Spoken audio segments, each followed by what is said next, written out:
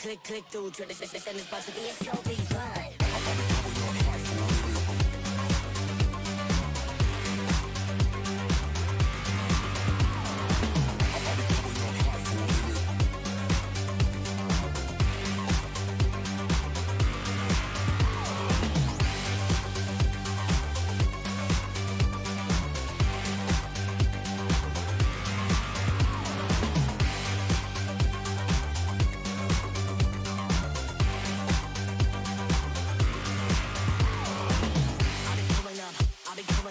Everybody know the drop when I'm in it. Drop the top when I'm in it. Everybody drop when I'm in it. Yeah, I go so slow. Everybody know I'm on. You know when the click through to the system is about to be a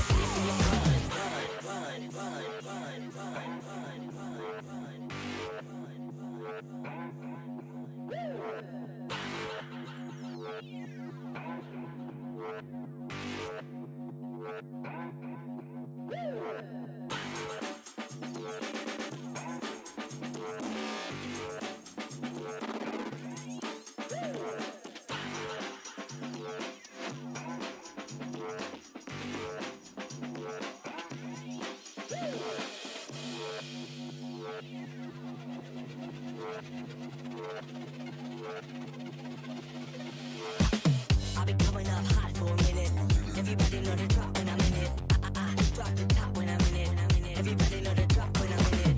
Yeah, I go so slow. Everybody know I'm on. You know when the click through to the system is about to be a show be fun.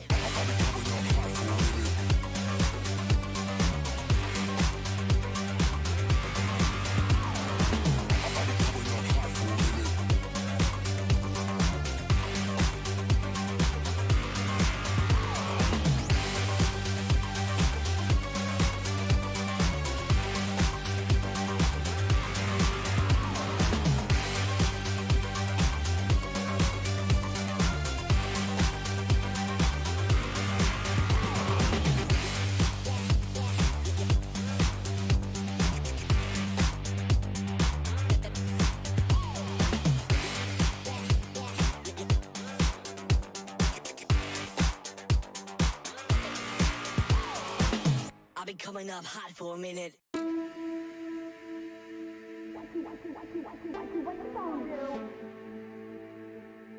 What you gonna do? What you gonna do? What you gonna do? What you gonna do?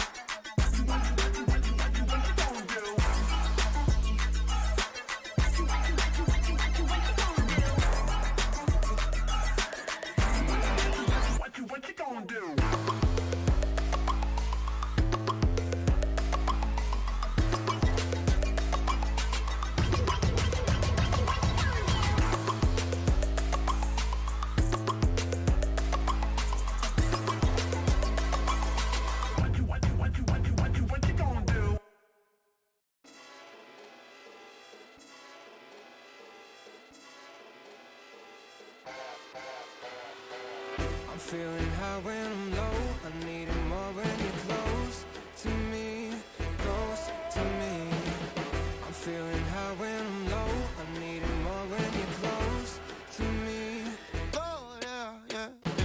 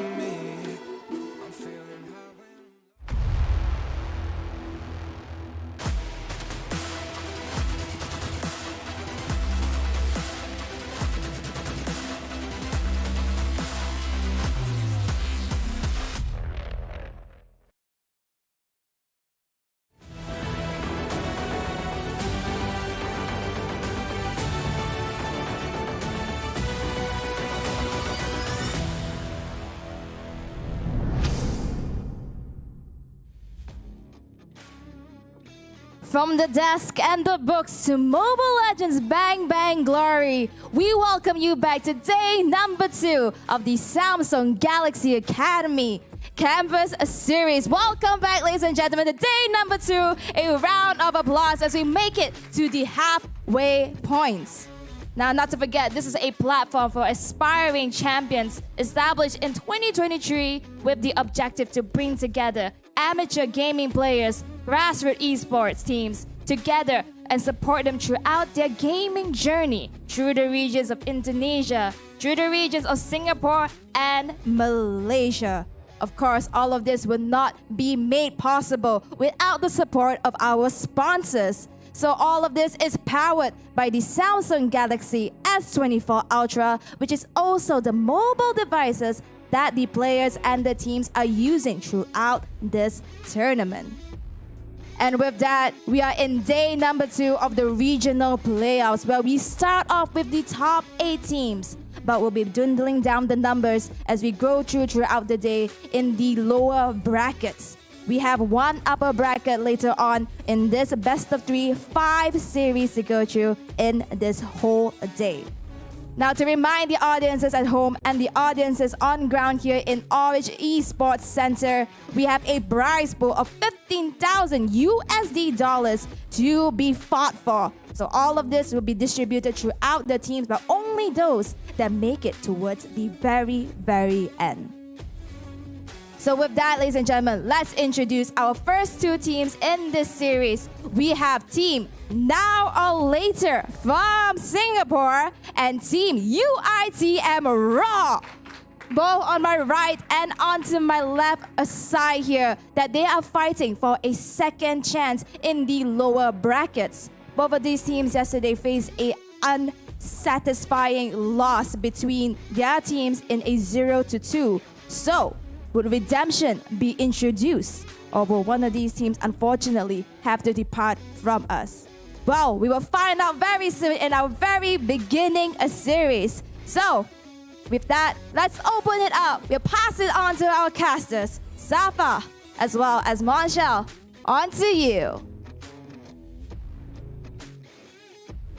Thank you so much, Elle. And ladies and gentlemen, good afternoon. Welcome to the Samsung Galaxy Gaming Academy Campus Series Mobile Legends Bang Bang. Today we'll witness 5 matches, and unfortunately we have to send 4 teams home today because today is the start of the elimination stages. My name is KBC. Alongside with me is none other Then my lovely partner in crime, Monchelle, will be your shoutcasters for today. So Monchelle, welcome. This is your very first day with us today.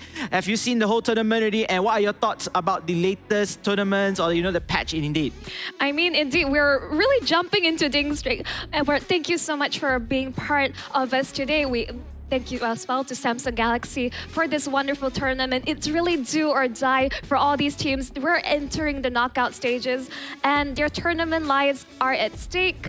And I just can't believe we're just going through this with a massive patch dropping on top of everything. Yeah, I would say anything can happen at this stage. And we just can't wait for more impressive Mobile Legends action today. Yep. And let's take a look on the prize pool again, just a little bit of a recap. The total prize pool is 15,000 United States dollars, while the champion is taking a whole chunk of 7,500 USD. First runner-up will have 3,500 USD, second runner-up 2,500 USD, and the fourth place is walking away with a consolation prize of 1,500 USD. Yep, this is not only their, I would say, the bragging rights, I would say they're representing their national pride. This prize pool could be the game changer for these teams because they're amateur players, they're aspiring to be better and greater alongside and perhaps getting even scouted out by the pro team. So in the end, this is an amazing prize pool altogether, but we'll be also just showing all together the brackets and the teams that'll be playing as of today. The team intro, we have the 404 Barkley with an extremely impressive gameplay of yesterday. Venus Vincere following behind, Choco Babes, DX Origins, Miracle Gaming, an hour later, UITM Roar, and last but not least, Team UTP. Yes, for everyone's information, we have 4 teams from Malaysia, 2 teams from Indonesia, and 2 teams from Singapore going through their country's open qualifiers and finals. Now, I'm very interested to know about the Singaporean teams, which you did research onto, and you actually casted the games over there, especially we were talking off camera now or later. One of the teams that we should look forward to, they did pretty badly yesterday, maybe because they got caught off guard by their opponents from Malaysia of Miracle Gaming. Let's talk about that more later as we take a look onto the brackets here.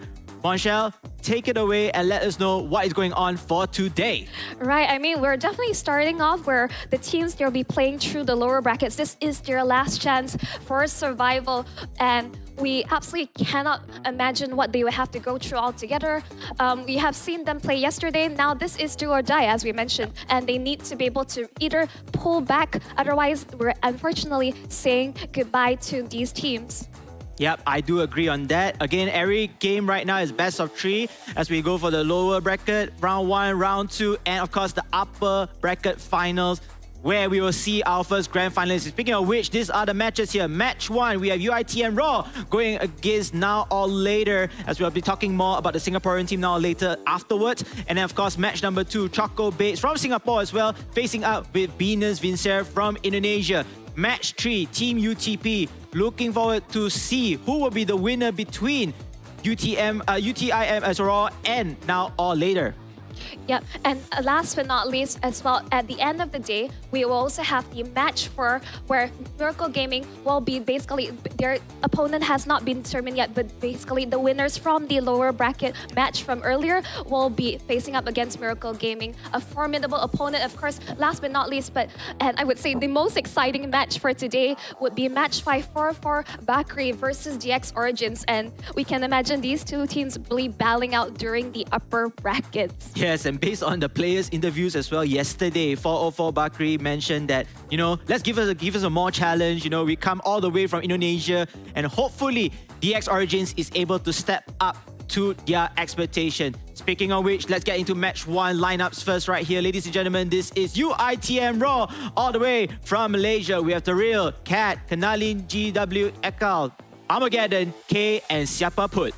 Right, I mean, these are some super fun like player names altogether, and we really can't wait for them to show off their prowess. Understanding that they're playing during with a recent patch with new itemizations, where we do not know how the meta will shift altogether, but we will be introducing the next team, their opponent, a formidable foe, also from Singapore. We have team Now or Later, comprising of Hoki, Deck, Buji, FMM, RL19, as well as Gear. And I would say you definitely want to know more about this team because like Correct. they swept their Singapore Wow. finals. Like no other team from the Singapore, like their regional qualifiers were able to even take 1 point away from them. So you're trying to say that they went undefeated all the way. Exactly. Wow. Okay, we're going to talk more about them later because comparing to yesterday's performance, I hope that they can use this opportunity or whatever they have learned from their Singapore qualifiers to gain back the confidence to actually go back to momentum because right now they are looking like a little bit lost over there, especially with the loss towards Miracle Gaming. They put up a good fight, but starting onwards, the momentum wasn't onto their side. And especially you mentioned about the favorite hero picks that they have. So what are the players from now or later that we should be looking an eye for or keeping an eye for? I mean, definitely as I was at home just watching on, they were absolutely shaky and there were definitely targeted bans. I believe that Miracle Gaming did so much homework on their part and they were just contesting for picks that otherwise would have been in much favor of for the team of Now or Later. What they really play around is that their team composition, they play around pickups by their assassin player, Kaze Skywalker. He really is someone with such amazing flashy plays, but they do rely a heavy bit on the setup coming in from the rest of the team as well. So in the end, were we jumping straight into the draft, like the bans are going in straight away. Both teams know exactly what they want to go for, and we see that the Harif was already picked up from the blue side.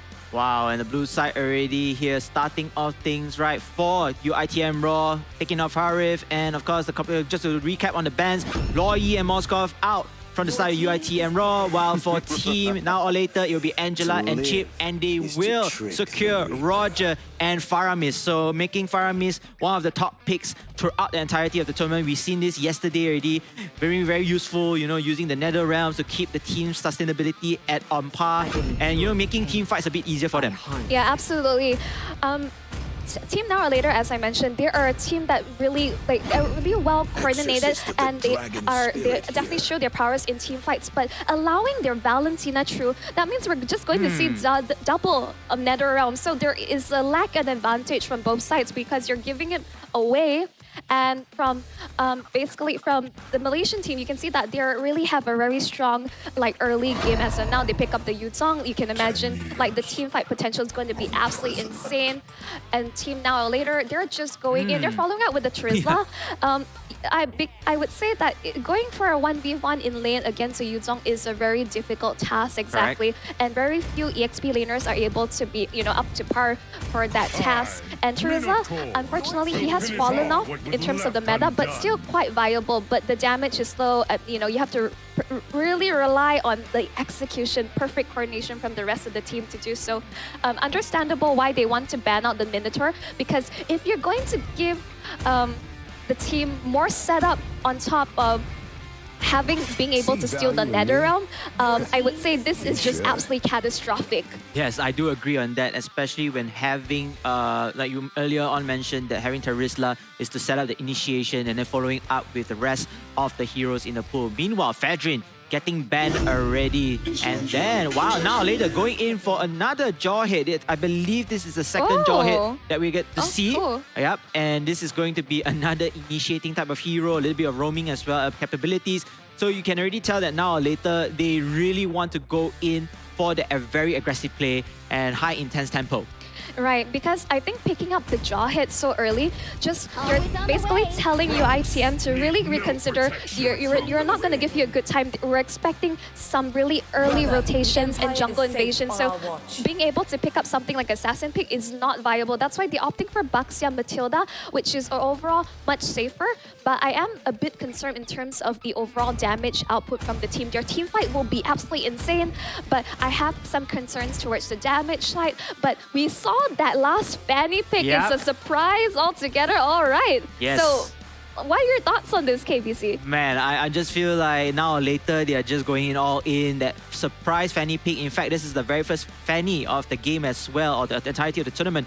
It's going to be super aggressive. They really want to get kills off, and especially when we talk about it, Sky Piercer. That's one of the new items that here. Exactly. Fanny's gonna get the benefits of it. Roger also gonna get benefits from it. So anyhow, enough of our speculation. Let's get into game one, ladies and gentlemen. UITM Raw from the blue side, and now all later on the red side in hand. And we have a surprise here, Monchel. Have you heard something about that? Ooh, whoa!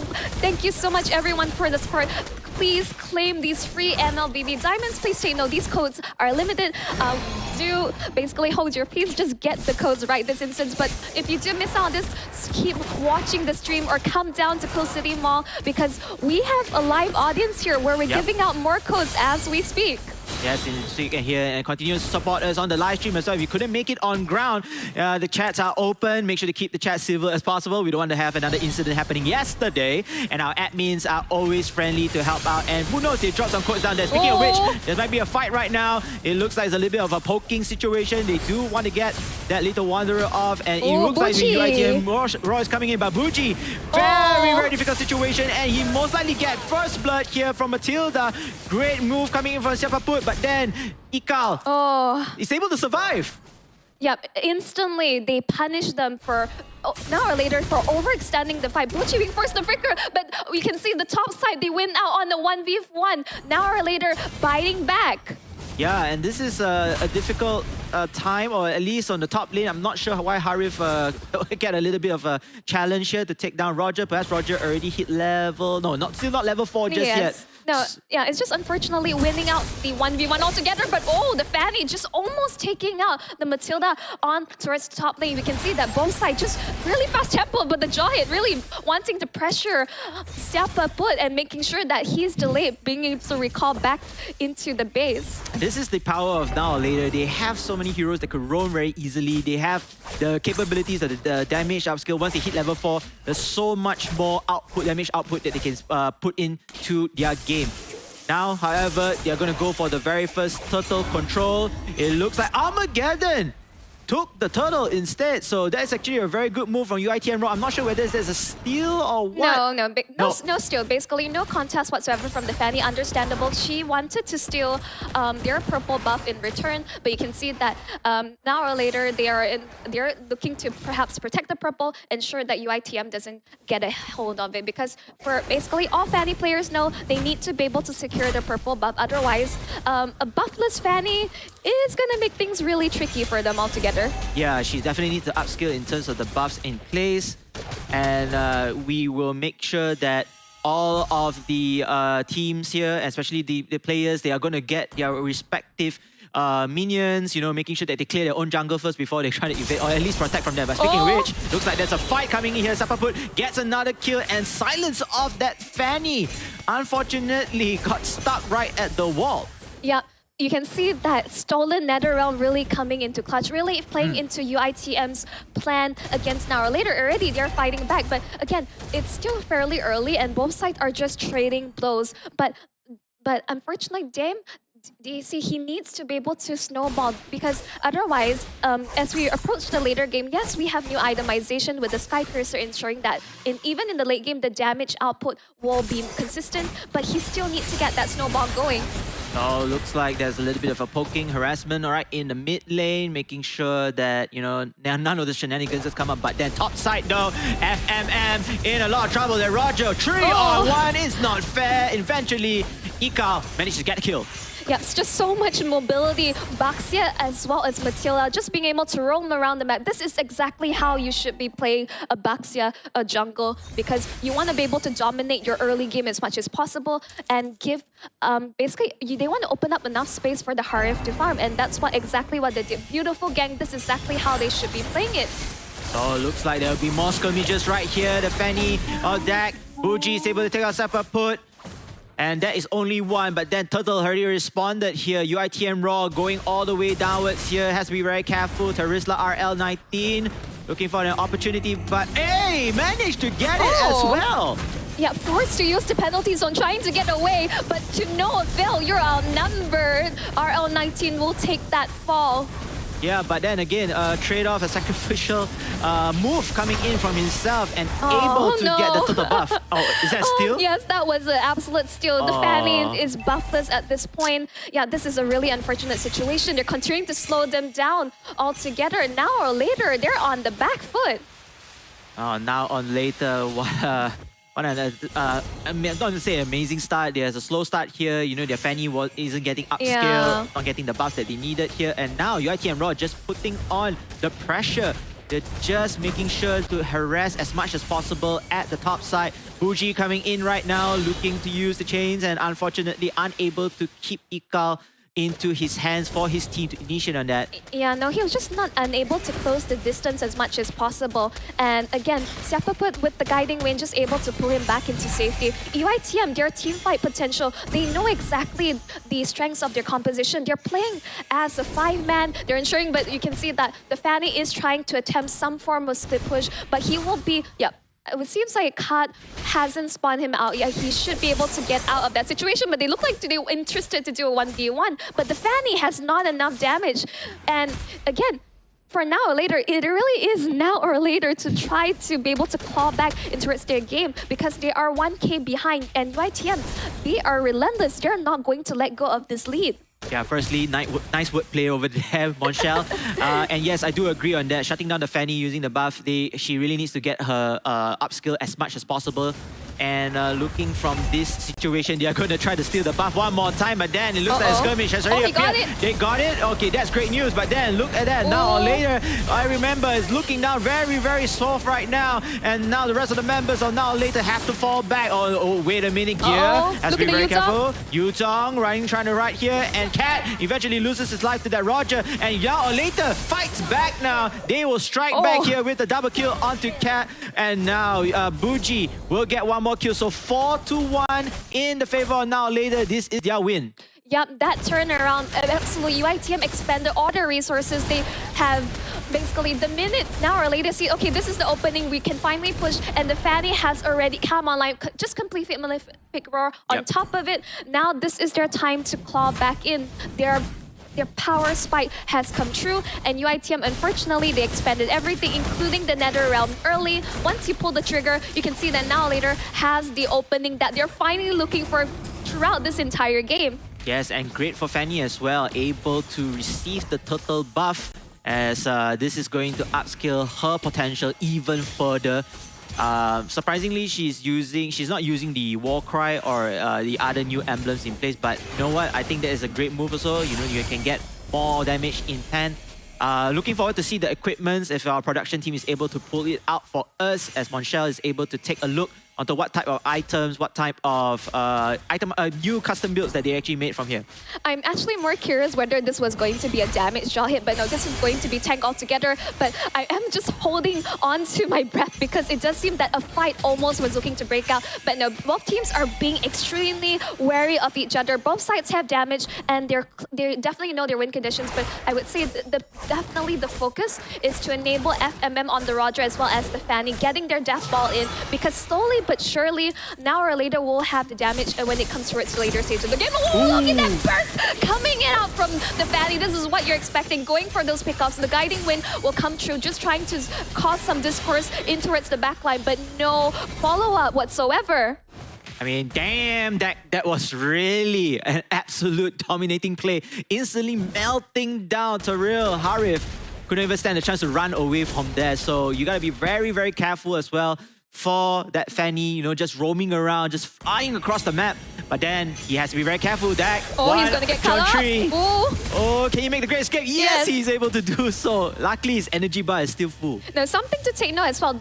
I would say the biggest weakness of UiTM's draft is that the lack of CC when the opponent side. That's why the Fanny was a great surprise pick, even though that they were able to slow down the farm altogether. But oh my God, he really was able to escape at the nick of time. Just barely able to recall out back into base. Yeah, close to Cigar right there. But Now or Later, they have their Mojo Wojo back into line. They managed to capture their enemy jungle buff as well. And now they have prime position for that Lord take at the top side. Yep, so basically UITM did a great job during the early game, stealing buffs and making it really hard for the Fanny to scale up. There was that early kill as well, but now things are a lot trickier. When there's a lack of CC, being able to like really pin her down, she's able to just like, you know, cables in, cables out, just straight out into safety. And now it's more of like UITM, are they able to maintain this pressure? Because as we're approaching the later stages of the game, most of their damage output is reliant on Harif as well as the Valentina. Both are magic, so expecting a lot of magic resistance coming out from now or later. Now later also playing the poking game alongside with UITM Raw. Oh, Baxia though has to be very careful, able to chase it out. And now Team Yo now or later will commit for this skirmish. Yuzong with the Black Dragon form taking in damage left and right. But then can they take down multiple members though? Oh, Dak is able to come in and sweep one of the players from UITM Raw out, and this is go back home. This is their time right now to go out and retreat. They do not have enough sustainability to push it forward. But the Roger decides to say, hey, you know what? We can continue on this fight. We can do all day. And unfortunately, it seems like the fight still continues on. Oh my goodness, the Fanny coming in with a double kill already. A killing spree from the side of Roger. And 4 members down. Monshel, take us through what went wrong for UITM Raw. They overstayed their welcome. The Fanny, they were able to, I thought that was an amazing disengagement coming out from UITM, but they're forgetting one thing. The Fanny is still in the fray, and they just was able to clean up the mess. Unfortunately, the Roger did steal their triple kill from the back. But basically, that's the concern. Even though you have a lot of mobility with the Baxia as well as the Matilda, but you're forgetting one thing. There's nothing on the side UITM that's able to stop this Fanny, and that NetherRealm has been already used up. So this is the pressure now. It's on UITM to even like they had their time to try to close out this game or maintain their lead. But now it has shifted into the favor of now or later. Yes, now or later, you know, that Fanny is so tricky to catch. And they had to, you know, they actually had the upper advantage instead of their skirmish earlier on, but you know, back and forth, this engaging, and eventually now or later make the right move. They continue on putting the pressure and eventually taking out 4. Speaking of which, the map control totally into the favor of Team Now or Later right now. Just keeping UITM Raw on their heels at the moment in their base to defend whatever's left of their inhibitor turrets. It's very simple. UITM just lack any sort of tools to be able to deal with the Fanny. And now on top of that, the Roger also being able to close the distance. And yep, it's just becoming a really extremely tricky situation for UITM. Now that they're kind of holed up in their base, what they can hope for is that now they're able to get a good pickoff on either the Roger or as well as the Fanny. Either one of these damage dealers need to go down. Otherwise, it's just looking dicey for them. Yeah, I think trying to get that Fanny first perhaps is a great pick, but again, they have to calculate how much of the resources they want to do, how many skills they actually want to for exactly. Nonetheless, however, UITM Raw is still alive here. They are looking to see whether they can come out with a defensive scheme against the Fanny, and then after that, following up with the rest of the remaining members. Again, you know, they have to also be cautious of that Roger as well, dealing multiple damage. So, what would be the answer? Is this going to be a sting attack? They're looking for it. Oh, they get the stun right in, but then finally lands the shutdown onto Fanny. That's the goal time, but now or later, they're following up. Here comes the Black Dragon form. It looks to be a really tricky situation. Both NetherRealms have been popped. They're looking to chase, going for the disengagement. It's just a completely split fight as the rest of now or later are trying to first the conceal play. They're trying to buy time. Gear is forcing the issue. He's looking to pick up Armageddon, but the fight is just going to continue. Zaman first on top and everything all. But UITM, they are in the advantage here as they're able to follow through. Now or later, they were just hoping. I thought that was a great disengagement. They even forced the conceal. What was the miscommunication? I think the miscommunication is deciding whether should we continue to attack or should we just retreat? Because you already lost Fanny at that point of time. Yeah. I was looking at UITM Raw, so they were also losing in terms of their sustainability issue. But they had the Yuzhong coming in at the right moment, just dealing as much damage, you know, getting as much output or advantage in terms of that fight. Yep. And eventually UITM Raw able to turn the tides around for a little bit of time. No, that was just a really bad call. Once the Fanny's out of the picture, it's like they were maybe they were trying to cut their losses, maybe get a One maybe kill. a one, yeah, basically able to trade off in terms of kills, maybe get into more favorable position to secure the Lord. But yeah, to no avail. Even though now or later, they're able to scout the Armageddon, but this is still really dicey. But what I really like from Dame is that he is doing any form of split push. He's forcing UITM to have to watch for any form of backdoor. You can Yeah. see that the Fanny 1v1 on towards the top side. Oh, but both sides just trading blows and no one falls a result for it. But you can see that she is successful in pushing the wave on top. The inhibitor is at risk. Oh, looks like the team of Now or Later, they are looking forward to take this lot. They're trying to use their Fanny as well to kind of insert the fight. Right there, Lot most likely will be resetted. Conceal. As the rest of the members of Team UITM Raw also having the same motive. They're also saying, but then that. Force the blinker. That's a great kill. But then can she running out of time? Yes, she is able to go back to the base, get the regeneration of health, and then and then coming back and then combining the forces again to try to take down this lot. Yep, just one fell swoop. Unfortunately, the Valentina has been constantly being pressured by this Fanny, and that is like now the Fanny is just back into like managing the waves, forcing UITM in a position that they cannot contest for objectives. They have to keep managing their waves because there is that risk of their inhibitors going to be taken out of the picture. Yeah, agree on that. And then they are forcing a lot of pressure for UITM Raw to split their forces here. Now or later, can they finally achieve and capture this lot Armageddon while meanwhile waiting for his bloody retribution? Looking forward to steal that. Just waiting to do all wait for everybody's hard work first and then just pressing the button. But unfortunately, it doesn't seem to be likely that way. They're just playing footsies with one another, basically.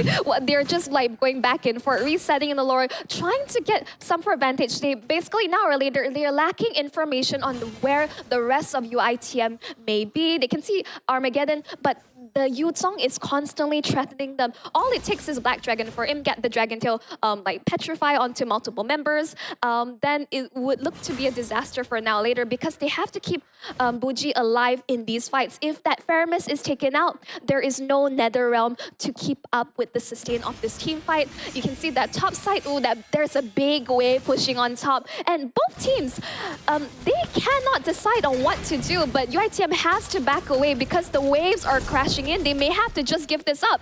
Yeah, they might need to give this up here in order to protect inhibitor turrets, but then it seems like a skirmish comes in. Again, the lot get resetted. This could be it. Oh my goodness, multiple members of Team Now or Later going down HP, but they're still alive. Surprisingly right there.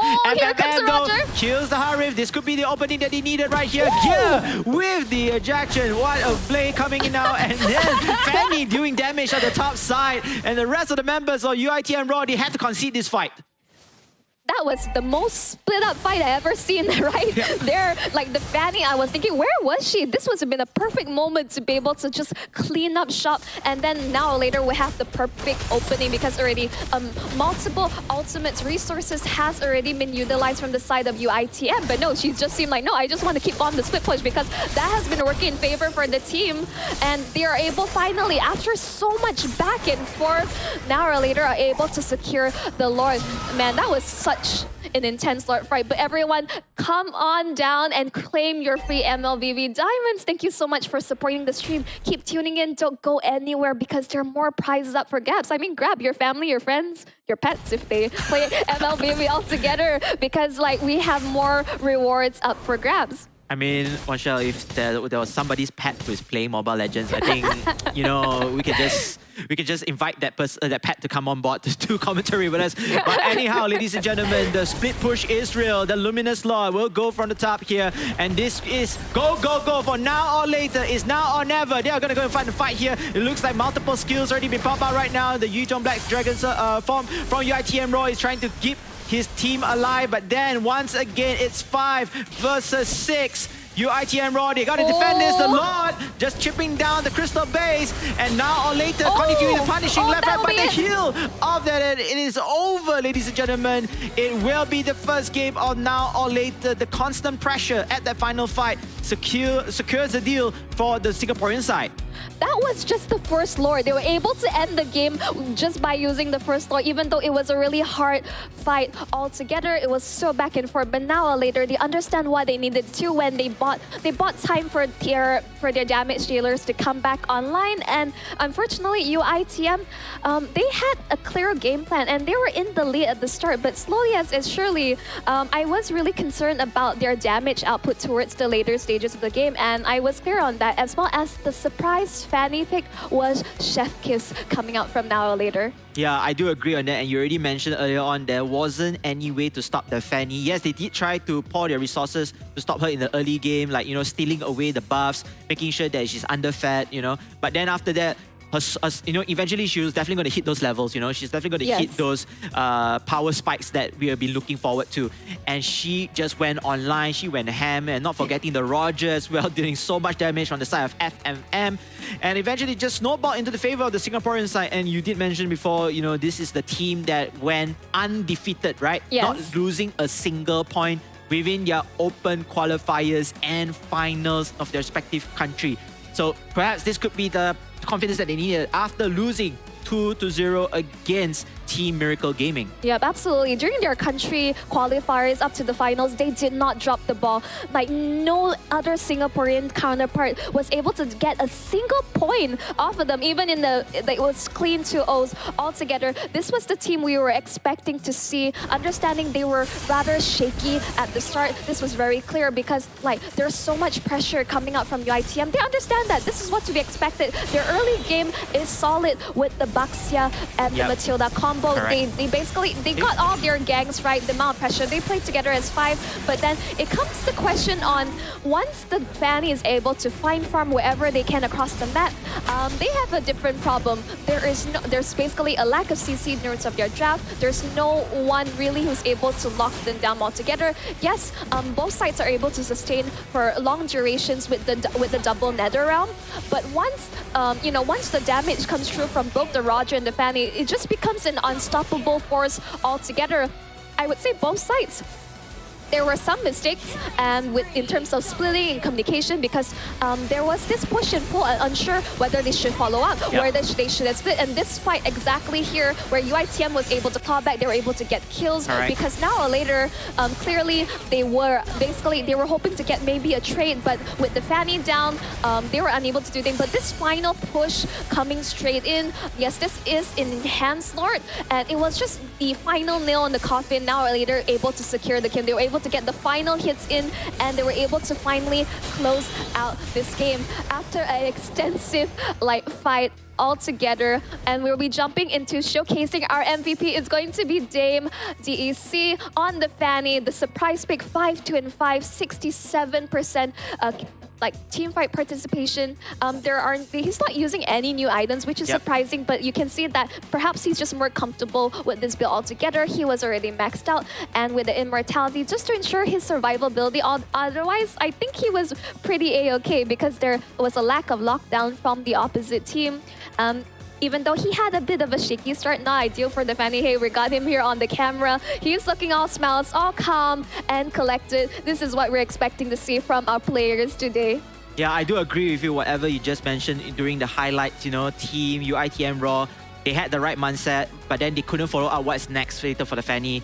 They did one, they managed to catch the Fanny off guard, and that was also a little bit of a sign of life, but it wasn't enough to overall stop whatever's push coming in from now or later. And going back to see the entirety of the scoreboard here, they lack of CC, UITM Raw, lack of the CC, lack of the initiatives to kind of take down this Fanny. In the meantime though, the most important part is the Fanny can still stay alive. 2 deaths only earlier on the stages, it's okay, but return with 5 kills. Very confidently also not using the Sky Piercer, as you mentioned, the latest item, because Sky Piercer is a gamble. You are using cheap 1.5k gold, but do you want to risk it and stun your rest of your itemization, your core items in hand? So she went with the right route. The player is very confident and get the kill. I mean, you gotta risk it for the biscuit, I would say sometimes. But in this case, they knew exactly what they're doing. Now or later, I would say they kept their cool. They understand that what they need to do with their team composition, and they really play it out. Even though I would say the mid control coming out from UITM was exceptional at the start. Buji definitely have a rough time. Yeah. We remember that earlier skirmish. He was forced to flicker, and the rest of UITM just collapsed onto him. I'm just like, whoop, that he was not having a field day, definitely. I mean, like, they even like contested for his Valentina on top of it all, but this is a player that, I would say Faramis isn't his prior pick. He's more comfortable on artillery like Farsa, or Yep. even like really flashy plays with the Valentina, which we potentially will be able to see here. But definitely the standout offer today, we would say, is that the Fanny, you understand that, okay, once I got my items, I'm all packed up. There I go. Yeah, and the team trusted in that hero comp, the lineup itself. What a great win for them. I think now or later definitely needs confidence. But again, ladies and gentlemen, if you're just tuning by here, welcome to the Samsung Galaxy Gaming Academy Campus Series, Mobile Legends Bang Bang. Again, this is powered by the Galaxy S24 Ultra right here. Monchelle nearly wanted to take away the phone, and I told her, just put it back, just put it back. But she did say something. She did say that victory can be yours with the Samsung Galaxy S24 Ultra. So everyone, it's like, this is an amazing phone. The players are using it as we speak, and we absolutely, it's organized by Samsung Galaxy. We can't thank them enough for what a wonderful platform for the players as well as you viewers back at home. Come on down and farm the stream, because we're just dropping free MLBB diamonds for you, just up for grabs. Come on, guys. The organizer is extremely generous, and what else are you waiting for? And like throughout the whole day, just like stay on with us. Maybe you have to eat through your lunch and while watching the plays, because like just farm up the stream, because like we have amazing giveaways for you. Yep, that is definitely true. And now we are going to game number 2, the draft phase here. Bans and picks will be out. And this is something that we talked off camera as well, Marshall.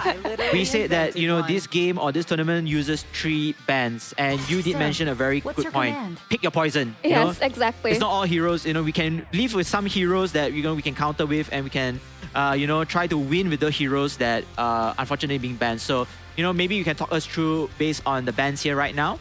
I mean, first things first, I was so surprised that the chip was even let through during the previous game altogether.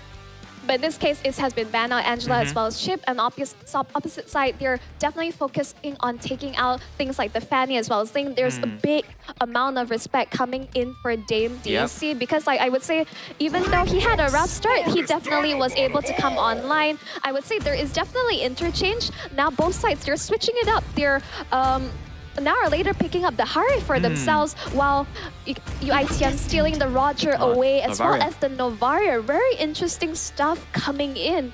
Yeah, this is a switch or reverse Yes. picks, as you mentioned. I think the Hari pick would be great for them into the hands of a potential mage user. I feel like the Harif also can deal a lot of early damage if he is able to dominate his lanes at the right time. And speaking of that, we do see the Valentina. You did say that Buji is also very familiar with this hero. Oh, I would say like in terms of like mechanically, this is his comfort pick altogether coming in from Buji. Okay. Yeah, we have seen extremely flashy stuff coming in from him during the Singapore finals. So he is in his comfort, so he's rocking it. But also this is a telltale of what's happening, that this Harif will be in the gold lane and they're picking up the ruby so early on. I do wonder what exactly is to play here, and it seems like from UITM they're going to pick up the Terizla, because again Ruby with the recent adjustment towards Wall Axe, now it's this combination of Bloodless. I think just like just one item less that she has to worry about, because it's just a full combination there. Correct, and I feel like they want to take Ruby as well, not only just the sustainability part where she can lifesteal, but she also can initiate in terms of crowd control in hand. Same goes to Terizla. I think Terizla has been very high pick so far. Yes. Almost every team does have him, but it's a mixture of success and failure. The Terizla, you do see him losing in his own lanes and then getting shut down, stunted growth right there. But when the times are right, he impacts the game with his penalty zone. He's able to set things up and get the team fight running in the favor of his team. I can see that UITM is really respecting the jungler coming out from the side now or later. Something I also like to take note, all like Ling, Fanny, Julian, these are all the assassin pickups, but we are aware that the jungler from the side now or later is so well versed with, notably his Julian, which they definitely have done so much in research and homework towards this team. So I am just excited to see what is open and like left to grab. Maybe a Lancelot to play. Or I mean, like altogether, he can still pick up something like the Fredrin or the Baxia. It's still relevant, but of course the concern is whether they have sufficient damage coming through with the Harif. You know what I want to see? What? A Hellcat. Oh my goodness! Oh, that'll be so much fun. No, Dark Knight Falls into basically I'm offended into the Dark Knight Falls. Yep, we get into the Deadly Stinger, but yep, I thought I forgot someone. Nolan is still left into the pool altogether, and here, well, he will complete the draft with the Jawhead. Once again, his Jawhead will be a support type of Jawhead. You know, most importantly, roam around the map, catch their enemies off guard. So annoying. Using his ultimate as well. That's like so many things that, you know, he can play around. And for Clint as the marksman here, I think it's a good choice. Maybe able to upskill and, you know, provide the damage. But the very first Kufra. I'm liking it. We're expecting a lot of setup, team fight coming out from both sides. Of course, so I'm really excited to see how this plays out. Because like we're definitely it's definitely a slight shift in towards of how they were drafting all together. But we're going into game 2, which will be UITM Raw versus Now or Later. For Now or Later, they're up 1 point. This is match point for them. Can UITM pull it back? That's the question. What would be your choice of draft if you were given a chance to support? Come on, just one. I really like the Ruby pickup, and basically I am very confident on Buji's pick on the Valentina. He has just like really like stellar performance altogether. But ladies and gentlemen, we're back in towards the Land of Dawn. As mentioned, this is going to be game 2. It's do or die for UITM Roar. Can they take back a point against Now or Later? We definitely want to see that. We haven't gone into any 3-game series just yet. So hopefully we're able to see an overtime. UITM Raw is now or never. If they lose this, they will be eliminated from the tournament, unfortunately. Yeah, that's just how it stakes. And like, you know, the stakes are high in this competition now that we're in the knockout phase where we're sending 4 teams home today, which is like, we're sorry to see them go, but this is how competition is. And you can see from the top side, Ruby will be going up against Terisla for the fight onto the XP lane. Mid lane, however, Nolan is actually stealing away multiple enemy jungles. From there, he's going to try to upskill his farm as soon as possible to level 4. He's already level 3 at this point. And then eventually, a couple of the heroes been roaming around, and Harif at the bottom lane with Clint. Now looking for the vertical jump, but forcing Cat to flicker out already to safety. But first, now he will be able to survive. This is the Terisla. Early on, he's able to sustain Nolan, just not having the damage output now until he hits level 4, which he just has. And a little bit of a taunt right there on the side of Terrell on the UITM Raw. And I just want to see how much they can control the mid lane as well. Buji getting a little bit of harassment here as the turtle will be at the top side once more time. But they're going to try to take Terrell. Clint is a little bit vulnerable there, but nice use. Nice sidestep coming in from Tread. He was waiting for Gear to force the flicker in, but it seems like red side, they're looking to respond back. But great disengagement coming out from Now or Later. Understanding, we had expended that flicker to no avail. And now they will just be able to focus on their objective, which will be the first turtle. First turtle will be in point of contest. Looks like UITM Raw do have the positioning that they needed, but I feel like they are trying to zone out their opponents or perhaps try to take the first blood here before going for the turtle.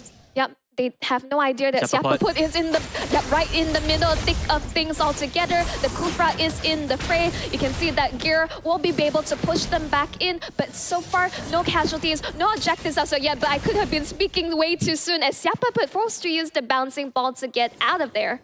Yeah, using the bouncing ball to negate any shenanigans coming in for now or later to save his life as well. In fact, if he were to lose his life, I think it's not really a big deal because he's just a tank, roaming tank here. So not much of an impact right there. But anyhow, it is the turtle. The turtle, they need to control this turtle. They need to get that extra gold and that turtle buff in place. Yeah, right now I say both teams are just super wary of each other. Siapaput hoping to land their shot one in, but completely whips it all together. It doesn't seem to be looking too good. The penalty zone, double penalty zone onto two members. There is no advantage coming out from both sides. It's just going to be back and forth. Forced to use the like impulse. But finally, first blood will be secured by the Nolan on towards the Kufra. Yeah, UITM Raw is going to have a hard time right now to even secure this turtle. So this turtle will be in the favor of team now or later. Speaking of which, one kill already off camera. I believe the Harif taking down the Clint. Yeah, I mean, we expecting the Harif to have excellent early game against the Clint, but they lost on that 1v1 as well as they were able to secure first blood as well. Turtle all wins across the board for now or later in this stage. And no casualties as well, Marshall. Exactly. So now, team now or later getting the upper footing. They do have momentum here. You can see that Jawhead is just going across their jungles, trying to steal away or trying to create a little bit of poking harassment from the side of UITM Raw. UITM Raw, how would they want to come back from this area? Would they want to continue on roaming or would they want to protect their Clint from being harassed? No, it's very clear Roger needs time to be able to scale up, get his itemizations across. So in the end, UITM also has that scaling point of impact with the Novaria as well. But it seems like, gets to land the shot once in. Siapaput, unfortunately, he's the tank, but here he's nowhere else to go. There is going to be a lack of setup coming out from UITM. Yeah, I mean, that was just unfortunate. Yep. They catch him off guard. But Buji, meanwhile, has to be very careful. But then, Ikao, meanwhile, the Novaria getting killed. And eventually, maybe more to come from the side of UITM Raw. 2 casualties already. Now or later, must be smiling all heads up. Now, this is already like a disaster coming out from UITM. Now or later, now extending their lead even further. 3K in under 5 minutes. This is not looking good. Gear is so effective on this Jai. Every pull, every throw he has landed has almost guaranteed 100% kill for the rest of his team. Yeah, his roaming abilities has been showed here. The prowess of him, able to catch his able to catch the opponent team off guard, which proves so much impact in his game. Yep, and the whole point is that RL19 has been not even part of this fight. This team's fight potential is going to be incredibly insane afterwards. But UITM, as we say that, they need to stop fighting at this point, understand they're getting picked off. Even Siapaput's unable to survive in his fights. He's not tanky enough at this stage of the game. It's either he has to land his shots or otherwise the rest of the team has no way of engaging in. Armageddon popping that Lycan pounce onto us RL19, but to no much avail. This Ruby is going to be extremely tanky and no contest whatsoever. Gear lands the shot onto Siapaput. He's going to be follow out. He gets a really nice Tyrant's Rage Revenge combo, but there's no follow-up. Yep, no follow-up. The rest of the members already disengaged before the fight even started. So just unfortunate. He has to use his ultimate, but that was 4 people. Yeah. They're just all away all around the places. So it's so sad to see that. But nonetheless, however, now or later, they are gunning for that victory. They want to do the competitive sweep against Team UITM Raw to get back their confidence. Speaking of that, first kill, on the hands of UITM Raw. I'm not sure what the Nolan was doing. Was he trying to steal? No, in the end of the day, I believe Dame DC was just, he felt like, yeah, I'm confident, we're in the lead. I can take a 1v1 against a Roger. Except Armageddon has been farming up a Storm all this time. And that just helps to just narrow down the gold lead just by ever so slightly, even though, yes, it's almost 3K.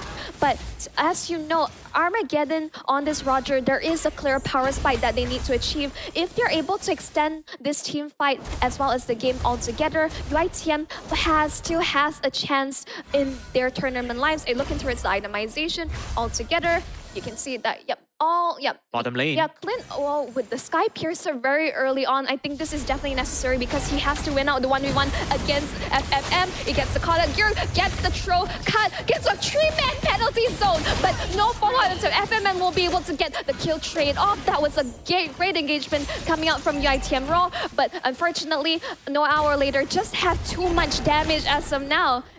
Yep, for UITM Raw, the only consolation that I could think of is the top lane. They have managed to get the first tier turret off that side. But then, however, you did mention that now or later, their damage output is just way ahead comparing to UITM Raw. So if you are UITM Raw, what would be the best solution right now? Do you want to pick off the damage dealer first, like what we saw in the first game against Fanny? Yeah, I mean, that is the play. That is the opening that they need to look for. Armageddon has to keep himself alive, one. And in a Dame DC, I think he's well aware that he made a slight miscalculation when he went into that 1v1. He got picked off. I believe he should have learned his lesson at this point. But then UITM, they need to get these pickups. Siapaput has not been able to land the Tyrant Rage Revenge combo onto multiple members for the rest of UITM to follow up. And you can see, oh, nice shot coming out from Navarre. Kanalin is also scaling up. And just with that one shot, UITM is able to actually maintain control back on towards the Lord. Are they able to secure it? Yeah, the question is, will they be able to secure it? Oh, Looks here like comes Gear. nope. It's going to be a kill. He does get they it. managed to do so. Oh. But then, however, look at that. Multiple members are falling down like flies already. Mega kill on the side of Harif, FMM, Cheryl trying to run away, but could not do so, even to get the Lord. But then at what cost? 3 members down already. Yeah, that a Lord for at what cost altogether? Armageddon just be able to use Lycan Pounds to get back into safety. If he were to die right there, it would have enabled now or later's push even further. But fortunately, in this case, a beautiful steal coming out from Armageddon. And now or later, even though they were able to take out multiple members, UITM was still able to disengage. And with the lore on their side, they just bought themselves just a bit more time to stay relevant in this game. Yeah, it's so unfortunate. What a great steal. But like you said, they disengage at, I would say, not quickly enough. And speaking of which, there looks like to be another fight here. A couple of pokes left and right. Nothing too crazy. Just at the moment, both teams decided, hey, you know what? Let's take a breather here and continue on with our farm. And it looks like UITM Raw will lose this lot. Unable to even hit the second tier turret at the top side due to the members fallen very quickly. Now, in the end, it's like time bought for their side because like that is what they need. Time in order to scale back up. And once we hit like at least the mid game, the gold lead is not going to matter once everyone has maxed out levels in terms of their itemization. So in the end, it's still anyone's game. It depends on who is able to pull the trigger first and able to just collapse onto another conceal play coming out from now later. They're trying to scout people out, but but it seems like Siapaput are like forced out, not being able to find anything altogether. Armageddon's forcing it down, but the backline is compromised now. Later, monster kill coming from MM. They're getting hunted down altogether. It's a disaster. Armageddon is the only one alive, as well as Kanalin being able just to barely escape. Shout out to them, Dak. I mean, that was a great play coming here. Initially, he wanted to go in for the fight first because he noticed there's so many heroes over there. But he was the one supposed to get ganked. Thankfully for him, he's able to escape, give his team enough time to take down or pick off any members right there, and then disengage UITM Raw from their original plan to take him down first. Unfortunately, they're just jumping right. Lycan Pounds trying to get away. He would just have enough movement speed to get out there. Lands the Star Shatter onto Bougie. That is a lot of damage coming out. But now or later are just forcing the issue. They're pushing on for it. They want to keep maintaining their map control because in the end, when things are this close, play the macro game. You have to maintain like that sort of advantage in this stage of the game.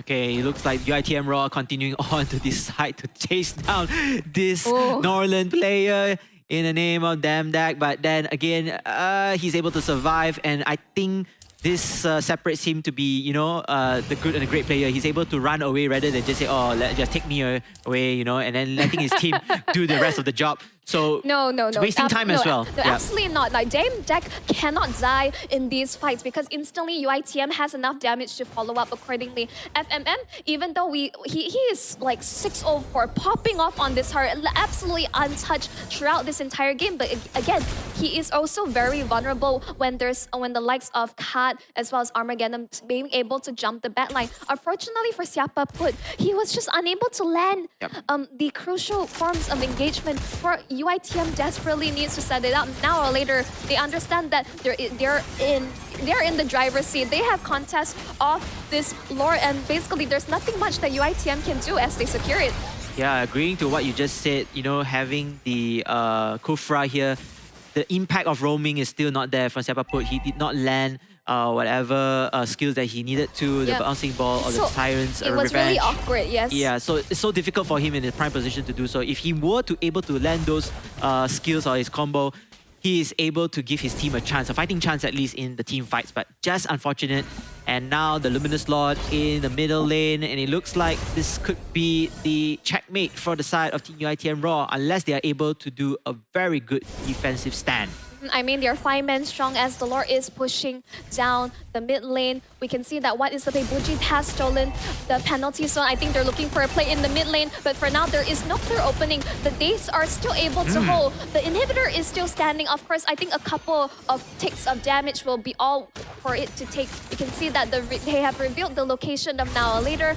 Now, they just have to ensure that we're just waiting for a play. Penalty zone onto 3 members, but the follow-up coming out from Now or Later, forcing them back.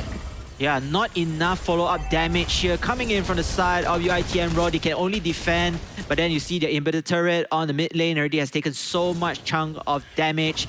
And it looks like Now or Later they're just going to hover back here, steal up whatever map control they have, and just forcing UITM Raw to play in their own base. I mean, to take note, that was only the first Lord, and they're almost able to take out the Inhibitor. This is just such a tricky situation. The Kufra gets countered so hard by the engagement coming out from Now or Later. Gear as well as RL19. Just to form engagement, he gets the catch onto 2, but no follow-up damage whatsoever. But they're able to take out RL19. But the cost of their inhibitor as they disengage, they're where they conceal play on top of trying to chase them down, trying to find the reveal. But works it out. Zaman versus FMM is not caught out. He takes 1 out for the rest of godlike for him. 704. Someone please stop this Harif. And this Harif just committed a crime right there. 704 running away. Smooth criminal indeed right there, Monshel. But you know, this is the trouble, you know, trouble catching off these slippery heroes and letting these slippery heroes get into the hands of great players from the side of Now or Later. And just it's so difficult to catch one thing and then you need to spend your resources on another, but you already know that the power level or the power difference is still not in your favor. So your UITM Raw is pouring all out. Eventually, yes, they cut one, but it's not enough to follow up and eventually lose one as well. I mean, they really want to force the issue. They almost got FMM, but unfortunately, the rest of the team just not quite able to close the distance. They weren't close enough, and in return, they were able to he was able to secure a kill and as well as get away scot-free. So that is disgusting. Disgusting indeed. Now for Now or Later, they will have the Lord's control once again perhaps here, where the pit will respawn at the bottom side. But this time around, UITM Raw, they do manage to get back their chunk of the jungle. Can they catch this Nolan off guard first? That would be the question. If not, try to catch this Harif, and then perhaps, just perhaps, they have enough sustainability to rush all the way for the team fight and get the Lord for themselves. We have to see about that. Lord already is around 50% of health in the favor of Now or Later. UITM Raw looking to set things up here, but then Gear comes in with a nice usage of the ejection and maybe more right now from the side of Team Now or Later. But then again, they have control of the Lord pit. They don't need to force things out. They can play this slow and steady based on the textbook play. Yeah, no, in the end, it's a 4v5 situation. UITM is just cutting their losses. They're disengaging from that. And again, another Lord falls in the hands of Now or Later. Again, this is looking extremely grim from UITM. They have to defend again from another Lord push from the side of Now or Later. Now or Later, slowly applying the pressure and hoping to crack the walls of UITM Raw for the very last time at least, unless of course UITM Raw decides to play again one more great defensive play. The Lord will move up topwards here, so possibly we can see a split push coming in for now or later, and then moving and converging together for that team fight. In the meantime, UITM Raw, let's take a look perhaps onto the itemization. So Monchel, you can maybe take a look onto the items, see what team UITM Raw has done differently in place as we wait for our production team. You know what? It doesn't matter. We're going to go into a fight right now. The split push comes in place. The mid lane, they want to take down this inhibitor turret right there, right now, as the rest of members. UITM Raw, penalty zone. Sorry, no penalty zone. Coming in here from the side. And here comes more to come here. Looks like UITM Raw, they are losing. But they're dropping. Dropping down like 5 perhaps. But then there's Crystal Base. It's too think late. it's over. It's too late for anything. Even though you can see that now or later they were dropping really low, but all it takes was the impact on towards the Crystal, and they're able to secure a 2-0 victory against UITM. GG, well played. Yeah, GG, well played to UITM Raw. They tried their hardest, they tried their best. A few glimpses of hope, especially for the defensive plays. Unfortunately, they are out of this tournament. We have to beat them farewell, but nonetheless, full respect for UITM Raw for making through this stage of time. We'll hope to see them in future tournaments to come. Yeah, I mean, comparing to the first game, this has become extremely one-sided because I think in terms of overall execution, Kufra as well as Terizla is just the more difficult composition, like pick off to, like, you know, to execute altogether. And the Valentina, I did mention that Bougie is so exceptional. Like, I keep seeing double of everything, double penalty zones. In the end, UITM had no advantage in terms of their attempted setup. Unfortunately, they really put Siapa put so behind that he was just completely irrelevant in this game. Yeah, correct. You were correcting me earlier in the fight as well. I thought I was seeing double image. Like, wait a minute, this is not a penalty zone from Valentina, but yes, it is. It is. And it's also, like you said, you know, they follow key objectives. They don't care about the fights. They don't care about the kills already. Most importantly, once that Lord reaches the Crystal Base, is a guarantee win from there. And, you know, fortunately for now or later, they have stand up. They have shown that they deserve to be right here. As we take a look onto the highlights to know what they have done well and what UITM Raw can take back as the learning experience from here. Now, in the end, it's just more of like the Nolan pick, even though like UITM, like in terms of the bans, they focused so hard on ensuring like all the viable jungler picks were taken out, the assassins. I think we all kind of forgotten that Nolan's existence altogether. He's a fairly, out of all the assassin heroes, he's fairly new. But in the end, Siapa Put was unable to really, like, the lack of coordination of the Kufra. It was, one, very difficult to set up, but UITM just didn't have enough damage or perhaps lack of coordination to follow up when he was able to land those shots. Yeah, I also want to give credit to Gear as well, being at the right position, the right timing to just catch his opponents off guard. I mean, yeah, Siapa Put, you always catch the tank, but once you take down that tank, there's no other hero to sustain damage already. Yeah, sure, maybe you have Terizla, but he's going to be very squishy as well after all the skills being poured out right there. So the follow-ups are, you know, just continue on to snowball. It's a butterfly fire effect, and eventually Team Now or Later gets their momentum up. Yes, we do see a little bit of glimpse of UITM Raw, but again, like we said, that Harif is so hard to catch. So hard to catch, as well as like kudos to Gear for being able to constantly follow up and really set things up for the rest of his team. And in these final moments here, yeah, double penalty zone, they were just forcing the issue. They don't care about anything else. Yes, the bodies were, their numbers were dropping very low, but they are focused on the objective. They focus everything towards the Crystal, and that's how they were able to secure game number 2. And this is more one-sided compared to the first game. And this was exactly the team I was expecting to see coming in from the Singapore side. Yes, and we'll have to take a look onto the MVP. Oh it's none other than goodness. Smooth Criminal using the Harif right there. 8 kills, 0 death, 6 assists with a team fight participation of 82%. My oh my, I mean... This is perfect. No, this is just almost...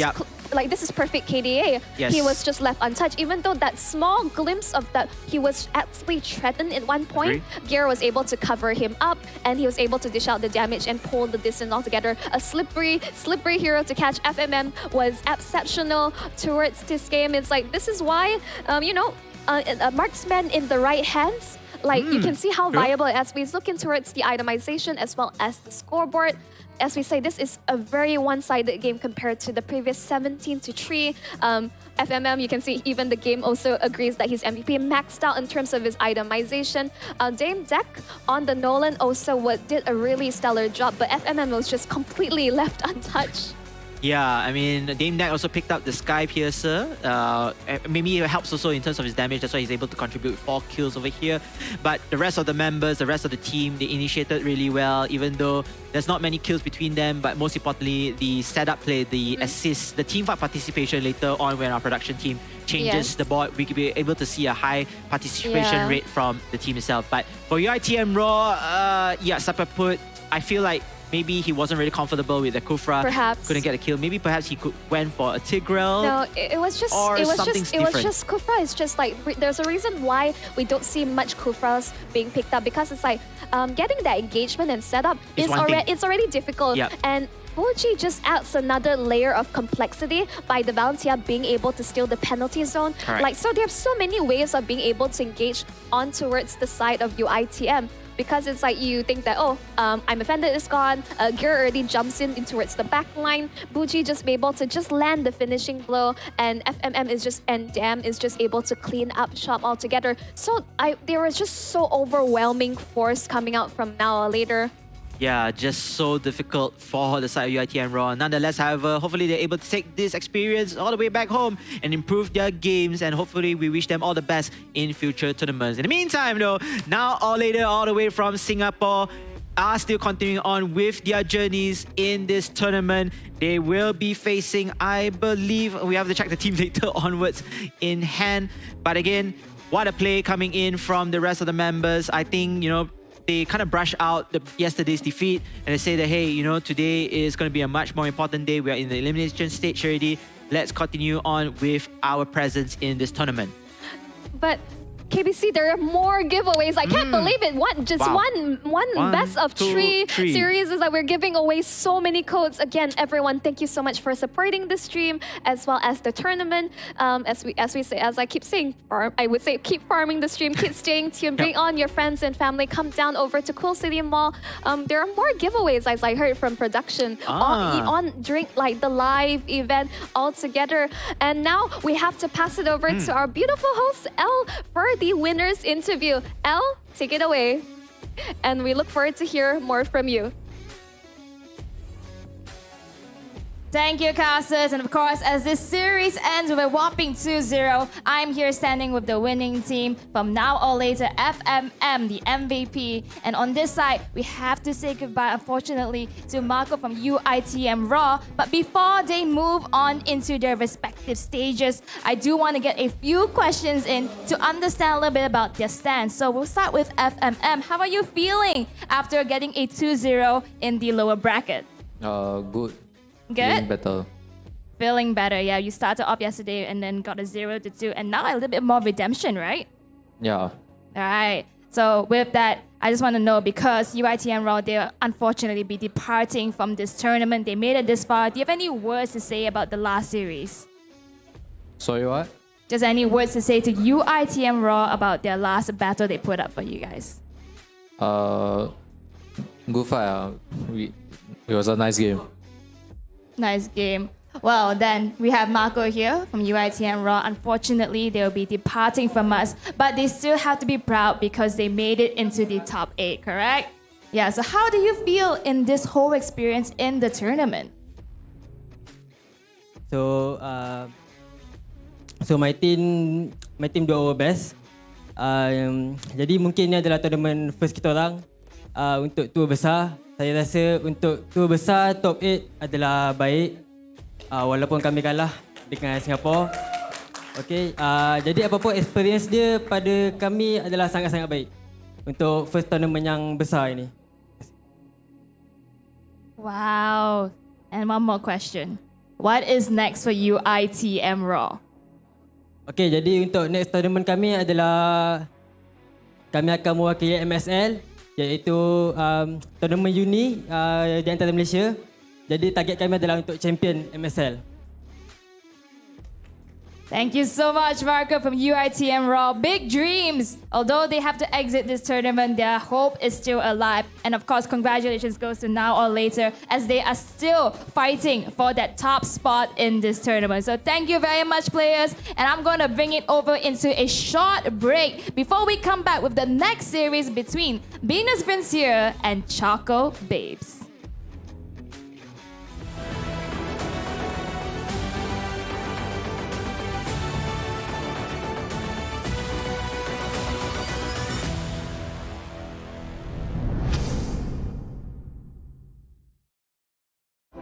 So what is the next big thing? Well, Galaxy believes the next big thing is you. Me? Yes! Because of the power of Galaxy AI, you'll open up so many possibilities. The next big thing is you.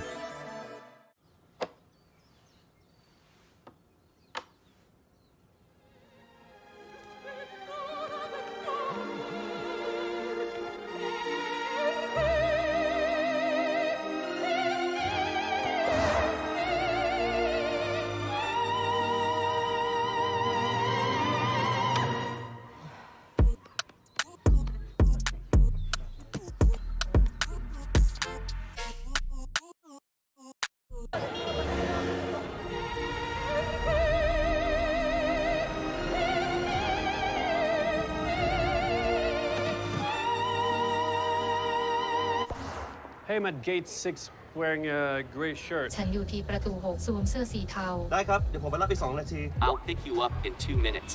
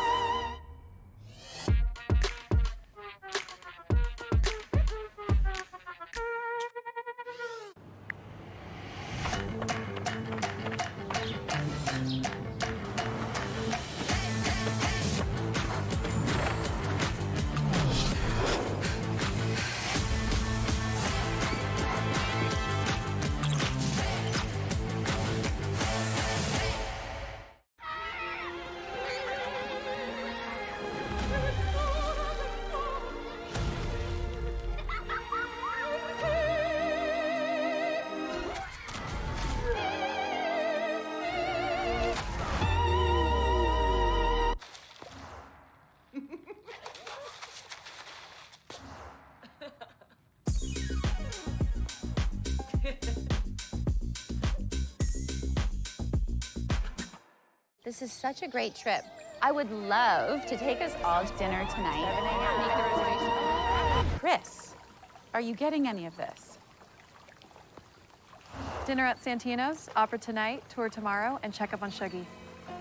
Oh, okay. You go, Chris. Hey, I'm at gate 6 wearing a gray shirt. ฉันอยู่ที่ประตู 6 สวมเสื้อสีเทา ได้ครับ เดี๋ยวผมไปรับอีก2 นาที I'll pick you up in 2 minutes.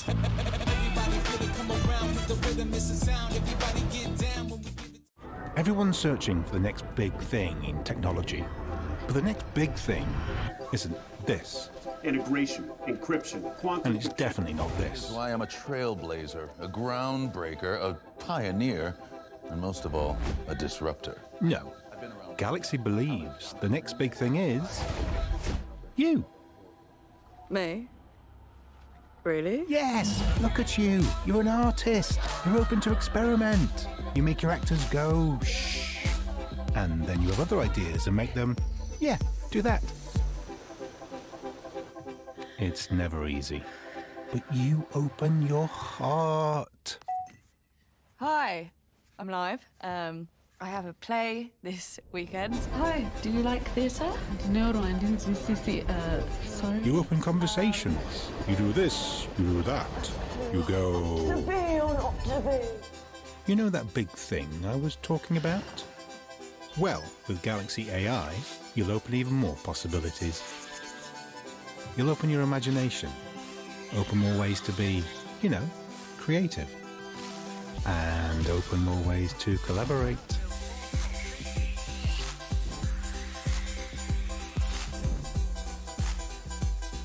Wow, you made that. We're putting all that power of Galaxy AI in your hands. The next big thing is you.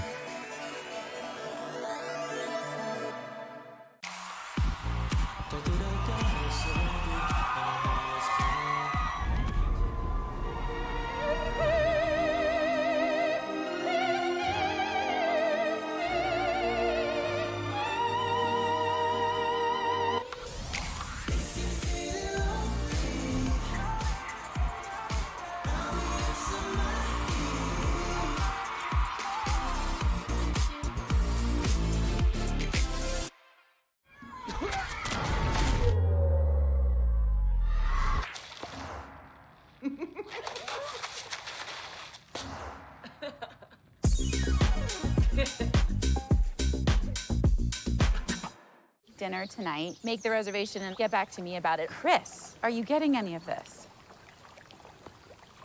Dinner at Santino's, opera tonight, tour tomorrow, and check up on Shuggy. Oh, you go, Chris.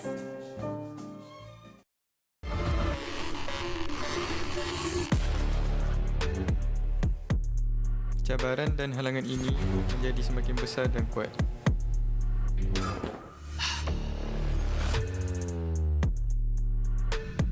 This is the world where the best will prevail.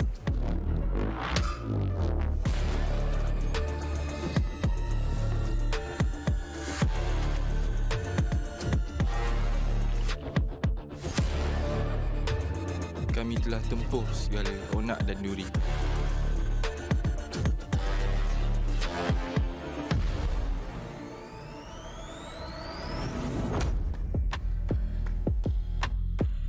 Apa yang harus kita lakukan?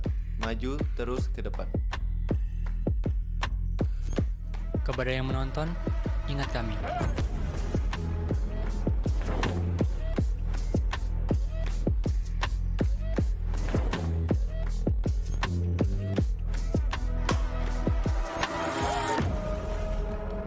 We believe that the only obstacle is us, and there is no time to stop. One country, pride at stake. One mission to accomplish.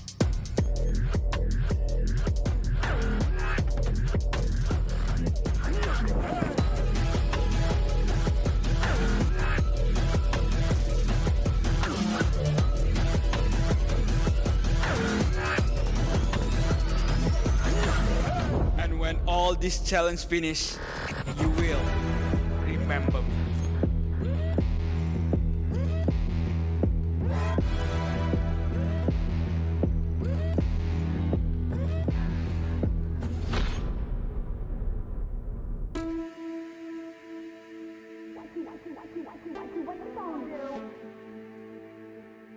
What you gonna do? What you gonna do? What you gonna do? What you gonna do?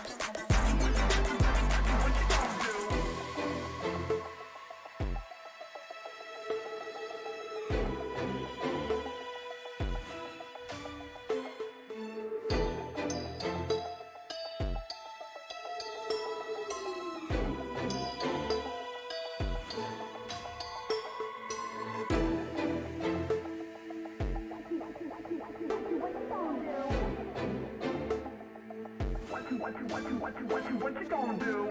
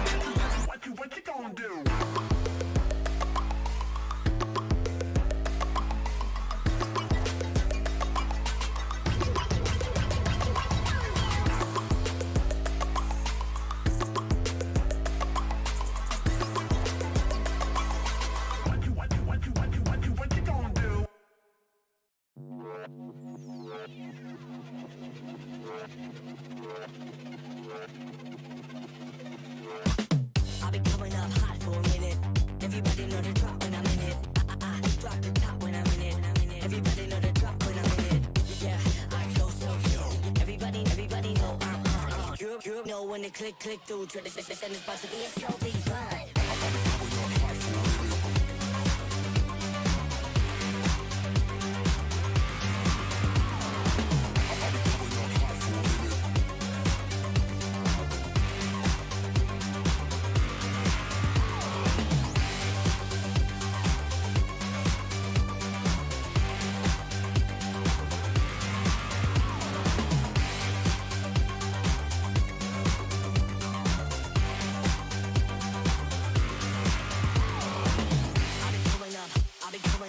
Everybody know the drop when I'm in it. Drop the top when I'm in it. Everybody drop when I'm in it.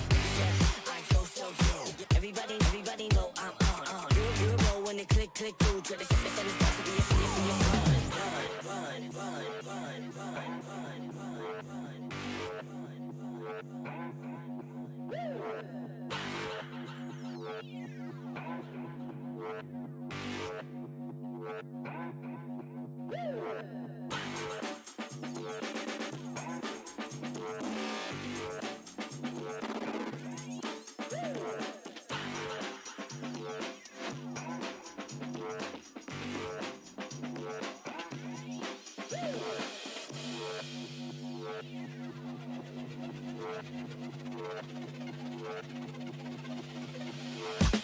I'll be coming up hot for a minute.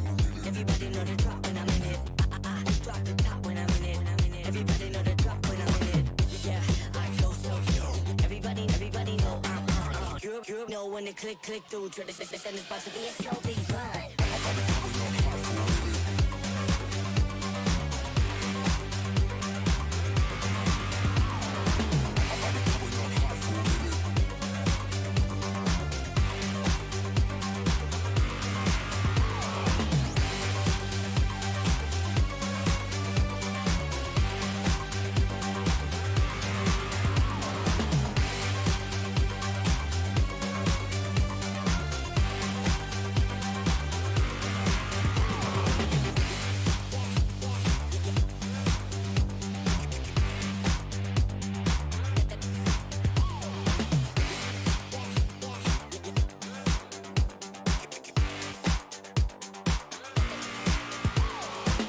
I'll be coming up hot for a minute.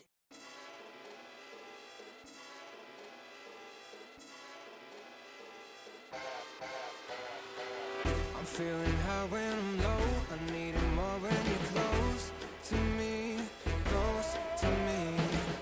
I'm feeling high when I'm low. I need it more when you're close to me. Oh yeah, yeah.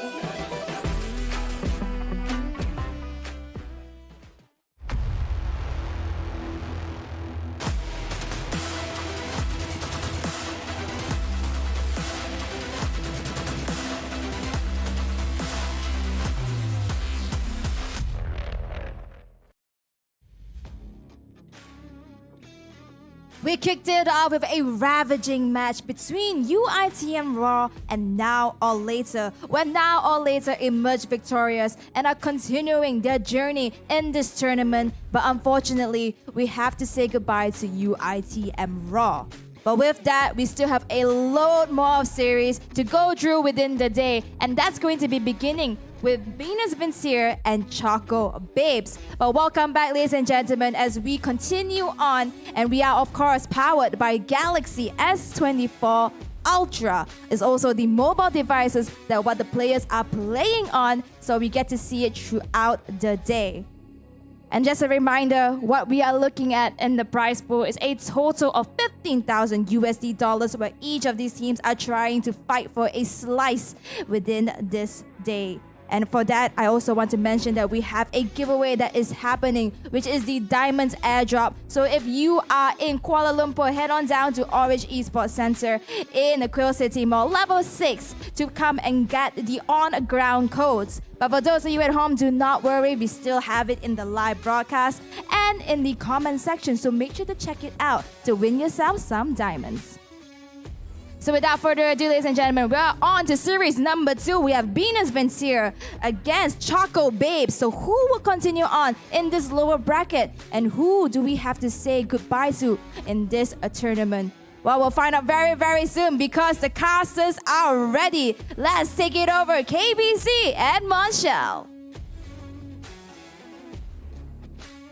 The battlefield is ever reveling and changing, and the competition is absolutely ruthless. Welcome back to the Samsung Galaxy Gaming Academy campaign series for MLBB. My name is Monshel. Alongside me, we have KBC Sensei. We will be your shoutcaster for today. And wow, what a series just to kick things off for day 2. Yeah, KBC. definitely so right there, Monshel. I love the energy coming in from Now or Later. Even though their interview questions are a bit sus, but you can already tell that they are new leaf. They changed a new leaf. They really want to forget about yesterday, and now they are heading on to their tournament lifeline here all the way.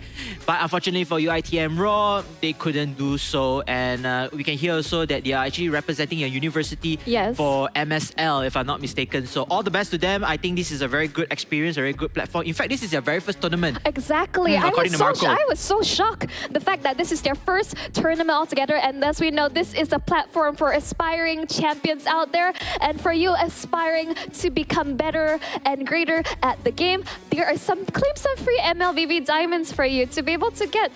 Perhaps you have a hero that you've been waiting to hold out on and you don't have enough battle points, or you have a skin you want to be able to pull off, or your flashy plays altogether. Well, here you can continue to farm the stream with the Samsung Galaxy Gaming Academy Campus Series, and we'll be jumping into the brackets showcasing. As we talked earlier, unfortunately we had to say goodbye to UITM Roar, and we can see that Now or Later has proceeded accordingly to the next stage of the competition. Yes, Now or Later will face up against Team UTP, the team that lost to DX Origins yesterday in upper bracket round 2. They'll be dropping by one more time. So Now or Later, surprisingly, is going to face 2 Malaysian university student athletes, or at least the esports side of things. And of course, for Miracle Gaming, they are waiting for their opponents between either Choco Babes or Venus Vincere. And speaking about Choco Babes, all the way from Singapore, our neighboring country, coming down to Malaysia, let's give it up to them for their lineups. We have Blade, It's Just Done, Raspberry Mojito, Rumi, and U2, if I'm not mistaken, Monshel. Yeah, that is, you basically got that right on the dot, including the woo at the end. Well, again, this is another team all the way from Singapore, but I have some strong words to them in contrast to Now or Later. Unfortunately, I would say their gameplay is somewhat lacking in comparison, because I would say that Now or Later is definitely the dominant team coming out from the Singapore qualifiers. I'm not sure how much have changed in the weeks of preparation, hoping to be able to show off their stuff against the regional playoffs. But who will be your opponent? There will be Venus Vincere. We have Dren Francis, Star TZ, Ikan Francis, Jovi Lepsi, Envy Lepsi, and last but not least, Fatal Lepsi, coming all the way from the side of Indonesia, an extremely formidable foe. I mean, a formidable foe and formidable names over there. Just a Yeah. wordplay everywhere. I'm surprised you actually got it all right in the first try. I kind of missed it out a few, especially Jovi, Lepsy. But none other than that, you can see that the Indonesian team, they were very close actually, going up against Team UTP. Just unfortunately, they lost and then they had to drop down right there. Correct me if I'm wrong. Then, yeah, I think they still have the strength. They still have the right mindset to do so. Just need to fix a little bit of their errors from yesterday and hoping to gain an advantage against their Singaporean counterparts in Choco Babes. And yeah, I do agree with what you just said with Choco Babes. They really need to step up. Even though we see a little bit of glimmer of hope when they tried to do a defensive strategy or defensive scheme, but it was just delaying the inevitable, which is their defeat. I mean, as you say with Mystics, I mean, this is the platform for amateur players to be able to get a taste of the battlefield as we jump in towards the draft for the game one for our second match of today. Wow, already banning out Angela, Matilda, Chip. I think this is going to be into our notebook that these are the top bans at the moment. Chip already 3 times, including this will be 4 times already. So I think Chip is like a mixture right now. It's like picking the poison. If they can handle Chip, then they will let Chip off the hook. But unfortunately in this case, Valentina also being banned. And the first pick from the side of Team Venus Vincier will be Roger. Yeah, I mean, just standard like picks all together. The Roger again being led through and also prioritized because in the hands of the right team and player, the amount of damage has already placed this hero as one of the top prior picks at this meta altogether. But really interesting stuff coming out from Choco Babes. They're opting for both. Oh my word! Wow. Yeah, the Kai as well as the Diggy already. Okay, all right. We seen the Akai earlier yesterday. But this will be Diggy's first appearance into the land of Dawn. No, I have some recollection. As you know, I casted for the Singapore finals altogether. And I do remember Raspberry Mojito being very effective on the Diggy altogether. And they are looking to negate what Fatal Lepsy would like to do on the Arlet, the final slash, being able to negate that altogether. Yep. And the team fight potential coming out from the heavy spin and forcing the Roger into very awkward situations. Yeah, I feel like Awu, the Akai player, not Awu by the way, he's going to be he needs to be very cautious as well, using the ultimate, the heavy spin to zone out his opponents. And speaking of which, first Minsita. I'm loving it already. As basically with Choco Babes, this is such an interesting draft altogether. They're looking for their all-out team fight setup. The King's Calling will negate any form of basically team fight potential coming out from Vincier altogether. So in the end, I think Vincier, they need to have to recalibrate accordingly how they want to approach the team fights, because as of now, Choco Babes has a very good setup as well as forms of engagement. And well, if they want to cheese it out, I would say Mincetar Gold Lane could be viable altogether. Yeah, could be viable. Very good choice as well. You know, zoning out, just making sure that the lanes is himself, but he needs to also upskill in on Wei. Bruno will be banned out alongside with Ling. Ling, very common ban now at the phase, but Bruno dropping for the very first time in the phase. I think it's the second time, sorry. The second time Bruno has been banned out here in the entirety of the tournament. So you can see that Team Choco Babes, I think they are trying something different, a little bit unorthodox. They sure are trying something different compared to what we have seen thus far. And now it seems like they're hovering over the Xavier earlier, but Kagura, this is, I already can imagine how this setup altogether. Of course, this is a hero that is rarely picked up. I would say it goes 50-50.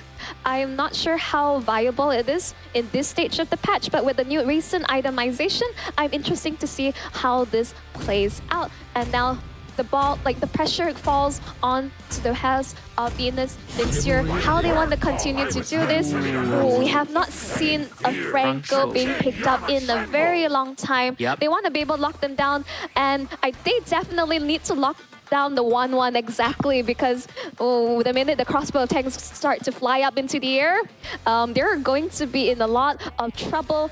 But the Diggy may also look to negate that, because that Dig, they would definitely the final slash as well as the Franco wanting to land those hooks all together. They're looking to force out the time journey as soon as possible or the heavy spin, just so that they're able to create space for the rest of the team to follow up. Yes, definitely so right there. And I feel like Team Choco Babes are just bringing a little bit of the trip down to the memory lane. A lot of OG heroes right there. A lot of heroes that's been played in top tier tournaments like MPL and the M Series. So looking forward to see what they have in store, especially with the new patch updates and and the entire revamp of the atomization also for some items. Meanwhile, for Venus Vincere, I think this is going to be their match to justify that they should be in the tournament, they should move on to the tournament, and they're going to go all in with the lineup they are comfortable with. Exactly. I mean, they're clearly having a lot of fun with their draft, as we've seen. They're really trying out new things, as well as with a recent patch has dropped. Welcome back, everyone, to the Land of Dawn. It's going to be Game 1 of Venus Vincere versus Choco Babes. Let's jump right into it. And Venus Vincere, you can see that the players are now trying to get their very first buff at both sides as well. Nothing too strange, very, very standard in hand. But Awu, in the meantime, let me see what he's using. Mid lane is being pressured quite heavily. You can see such a heavy rotation coming out from both sides. Being very wary of one another. But Rumi already taking just a little bit of damage altogether. But so far, no plays coming out from both sides as of now. I'm very interested to see why the Aka is taking buffs here. Okay, never mind. Maybe actually lands the hook onto its Raspberry Mojito, already taken very low. First to have to heal up altogether. You can see that Star TZ, it's just the presence of the Franco is already putting that mental pressure on towards the side of Choco Babes. Oh, Awu, meanwhile, holding on to his dear life. They're able to stand on his own as well, continuing on with the pressure. And bottom lane as Arlott and Minsita will face out one another. Who has a better advantage in terms of these two heroes at the point? Okay, I think it will go hand in hand, but Arlott at this stage will definitely be able to have just a slight lead. Because for Mincetar, he has to be able to land those hooks all together. If he misses, he whiffs. He's unable to dish out the damage and fall all together. Oh, Starzy, that was a narrow sidestep from that hook, but you can see that. But on the side of Venus Vincere, their win condition is that they're really heavily reliant on Star TZ to be able to secure those iron hooks all together to set the initial setup. So that is a lot of pressure on this Franco. Yeah, but the bottom lane, you can see that they're already being pressured fairly hard as you're looking to make their way down towards secure their first objectives altogether. Will force to use the heavy spin already so early, maybe get caught out, but no, everyone will be able to disengage as of now. Is just Dustin will get the hook on towards the kite. That'll be first blood on towards, but final smash on top of it, underneath the turret. Double kill secure. It's got bloodbath favoring Venus Vincere as they're able to secure 4 kills in under 3 minutes, and as well as they look towards to secure the first objective, that will be the turtle. What a play coming in from Venus Vincere. My word. That Star TZ hook, like you already mentioned earlier on, they rely on him to initiate the attacks, and he does that promise. He absolutely delivered. The minute he lands the hook onto its Raspberry Mojito, that is they have lack of time journey, and the final snatch onto that Fatal Lapse he had pulled off, that was just amazing stuff altogether. It's so fast. Choco Babes did not see that coming. My goodness, I mean, Choco Babes here did not expect that 4K in general, but what a great move coming in from Star TZ. Hoping to hook her, but unfortunately could not catch anyone off guard. Yeah, I would say the distance was slightly off, even though I can see that Star TZ had the right idea. Again, this is already such an amazing start for them with this Franco pickup, already showing its effectiveness in the Land of Dawn. Now, Team Choco Babes, they are hovering around the area here. It looks like Awu is continuing to roam as much as possible, using the heavy spin, catching somebody off guard. It will be that Roger, but then the Roger continues on to survive. And Awu, in the meantime, the Panda has fallen. And then this could lead to more chaos on the side of Choco Babes. Meanwhile, Venus Vincere, they are looking very confident to hold on here. Star TZ holding on to that hook. Gets just one right now and suppressing down his opponent. Meantime, he loses his life, but it's okay. It's a 2-for-1. Definitely in favor altogether. He really has it out for Strawberry Mojito in these fights. He really wants to be able to create fried chicken out of this digging. Oh man, just unfortunate. Oh, but a nice shot. kill coming in from Juan Francis and Envy as well from the bottom side, I believe. Oh wait, it's the top side. The top side is still having pressure here. Meanwhile, Fetalepsy has gone continue on with the Digi once again. The Digi fallen once more time. And Choco Base, they're looking to be in a very dire situation right now, Marshall. Exactly. That is just amazing start for the Novaria. That Star Shatter shot just on point, and now he's very comfortable and he's scaling up beautifully. 3-0-5 altogether, and you can see that Ikan Francis, he's just left untouched. This Clint is able to wreak as much havoc he wants across of it. And Choco Base, unfortunately, this Digi pick, he is just getting caught out and he's unable to survive as long as they want. And without the time journey, Venus Vincier can just do whatever they want with them. Venus Vincier, again, holding on to whatever lead they have here. And they do have the top tier turret already. So that's Roger is definitely going to be really, really well fed. And looking forward to see him in battles more often. He does only have one kill, but slowly but surely he will power spike to his main core. In the meantime, though, Minsita, the king, is having a lot of troubles and difficulties right here. 3 heroes. I was about to say 4 heroes there, but we do have the Digi, and the Digi don't really want to be stuck in that position. Oh, the Star Shatters, every shot that he's taking is hurting more and more by the minute. He really shouldn't be there. Juan is a menace, and he's going to go for it. He forms the ultimate. He wants to get the shot in. Can he get it? He does not quite get it, but it's enough pressure to be able to secure another turret. Venus Vincier, disregard of their any whatsoever, like they're just mounting on the pressure to Choco Base. And we can see that Roger picks up the Sky Piercer, increasing his damage and joining in the fight later on soon right here. As you can see, ladies and gentlemen, one member down from the side of Chocobo G2, and maybe more to come. Time Journey does being using to negate any information or any effects, but it seems likely to be a futile mode as more to come for MV Lepsy, Ikan Francis. Everybody's getting kills left and right, but in the favor of Team Venus Vincier. They lose 2, but they get 4. Yep, they get 4 as well, as that will be the mid turret fallen. They're winning out in terms of macro. They are just maintaining their pressure. They're aware of their win condition. Choco Babes, there's only so much they can do to answer back, even though it's just Tan with the King's Calling was able to dish out the damage before his life was also taken out. But in the end, this is going to be an uphill battle coming out from Choco Base, as Venus Vincier, as I say, this Franco is so effective. Every hook he lands is a guaranteed kill, and they have no clear answer whatsoever. Yeah, to reaffirm what you just said, Venus Vincier is having the upper hand right now. Goal lead in terms of turrets, total captures right there, most likely the lot for them as well, and they're just continuing on with their aggression towards Choco Babes. Yep, this is just never ending, and the fact that the Novaria Franco combo is just absolutely obnoxious. You're just closing in towards the iframes and being able to get up. Oh, another shot coming in from Juan Francis, almost taking out the Divi.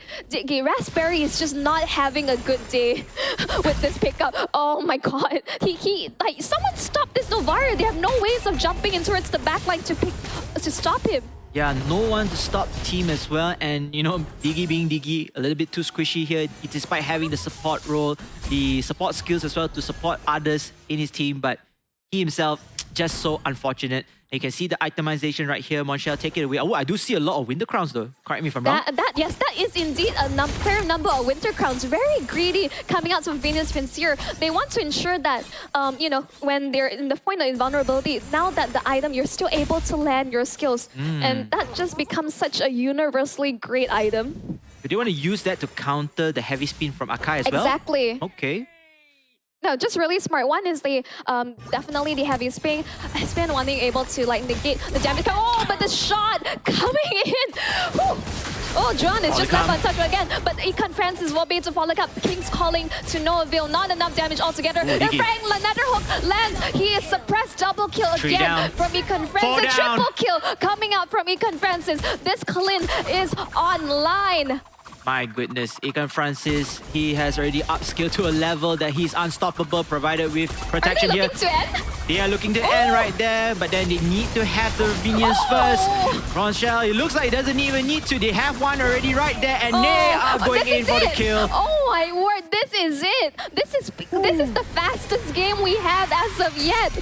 What a play! What an absolute showing of domination coming out from Venus Vincier against their Singaporean opponent. Yeah, what a play coming in from Venus Vincier. They had the start all the way till the end and they never stopped letting it go. What a play coming in here from the Indonesian side. As for Team Choco Babes, unfortunately, I feel like that draft was a little bit over-ambitious. Yeah, we do see a lot of OG heroes that we can have in our minds, the imagination of what type of combos they want to do, but it wasn't enough. In fact, they didn't even start the fight. They didn't even bring the fight to them, and they were all very passive, very defensive in the place, which eventually led to their downfall. Yep, exactly. Once you have this death ball, like they just kept going and going and going, and slowly but surely, they just keep up the pressure mounting on them. This Franco is living rent-free in the heads of Choco Babes. You would think that the Diggy is a great way to counter and negate that altogether, but if you're picked off first and they have enough damage to burst him down, this hero picks becomes irrelevant in these team fights because he's not available. And you can see that what a beautiful start coming into it. You can see that the 4 kills secure. Once they were able to secure the Diggy and the final slash to follow up with the Navaria. You can see that Venus Vincier just absolutely landslided on towards Choco Babes, and they never let go of that lead. Yeah, the winning condition also, like you say, Monsha, as you emphasize it once again, it must be StarCZ. StarCZ needs to initiate. He needs to land a hook, and he delivered that promise to his team. Managed to commit as well to that. Managed to get his team upskill at the right time, while Choco Babes had no answer for whatever has been poured onto them. In the meantime, however, Choco Babes, I still feel like it's just too difficult to somewhat initiate with this lineup. Yes, they do get a couple of kills back and forth, but at what cost, right? They won one, they get 1 kill, but they lost 2, they lost 3. So eventually, like you said, the death ball snowballs all the way and leading them to their demise in game number 1. As I say, the Navaria combo with the Franco is something to be feared. I'm happy to say that it still remains effective in this current meta because it just ensures a guarantee that those hooks will land accordingly, and we'll be showcasing our MVP of today. It's going to be Ikan Francis on the Clint 10-1 and 470%. I would say that he's able to do so because the rest of his team is just able to enable him, and he's just completely left untouched. And in just under 10 minutes, he already has completed 3 items. Very greedy altogether with the Blade of Hephaestus, the Endless Battle, as well as the new item altogether. Yeah, I do agree on that. A well-deserving MVP, even though the rest of his team also contributed one way, showing us the logo, the Dark Knight. You're not going to do anything about that. But again, he has been phenomenal. Most importantly, he's able to secure kills and, avoid deaths as much as possible. Only suffering 1 death only around this entirety of this game 1. In the meantime, you can see everybody contributed in one way. Yes. Juan with the Novaria, very well played in terms of the skill. StarCZ, as we already mentioned, the hook. Fatal Lapsy using his R-Lot, able to dominate his lane, alongside with Envy Lapsy as well, going online and helping out with the team fights. It just really got out of control the minute that your side lane starting to lose, and StarCZ it's just hook after hook after hook. It's like we have seen phenomenal Franco plays. This is just one of them. I really wanted to give the MVP to him because without him, the rest of his team is how does this composition fall into place? But whether Choco Babes would consider actually banning out the Franco is another thing to say, because I think that StarCZ performance today was amazing, but of course being also enabling the rest of the team, I think is overall just amazing teamwork coming out from their side. Yep, teamwork make the dream work for the side of Venus Vincier. The Indonesian team just need 1 more win in order to continue on with their lifelines under the lower bracket finals. In the meantime though, Team Choco Babes, I'm not sure whether they should be sweating here or maybe they're just having fun, but if they were to lose game 2, it's all over for them in this tournament. No, exactly. I mean, the competition is extremely cutthroat. I mean, so much at stake. The prize pool, as well as representing your country, that national pride. And ladies and gentlemen, welcome and thank you for for supporting the stream. You have more free MLBB diamonds. Continue to farm the stream. Tell your family and friends. Let's keep this going, shall we? Yes, and of course, we would like to thank Samsung again, organizing entirely here. And of course, remember, powered by the Galaxy S24 Ultra. Victory can be yours if you're using the Samsung Galaxy S24 Ultra. Totally forgot that I should start with Ultra first or S24. Totally remember, but hey, it's still a beast of a phone. Not only can play games with it, but you can also do anything with it, and most importantly, able to rank you up to mythical, glory, immortal, whatever it is. But it's a high rank, it's a high rank. Yeah. Yep. So as our lovely host has spoken to us, the players are using the phone, the brand new phone, correct. and just showcasing their amazing gameplay. And now we're going to talk about the adjustments as we jump in towards the draft for Game 2. How will they go about with this? Because understand that Game 1, Choco Babes was extremely experimental, but that didn't quite pan out for them. Yeah, I think Game 1, just to test the waters, I think perhaps maybe they can drop the experimental zone and go for more comfortable heroes in their lineup. Most of the time as well, I can see that, there are basic bans, top bans again, Chip, Valentina, Matilda, Angela, all being banned out. So now it comes to the first pick. What type of tone that Choco Babes want to set? Perhaps the Roger? I would think that the Roger would be a great choice altogether because it's constantly being picked up, and there you go. My prediction stands. Roger continues to dominate the meta, but in contrast, we can see that even in previous games that the Harif was picked up very effective in his lane in the right hands. So we're going to see how this plays out. Yeah, the Harif has been an amazing character, amazing hero. We have seen the previous game as well, where team now or later going up against team UITM Raw. They use the Harif on the hands on FMM, running away, smooth criminal, get the kill and then get out of the way from danger. So Arlott as well will be the selection on the side of Team Venus Vincere. I like this Arlott, even though this Arlott didn't contribute much in terms of team fight, but his side is really well done. No, I think he did amazing earlier on. I mean, that beautiful final slash. As enabled by the Novaria, just being able to... they started the snowball when they got those kills at the early stages of the game during that Game 1. But you can see that the counter engagement is coming in. They pick up the Esmeralda as well as the Ruby. These are really great answers towards the Arlott. Yes, great counter picks here. And now moving on to the next side. Venus Vincere, do you want to go for perhaps a tank or at least a counter pick towards Esmeralda as well? Or Novaria once again. Juan was so effective on it. He was landing kill after kill after kill. He was as I say, on the side of Venus Vincere, everyone just pulled their weight all together. There was so there are an adversary. Correct. Choco Babes, this is a David versus Goliath moment if I ever seen one. Yes, and having the Novaria pick as well with the Astro Echo, the ultimate, giving them vision, much needed vision. And you already seen how Venus Vincere plays. You're very aggressive. They need more map awareness, more map information, and then they can even execute their plays even better. That's how exactly, they play alongside with that information all together. Florin. Why they ban out the Florin? They want to ban out healers because they have picked up a Ruby as well as Esmeralda. These, they're able to sustain extremely long in team fights. And if you're able to enable them with a healer, I believe you're very familiar with the ultimate bonding experience. Correct. So I would say it's a very disgusting combo. So I think they're trying to eliminate the hero pool altogether. They understand that Raspberry Mojito, especially, he prefers playing Enchanter-style supports. So things like, I would say, Estes Matilda is definitely up his alley. I see. So try to deny the sustainability hero or the hero that keeps them alive during the team fights. Great choice right there.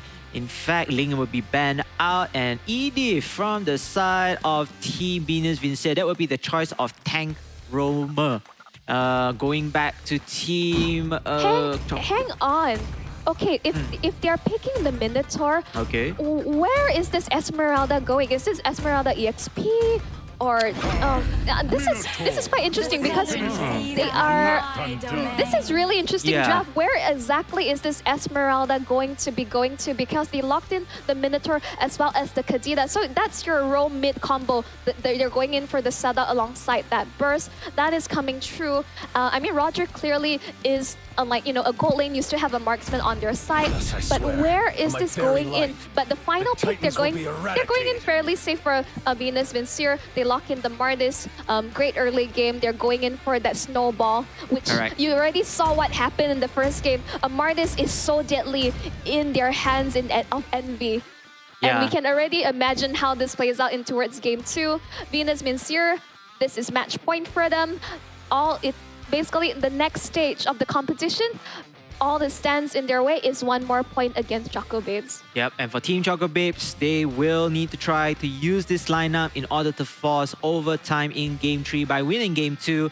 We'll see about that. All the best to both teams. And again, ladies and gentlemen, if you're watching right here, welcome to the Galaxy Gaming Academy Campus Series. Let's talk about the Martis right there. The Martis, let's see the emblem. It's going to be a Killing Spree emblem, so you expect Envy to just go ham, slaughter everybody right there. Well, that's what we're expecting to see, but something to take note that the Minotaur could throw a bit of a wrench in his plans because the healing comes true, and if you're unable to hit that threshold, you're unable to chain your ultimate altogether. True as well. You can stop the Martis from way. So again, this is going to be big roaming on the top side as well. Minotaur and Katida. On side with Edith and Novaria. Yep. All right. Okay. So this Esmeralda will be XP, and It's Just Time will be on the Ruby roam altogether. This is a very tanky lineup. This we're expecting altogether. Yep. No, wait. This is Ruby. This is Ruby gold lane. This is so interesting against the Harif, trying to stop him in his tracks. This is going to be fairly annoying for him to deal with. Really interesting setup coming from Choco Base. Double fighters. Yeah, double fighters to keep themselves sustained, and you don't want the Harif to just pick you off that easily with his early magic damage spike. And speaking of which, look at that. Team Venus Vincier very aggressively over there, getting the first blood already onto Roger. Maybe more to come. A double kill instantly. As you can see, Decimate, which is a level 5 already. So fast. Exactly. No, that's the plan. They want to ensure that Awu hasn't hit level 4 altogether. Instantly, they're able to dominate. They say Minotaur doesn't have much healing, but they're going to just follow through onwards, and they're falling. But it's just done. But finally, the Lethal Ignition will take the final blow, and they were able to secure the kill, even though he's forced the flicker altogether. But you can see that Awu is trying to ensure he's able to sustain. But as of this stage, it is going to take a while for him to scale up in terms of his healing. Already an extremely action-packed match. Very action-packed match. That's already like 4 kills in less than 2 minutes. So that is a very great move, and I like the aggression coming in from both teams. Nonetheless, however, Venus Vincier is the one that bring the fight right there. So especially bottom lane, Esmeralda, she's going to have a little bit more sustainable lifeline there, but everybody's going to try to gank her. You're going to stun her growth, right? Yeah, I mean, if you leave an Esmeralda unchecked, instantly, you can see that, he's going in. He's still cold. Yep, he's just jumping right in. Fatal Lepsy, relentless in his pursuit, and he takes out Ritu as a result. And they secured the turtle with no contest because he was just able to hunt him down. I mean, Roger is in a bad state of condition here, U2. 2 deaths already. Definitely going to stun his growth a lot, especially with the time right now. Level 4. Another onwards into the ultimate coming out from Minotaur, but no follow-up together. Here comes the Kadena, but it's negated altogether. There he gets decimated. As a result, he's going to just continue, and he chains it once again. Killing spree for Envy. This Mardis already online. Really online. Delivered like what he has to do. Get the kills. Slaughter as many enemy heroes as possible. Ladies and gentlemen, he already got 3 kills in the past 2 minutes, right? 3 minutes already in the hand. So that's a lot. 1 minute per 1 kill. It's just a series of really unfortunate of events where the Minuan Fury was popped. Raspberry thought he was able to pop in with basically the rough waves, but not enough damage. It was completely negated by the Nardis using his iframes altogether, and he gets taken out instead. Again, when you pick up something like the Kadena, you're wanting to be able to get those pickups and kills and scale up accordingly. That is the reason why they chose a double fighter composition to take advantage of that early game. So Looks like another skirmish goes on right here. U2 trying to run away, does not have the HP to sustain the fight, but it doesn't matter. Rumi with the Esmeralda falls down. Maybe more to come. Double kill. Envy is a man on a mission right there, ladies and gentlemen. He's gonna try to sacrifice his life. Oh, got shut down, but it's okay.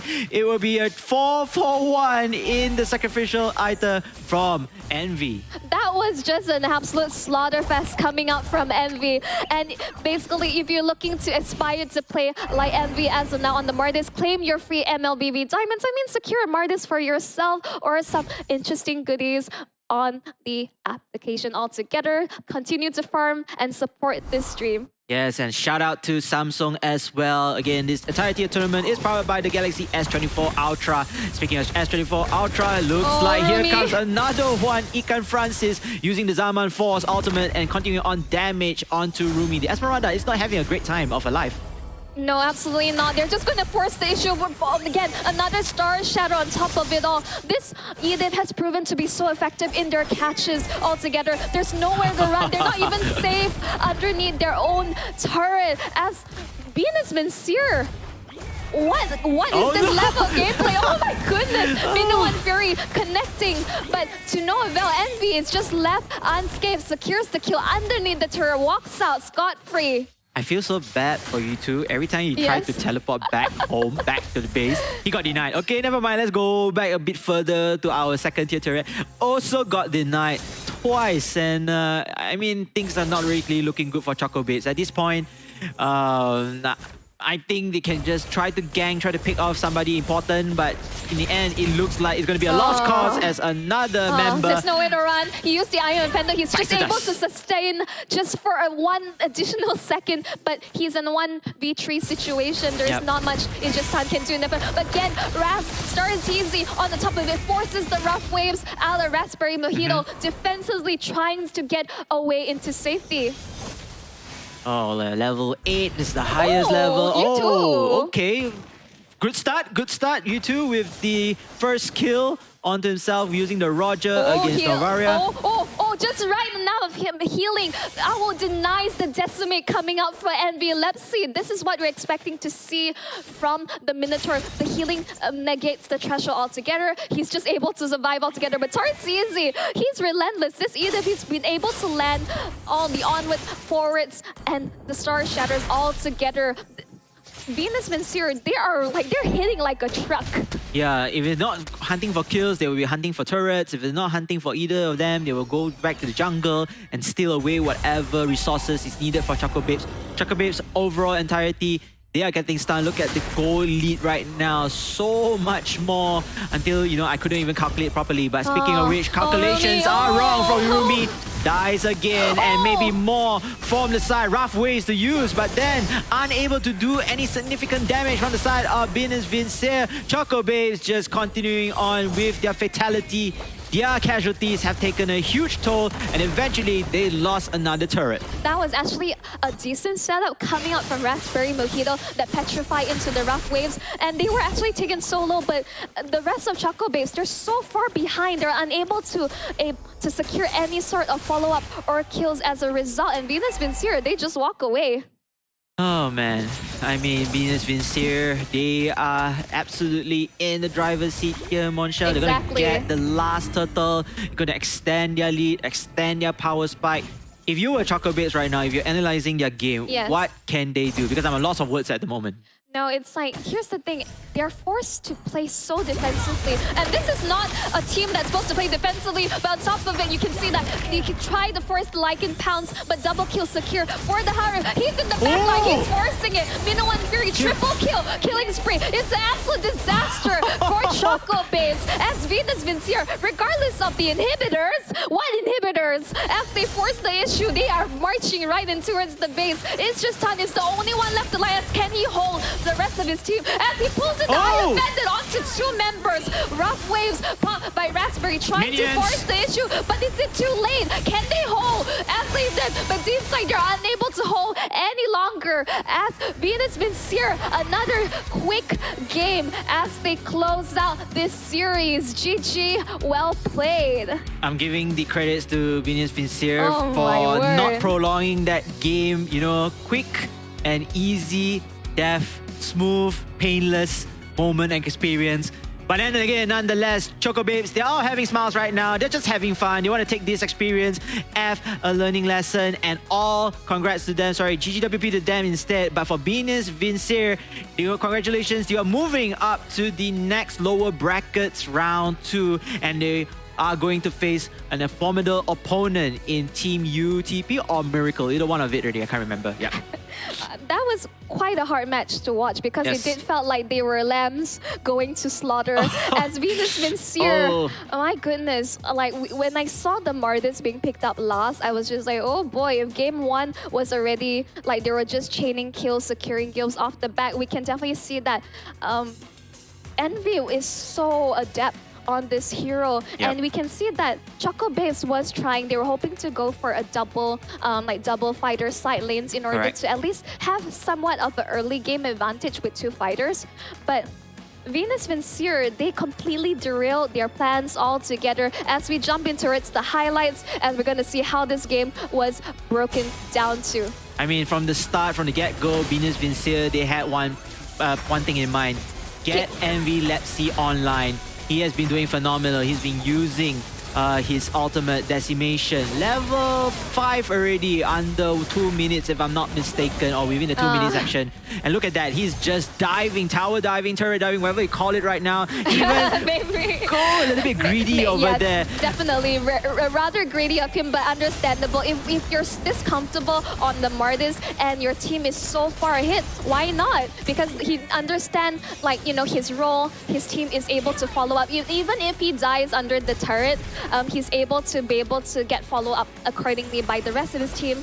I don't think there's too much to analyze in this case because Choco Babes, everything they use, they have to use all their ultimates as well as their resources so defensively, just trying to get away from Venus Vincere's onslaught. As I say, this was a rather difficult match to watch because Venus Vincere just they mounted on the pressure. They didn't care that there were still inhibitors at the end. This last living moments as the Harv was able to secure that triple kill, they just march in. They don't care, regardless of the death timers. Yes, we're under 10 minutes, and they're able to just march right in towards the base and close out the game in such a fashion. Outmatch, outfarm. That is the conclusion of the entirety of the series. Congratulations to Venus Vincere. Here is your MVP. It's none other than Envy Lepsy. Definitely well deserving. I feel like he is one of the players that actually sparked the entirety of the flow. He was the game setter. He was the game trendsetter over here overall. Even though he does not get his full item build, but you can already see Blades of Despair, Hunter Strike. And again, overall, even though 62% teamfight participation, but it doesn't matter because he was going in for the solo kills. Yeah, I mean, he was just hunting down various members of Choco Babes across the map. He doesn't care altogether of what Choco Babes has to offer. He doesn't care of the defenses or the turrets that is in his way. He just wants to be able to get kills. As we say, this is a really one-sided match, 5-21. No one has maxed out off their builds, but they were able to close out the series in such amazing fashion. Like, this is how to set the pace for the team as they march forward in towards the next stage of the competition. Yes, as for Choco Babes, unfortunately, your journey will end here. Nonetheless, however, huge respect to the members of Team Choco Babes, you know, going through their open qualifiers in your own country, as you casted before, including the finals, being one of the top 2 teams from Singapore, and then going into a foreign land, which is Malaysia, even though we are just neighboring countries only. But I do hope that you can take this whole experience into consideration. Maybe perhaps, you know, you train a little bit better, you know, maybe in the future you can keep contacts with the countries, the teams, to scrimmage more as well, to improve your gameplay in general. Yep, but I would say special shout out to Star TZ, the Franco plays. His Edith was on point at all the onwards, forwards, able to secure all these catches, enabling the rest of his team to able to follow up accordingly. And it was just a landslide, that series, in comparison. And I can't wait to see what else do these teams have to offer, because now the competition is getting more and more stiff. Yes, more stiff, intense. this is going to be one of the next lower round brackets is definitely going to be intense. Meanwhile, ladies and gentlemen, make sure to claim your free MLBB diamonds. I can promise you, both me and Monchel, we haven't claimed it yet. Yep. Swear Hands to up. God. So if you get it, if you don't get it, don't blame us. If you get it, then you can let us know down in the comment section. We have more to come as well for those who don't get it. And of course, a big shout out to Samsung overall. And of course, most importantly, the tournament is powered by Samsung Galaxy S24 Ultra. Victory can be yours if you use this phone. Exactly. I mean, like the last thing you want is that you're in a really intense ranked match, True, like that. and your phone heats up and then it goes blank. I'm not sure if you experienced this before yourself. Yes, and it was very, very frustrating. But not with the Samsung S24 Exactly. Ultra. All right, so ladies and gentlemen, that was the game 2. Overall, I think this is just a landslide of a battle. We do enjoy that game 1 lineups, the experimental lineups, but it didn't work for Choco Babes. In the meantime, though, Venus Vincere, they are on a road for revenge, hopefully road for redemption as well. Yes. They're going to move on to take either Team UTP or Team Miracle Gaming. But anyways, ladies and gentlemen, we're going to pass on to the players interview right here from our lovely host, Elle. Elle, you may take it away. Yep, Elle, see what you have to say. Here we are with the players from Venus Vincere. We have NVLFC, and from Choco Babes, we have Awu, who have just fought their series. And here they are. Let's ask them a few questions about how they feel. And we're going to start on with the champion of the last series. So, how are you feeling? We're feeling really great because after yesterday's loss, we did a lot of thinking and evaluation. And we are hoping for the best today. That's amazing. I love that you actually talked about how you went back and actually reevaluated and came in today with a whole new game plan. So with that said, we have, of course, your previous matchup here. Do you have anything to say about the series going 2-0? It's a fun match, and GG's for you guys from Singapore, Choco Babes. And hope the best of luck for you guys. There you have it. Guys, a round of applause. Some sportsmanship over there coming in from Venus Vincere. And they'll be going on. But let's have a few words with Choco Babes before they depart with us. So, Awu, how are you feeling? I know you went through a tough 2 days here, but you did make it into the top 8. So how's your team feeling? Maybe represent them a little bit. I think we had a lot of fun. Coming here, we didn't really have a lot of expectations to win. So main focus was just have fun. And I think we managed to accomplish that. And that's great. And I love how you talk about we, because you came here as a team. And I also watched when you guys arrived in the airport itself, that you guys are really close to each other. You know, we're one gang together, asking and answering questions. Maybe you can tell me a little bit about how your team bonded throughout this, because, well, at your age, flying overseas is no small achievement there. Yeah, this trip was actually quite wild. You mentioned that we were quite close. Honestly, it was my first time meeting all of them. Yes. Oh! Wow, I would have never guessed. But with that, I want to have a little bit of a handshake moment here just to commemorate the series. Congratulations goes to Venus Vincere, and also congratulations goes to Choco Babes to making it this far. So ladies and gentlemen, we still have more series to go through in this tournament, so do not go anywhere as we're taking a short break.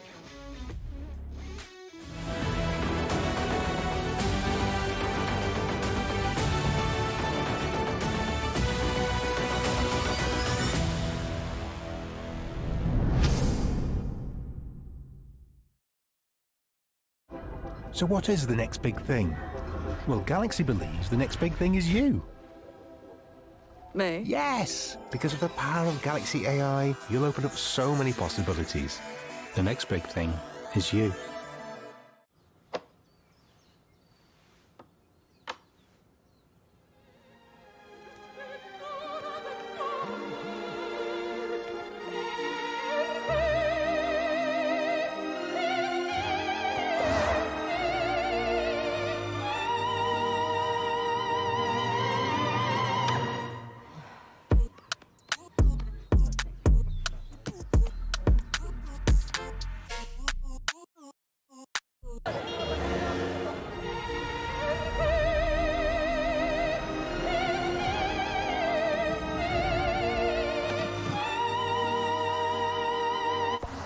Hey, I'm at gate 6 wearing a gray shirt. ฉันอยู่ที่ประตู6สวมเสื้อสีเทา ได้ครับ เดี๋ยวผมไปรับอีก2 นาที I'll pick you up in 2 minutes.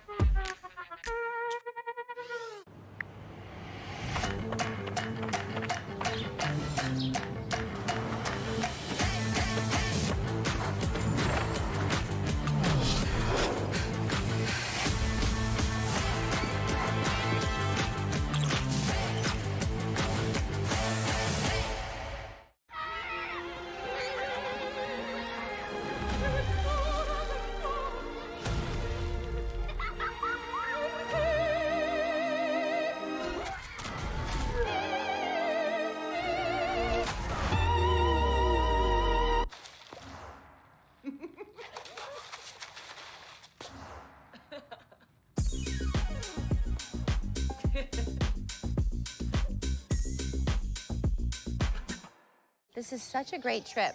I would love to take us all to dinner tonight. Make the reservation. Chris, are you getting any of this?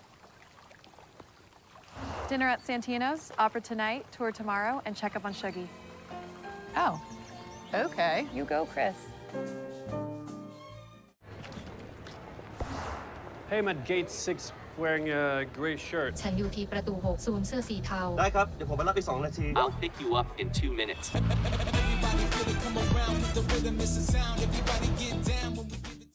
Everyone's searching for the next big thing in technology. But the next big thing isn't this.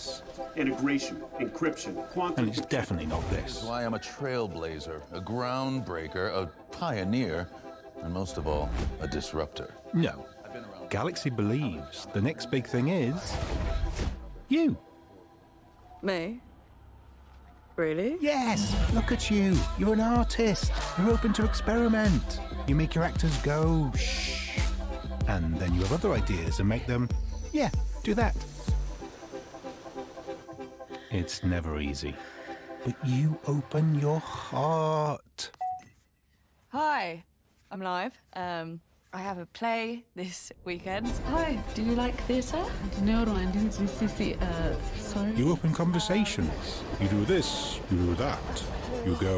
To be or not to be? You know that big thing I was talking about? Well, with Galaxy AI, you'll open even more possibilities. You'll open your imagination, open more ways to be, you know, creative, and open more ways to collaborate.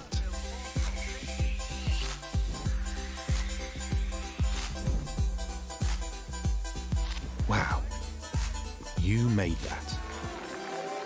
We're putting all that power of Galaxy AI in your hands. The next big thing is you.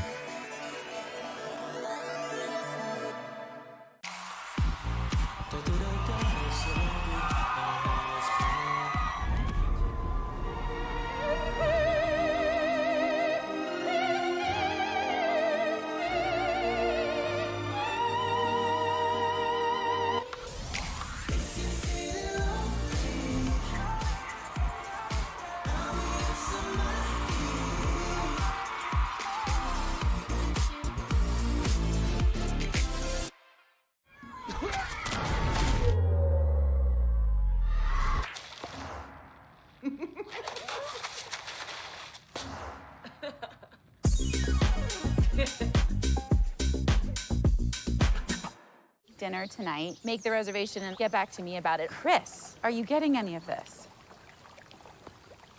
Dinner at Santino's, opera tonight, tour tomorrow, and check up on Shuggy. Oh, you go, Chris.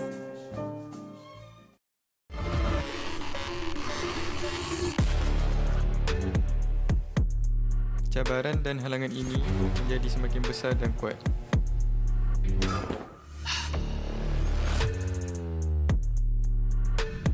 This is the world where the best will prevail.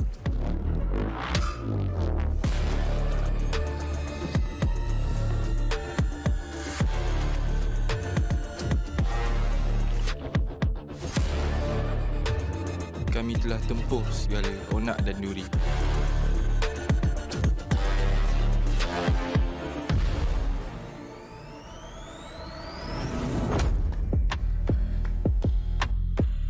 Apa yang harus kita lakukan? Maju terus ke depan. Kepada yang menonton, ingat kami.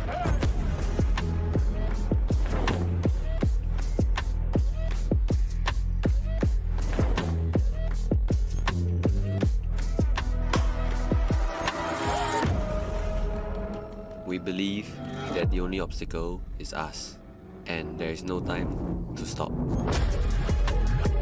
One country, pride at stake. One mission to accomplish.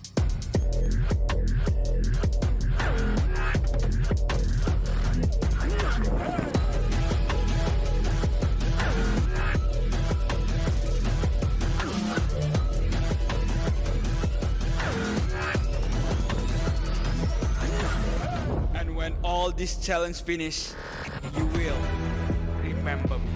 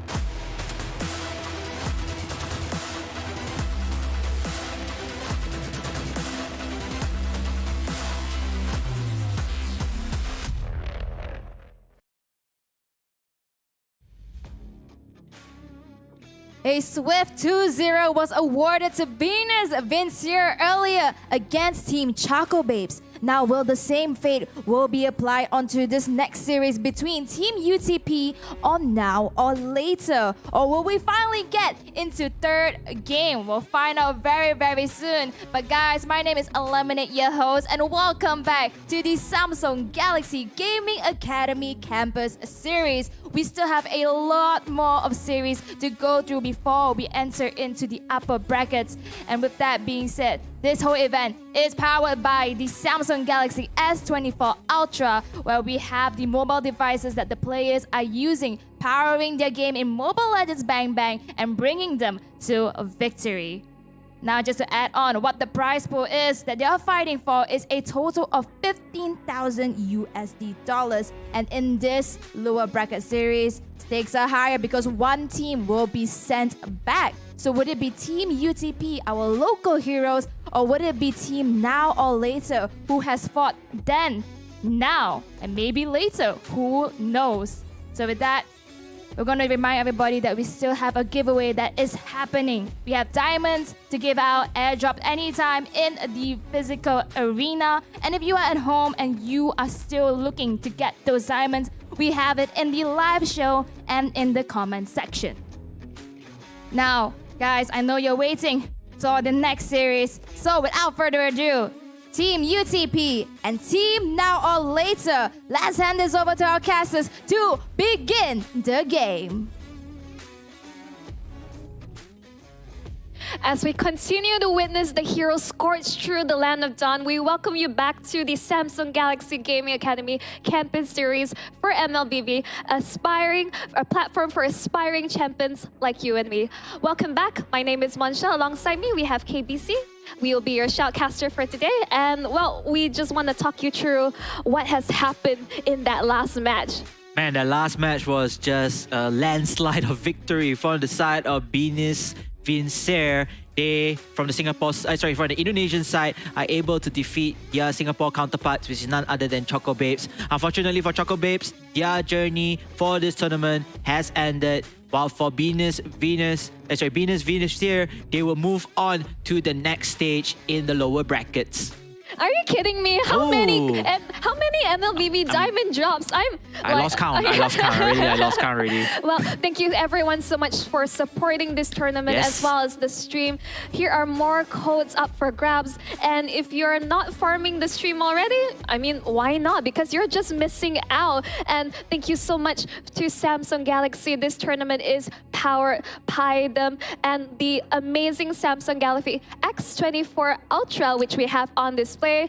And we absolutely can't wait to jump just straight right into the brackets. Unfortunately, we already have to say goodbye to the team earlier, Choco Babes. They have such spirit. These are friends that, they've been playing together online. This is the first time they're meeting together live in Malaysia. And we can see that we are going to be focusing on Team UTP versus Now or Later. And I'm wondering how Now or Later is able to keep up, because the more games they're playing in this lower bracket, the more strategies they're revealing to their opponents and more for them to explore. So let's see how Team UTP will show up against the Singapore team. As we're going to jump into the lineup, we have Team UTP, Nopa, El Nino, Ms. Emmy, Levy, and Wagnat. Yeah, this is a team that performed pretty well in the upper brackets round 1. Unfortunately, they face a formidable foe and they had to drop down to the lower brackets. I believe they lost to 4-0 for Bakri, if I'm not mistaken.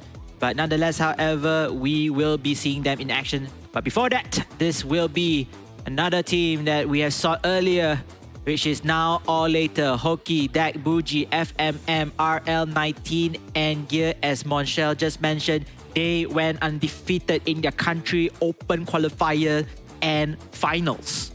Yep, exactly. I mean, as you mentioned earlier, yesterday, they're off to a really shaky start.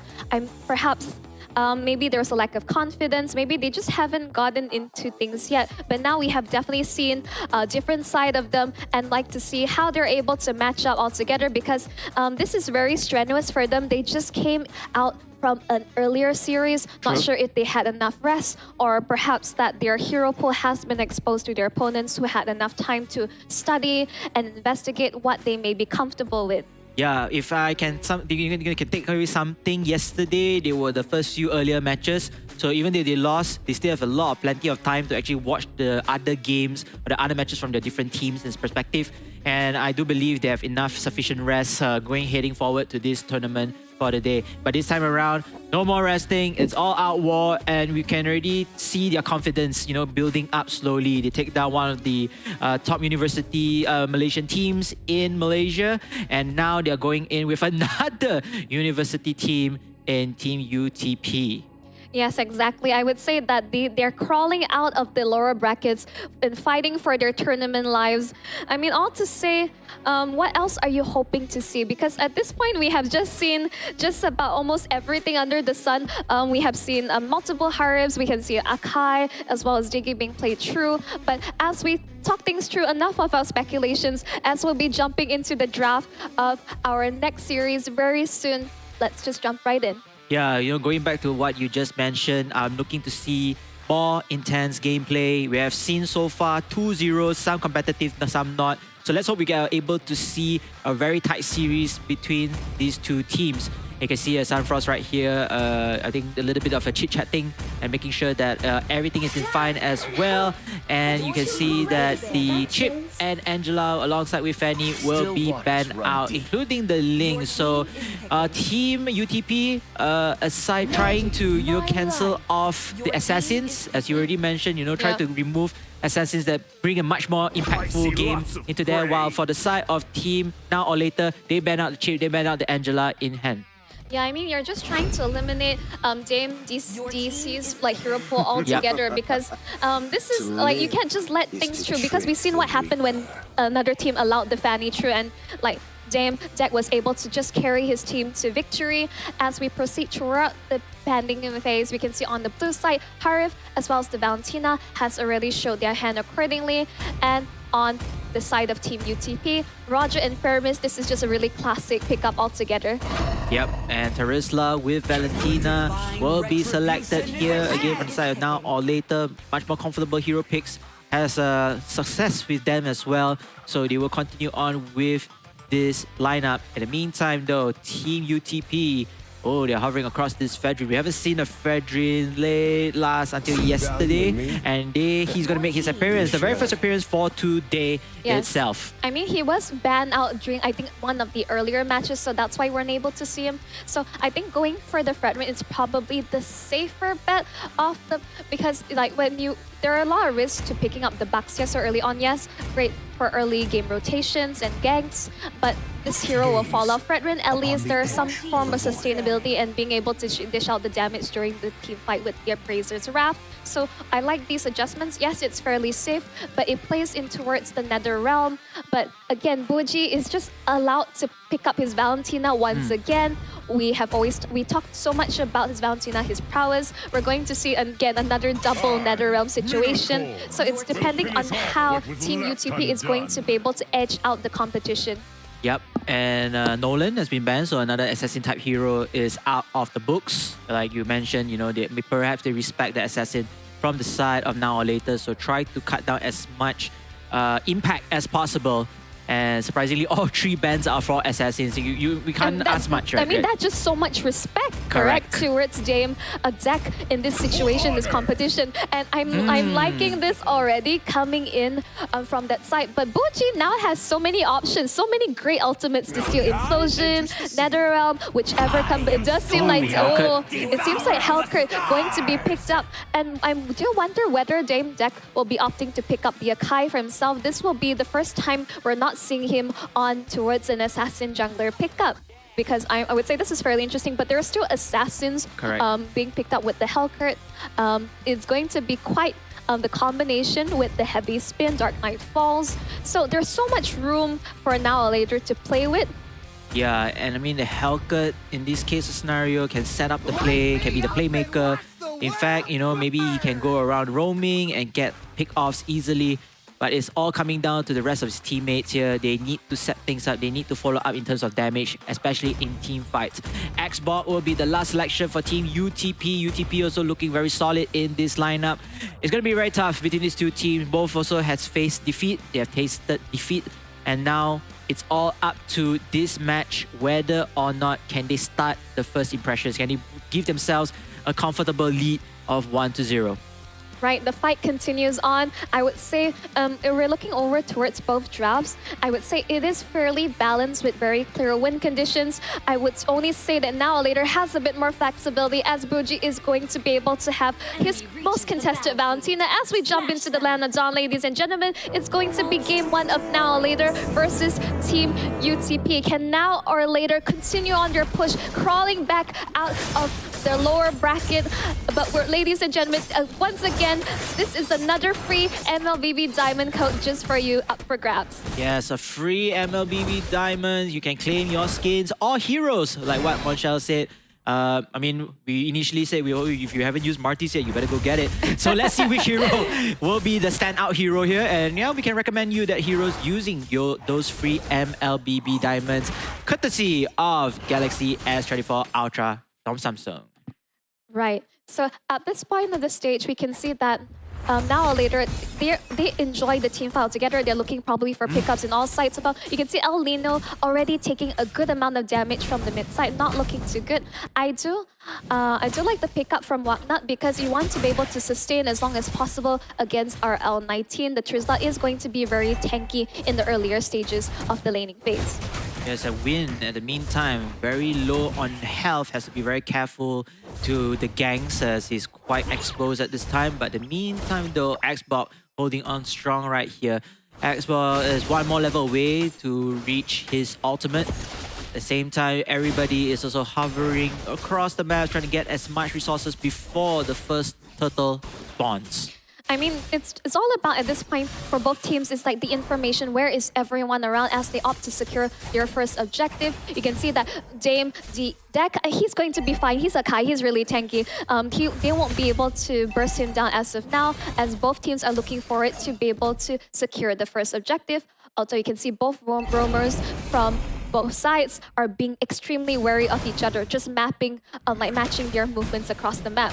Matching movements, but then here comes a fight of skirmish. That may be probably the first casualty in the hands of Now or Later though. But yep, they're just gonna retreat and focus on the first key objective, which is the first turtle. Seems like fights coming out here, and El Nino unfortunately getting kicked out from the heavy spin, punched through the wall, and eventually first blood goes into the hands of Now or Later. Yeah, the fact that gear hasn't even hit level 4, there was no Dark Knight Falls, and now it's going to be available as of now. But it seems they're just poking them out. They're able to secure first blood, and they look to be able to get their priority onto it. But the penalties on pop. Dark Knight Falls also pop on top of everything. They're able to secure Miz. No silencing whatsoever, as they're able to secure one more kill as well as the objective without any contestation from the jungler of side of Team UTP. Yeah, Dame died also. I think he did it pretty well. He knows that he have map control with the help of his teammates. Doesn't even need to use the retribution in hand. So he saves the spell for the next game, or at least the next fight if needed too. At the same time goes, Now or Later starting off very, very strong. 2,000 gold lead as Team UTP looking forward to set things up. But then you see that Kigral just went into the bush and got spotted out by the members of Now or Later. Back again to roaming phase. 85 seconds for the next turtle in play. I would say, despite everything, Noppa El Nino on the Tigreal has been trying to match the movement of Gear, who is already looking to be quite the menace with this Hellcrit. I dearly call this hero the Cockroach. Yes, that's what Safa always mentioned. The Cockroach is very slippery to catch, very slippery to kill. That's most importantly. And you know, aside from Hellcrit, you have that Harif as well, also being very hard to catch off guard. So if I'm Team UTP, I'm gonna have to face these troubles. I mean, it's fine if you can see him, but the minute he flies off to nowhere and Gear steals the camp away, and he's not even the jungler in this stage of the game. Man, using those deadly stingers is so deadly and demoralizing, to be more frank. Now Later, so controlling most of the areas, and you can see Harif is just continuing on with that turret, giving the turret no breathing space as well, and eventually falls down for their very first take. Now, just mounting on the pressure, you can see that Buji has already stolen the Nether Realm. He wants to be ready for the next upcoming fight. Oh, so much damage already. Miz is already taken a portion of his HP. My Buji is being extremely effective in this stage of the game. Now later, just mounting the pressure, being extremely calculated. El Nino is in no position. He's constantly being scouted out by the rest of Now Later. Yeah, scouted out, zoned out. There's not much of initiation from Team UTP. Oh, Zaman Force. Zaman Force though, ultimate going in right here from the Harir as the Firaga armor. Oh, unable to use the ultimate right here. X-Ball has to fall back no matter what, but it doesn't matter. Key objective number 2, the second turtle will be in the hands of Team Now or Later. At this stage of the game, what answers did Team UTP have against Now or Later? Because FMM on the Harir was just 1v3-4. He has no fear. He is aware that they don't have enough damage from their side to take him out, and he has sufficient damage to take out multiple members. Yeah, the confidence in his build right now, especially having one of the items over there. I couldn't really tell if you caught an eye on it, but that led him to, continue on with the damage output, more initiation as well, opportunities from his side, and then just zoning out opponents away for the Archive to take that turtle. Unfortunately, Tigreal is just having a really rough time. He's just constantly getting scouted out. RL19 misses the penalty, so at least that's a valuable ultimate. That's information that UTP now has. Now they have to look for an opening, but no, they're just playing so passively. They have a Tigreal. They're supposed to look for initiations off the back, but it seems that El Nino just is constantly getting scouted out, not being able to find any openings. TF Miz is getting forced out of position. Heavy spin committed, but no follow-up whatsoever. It does seem like a bit of an awkward spot. You can see RL90 being pushed back. Dark Knight Falls popped up. Zaman Force chunking into the backline. Wind has to force the Flicker to get out. Emmy falls, but being the Feramis, the death timers are basically nothing. But Now or Later are just looking to force on forward. Nice disengage and re-engagement coming in from Now or Later. They know they are strength in numbers already after with their whole team is stacked together across out, and they're continuing with the pressure right here. Buji getting the kill onto Roger right behind the enemy turrets. Miss. And the implosion miss. Oh my goodness. Things are getting even worse for Team UTP. They could not follow up with the implosion, so there is no initiation for the team fights. That was just unfortunate. If only he was able to caught on there, but whether the rest of the team was able to follow up on that is also another question we may have on hand. And this is looking to be just some miscommunication as well as execution of the drop. They're struggling at this point. Now or Later does seem to be the team in control of the situation. They dictate how they want to be able to manage the battlefield, and it's just so passive from the side of Team UTP. They're trying to look for openings, but they're just not getting anything. And Now or Later are just slowly increasing their lead even further with another objective secured. So 3 turtles in the hands of Now or Later as the first basic lot will spawn in the next 112 seconds. But as you say, Monshel, they have been holding on to the entirety of the lead till this state. Team UTP in a very passive defensive state. Whatnot. Oh, you gotta be very careful right there, especially, most of the team members might want to gank you up since you're the solo player. But bottom lane though, however, Team UTP senses that they really want to go for this Hellcat, but again, you have to understand the amount of resources that you have to spend on the Hellcat is real. Speaking of which, perhaps a team skirmish will go up here, but nonetheless, however, they're just going to take out objectives.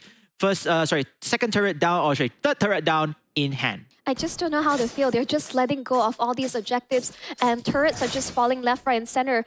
Now or Later are just playing the perfect macro game. And even though Team UTP has not given any further kills over to them, they're not finding any form of initiation or understand that they're behind and they will have to continue the farm. But at least find something. If they're able to at least get one single pickoff, that may be enough to shift the tides altogether. Oh, Terisla testing waters over there, perhaps trying to deny the orange buff from the side of Team UTP, but they're just going to disengage and, perhaps find another way to start the skirmish, favoring on their side. 4-2. All right, slowly but surely they're taking the purple buff away, but then Buji comes in here with the Faramis. Wants to lay a little bit of poking damage in hand, but then here comes the heavy spin.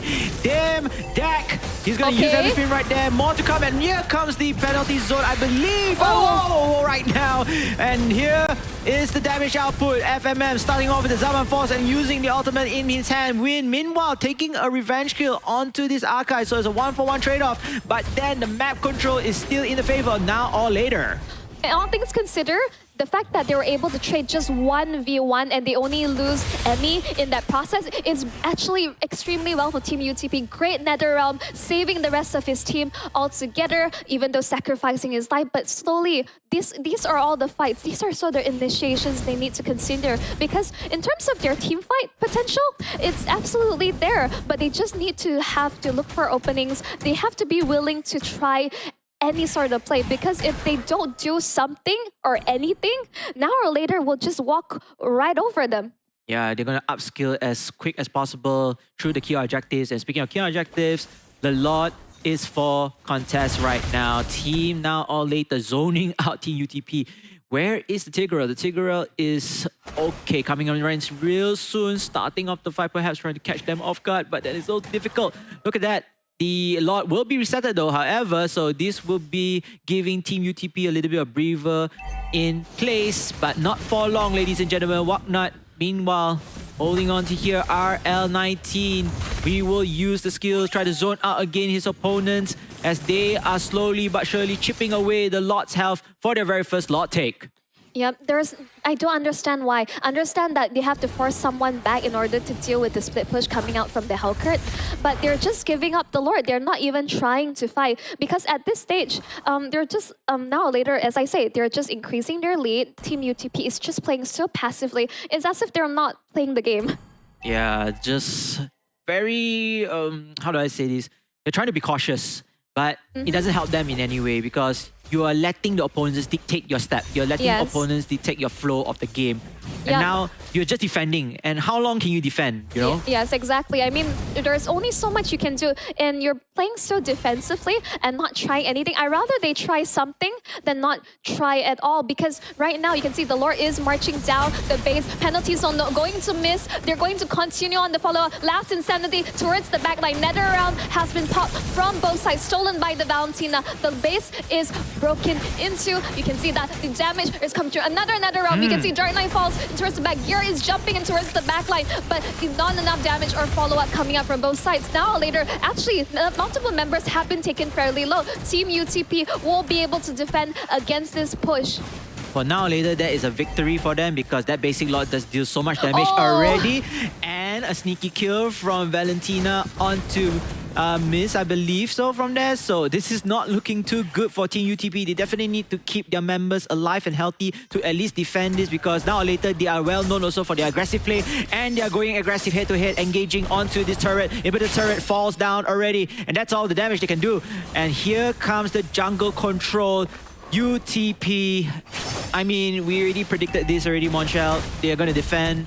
But tempo has already been lost. They got nothing in hand. Speaking of which, itemization right here. Take us through quickly. Yeah, I mean, like, clearly, like, there is a, you know, numbers disadvantage as well as terms of the goal lead. It's stacking up, really. It's almost 11k difference coming up from both sides. You can see the Valentina is almost like, you know, one more item up against the Feramis. We can see the fight is going on. Heavy spin has been popped. It's on towards Whatnot, who has to force the flicker. The tree penalty zones on towards the Dark Knight falls. The Deadly Stingers comes straight through. FFM killing spree coming out from here. They're just forcing the issue. There's no way they're able to defend at this point, but they will be able to spamming.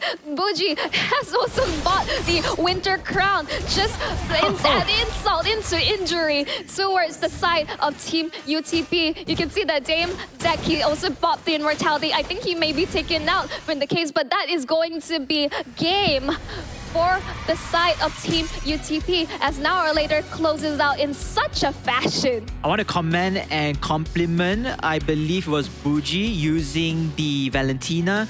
And if I'm not mistaken, RL19 as well. RL19 using the penalty zone to stun the Firaga armor being exploded right there. So that was so well played, well excellent, executed, and that snowballed all the way to the victory without even having the lot. So there's so much confidence coming in from this Now or Later team from Singapore. I can see, like you said earlier off camera, this is the main team. They are awakened. You know, yeah, they lost very badly in yesterday's game, but this is a whole new team overall. Yeah, as I mentioned before, this is a team that we have witnessed their prowess during representing their country, Singapore, during their country finals all together. Understand that, as you say, it was a bit shaky, but this is, as you say, a completely different team. Yeah. Very one-sided stuff. Team UTP just played so passively, even though they have so many great ultimates as well as team fight potential altogether. But I would say this, there isn't too much to analyze on in terms of the highlights altogether. Team UTP, even though they have the setup, they have the plays, they should have the early game advantage altogether. But Gear was so effective in disrupting and constantly threatening the back line altogether, and the constant fear of the heavy spin just coming in through. This is a really difficult state for Team UTP. El Nino is just unable to find any room or opportunities, constantly being mirrored and scouted out by Gear. Gear knows exactly what he's doing. I would say he is an absolutely formidable roamer altogether, and it's just slowly but surely they were chunking towers, they're securing objectives, they were just extending their lead to the point of no return. And as even when Team UTP was able to secure a 1v1 trade, it was not amounting to much, because now or later they're in such a comfortable spot. They could just go for the end. Yeah, and you know, I think this is something we can both agree on. Team UTP is just playing very passively. Yes, they can be cautious, but if you don't take risks, especially in times where you think you can win the skirmishes, you're going to lose out. You're going to let the team, your opponents, dictate your tempo. You know, you have to be on the defensive end, and then slowly but surely, you know, just leading to your downfall. Speaking of which, the MVP is Gear. 3-1-2, as you can see with the Hellcat. 45% team fight participation, not the highest, but still with the Dark Knight Falls, just sets up the play, sets up the right tempo, and go in for their victory. You can see he will pick up the Sky Piercer, Demon Hunter Sword, and Blades of the Heptaseas. I mean, I always like to say, like, a cockroach is scary, but the minute it's like just flying off into the air, you know, they definitely throw Team UTP into absolute disarray with this Hellcat being picked up, and we jump in towards the scoreboard. This is a fairly low kill count, considering everything, but this is mainly because Team UTP was just playing so passively. They don't even want to engage. They're just giving up everything across the map in the macro sense in terms of objectives as well as turrets. And there's not too much to say here other than Gear was, even though with just 3 items, he was constantly threatening the backline so much. And Bougie is just able to do Bougie things in this case, and where he's just able to just wreak havoc, dish out the damage. And Miz, unfortunately, on the Fredrin, didn't build up sufficient magic damage at this point, even though you have 2 main sources of magic damage from the Harif as well as the Valentina. This is a case where they, you know, was too passive. They have fallen completely behind, and El Nino was the only point of setup, point of contention for the side of Team UTP. Whatnot is just able to just try his best to sustain in lane against the Turizla. But basically, that's just about it. And as you say, amazing play from RL19 to stop the last Insanity for coming true. Yeah, that basically just sums it out overall on towards this game. I do question a lot of what Team UTP plan was, because I do believe that their lineup is meant for for great team fight potential in the early game. They should be winning out in terms of contention with the Fredrin. But I do hope in Game 2 there are adjustments accordingly, and that they do play a draft that perhaps is more comfortable for them to pull off. Yeah, I do agree on that, on your take, and a little bit of risk-taking as well to keep yourself in check. You know, you don't really want to let the opponents bully you through their own intense tempo and gameplay. But nonetheless, however, this is just only Game 1, setting the tone right here. Team UTP, Game 2, changing the draft, choosing heroes they are comfortable with, and playing with a little bit more risk, a little bit more risk appetite in them, a bit more setting the pace if possible. And I think, like, judging from yesterday actually played pretty well, to be frank. Like, they managed to dominate their opponents, they managed to set the tempo. So perhaps they can use that sequence or use that characteristics of their team and then putting in for this game. Not to be too afraid as well. I mean, there's nothing to lose anymore. You're already down 1 and then you have to win again. So just let it all out, just making sure that they still continue on with their tournament journey. I mean, indeed, there really is nothing left to lose at this stage of the game because we're into our double eliminations of day 2. Once you're knocked out, you lose the series. It's time to say goodbye. And in this case, for Team UTP, I do hope that necessary adjustments has been made. They cannot allow now or later to dictate their tempo because they're just getting exactly what they want. It's as if it's just taking candy away from a baby. Yes, taking candy away from the baby and bullying all the way. Just unfortunate that nonetheless, however, a new game has appeared. So Ling and Fanny, Chip and Angela, very similar bans from the previous game 1. I believe Team UTP also continue on to respect the assassin bans, respect the assassin player. They're going to get up Harif instead. Ooh.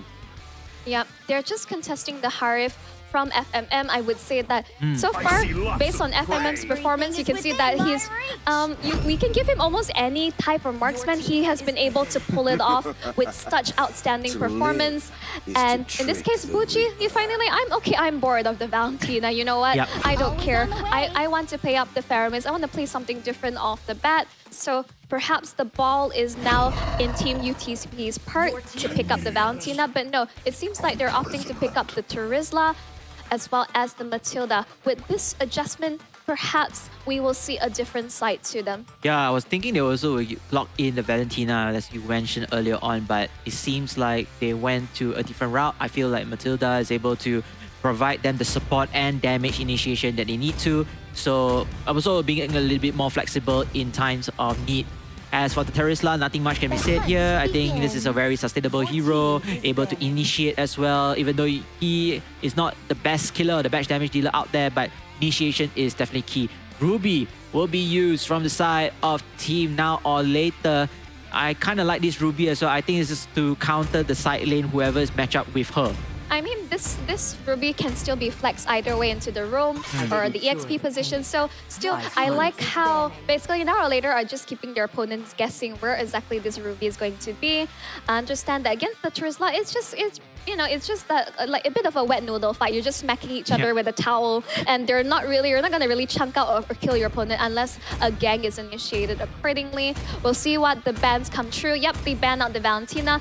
The last thing you want is to let the Nether realm being stolen with opposite side, because that is the added advantage of a second life for the rest of your team.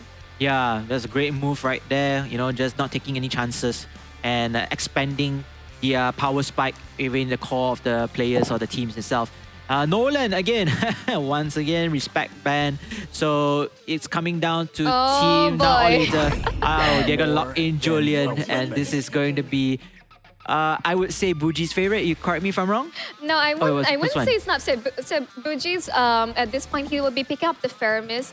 In this case, it's Dame, Dex. I would say, based on all the heroes we have seen him play, my personal favorite has to be his Julian, because he's like he's just moving like water perfectly, and I'm actually liking this adjustment accordingly. They pick up the Lilia as well as the Akai, and this means they're dictating that they want to have better control of the early game, especially in the mid side. We haven't seen Lilia being picked up well, but this is actually potentially a hero that benefits a lot from the recent patch.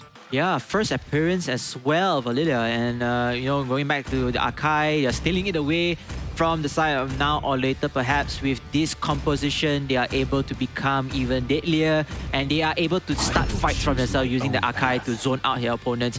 Arlott will be the last pick right here. So, Monchel, I think this is a better drafting overall for Team UTP, but do you think, in your opinion, can they stand a chance against Now or Never?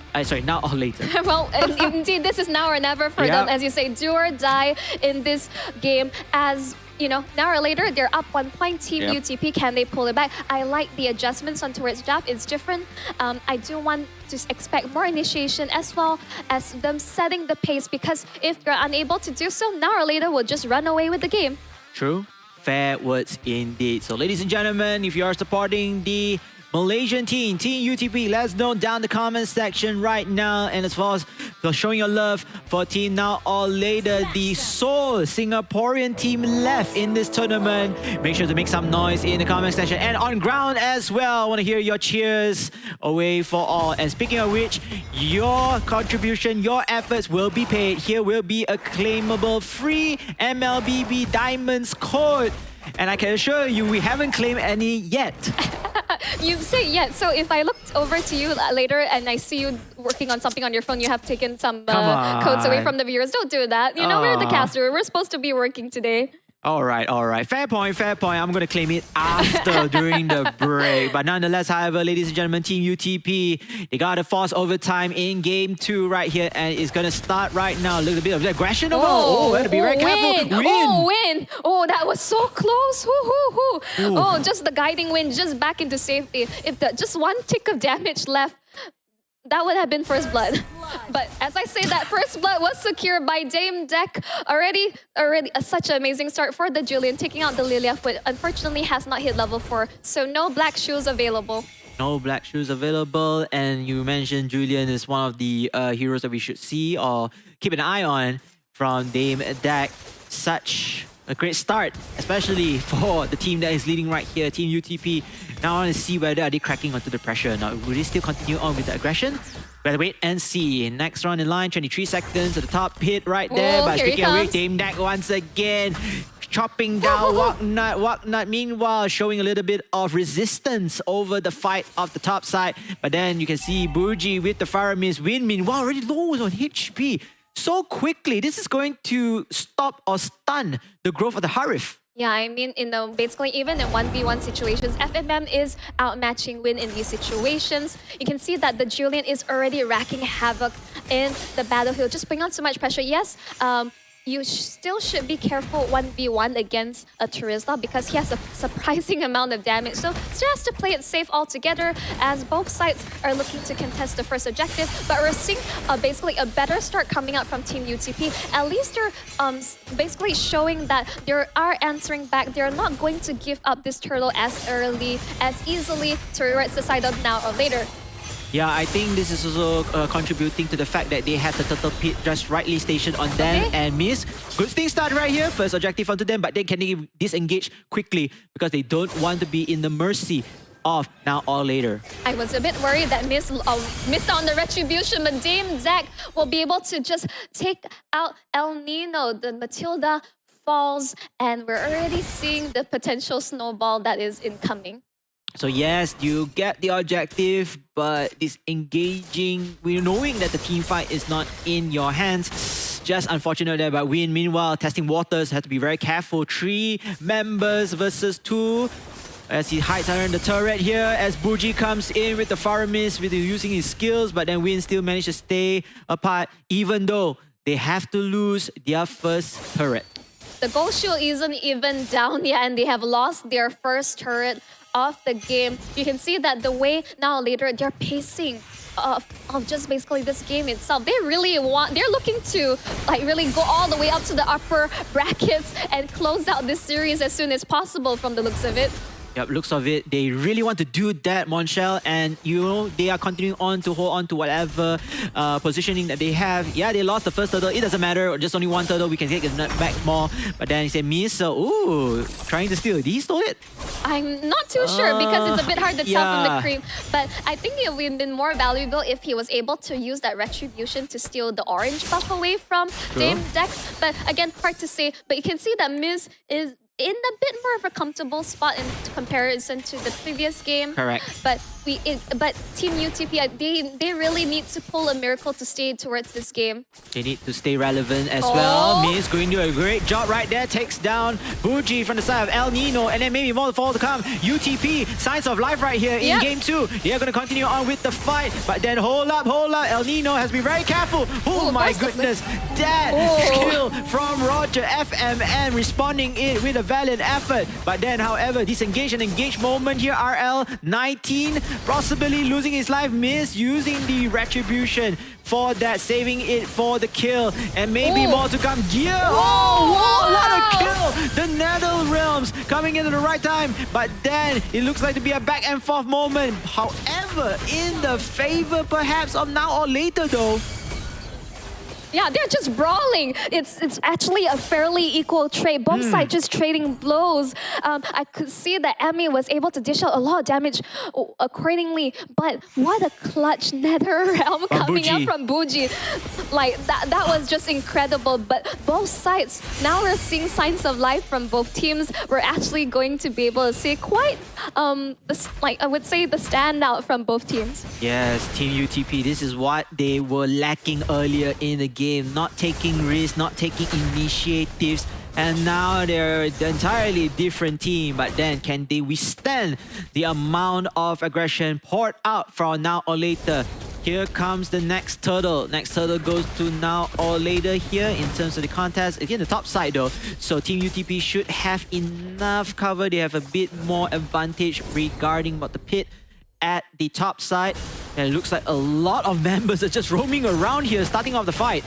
Yeah, they just want to roam around. We can see that the final slash has connect all together. You can see that they're going to pop the penalty zone. Nether Realm has been popped, but Now or Later, they're looking to stop and they don't want to engage further on. Team UTP, they still have their ultimates up, and Now or Later, they may have to consider backing away altogether. But then Zack steals the turtle underneath their nose. You can see that El Nino won't be able to get much off the back. And we pops ultimate, and Now or Later, no engagement on towards them. They'll be able to walk away scot-free with the turtle as well as their lives intact. Yeah, that is a great play coming in from Now or Later. Just get the turtle and get the hell out of there. And Tarisla, Waknat, no, he's gonna get picked off easily. FMM credited for that kill, but great pick off for that lone hero on the top lane. Yeah, there's nowhere to run, unfortunately, for the Trizla. There's only so much he can do in this situation.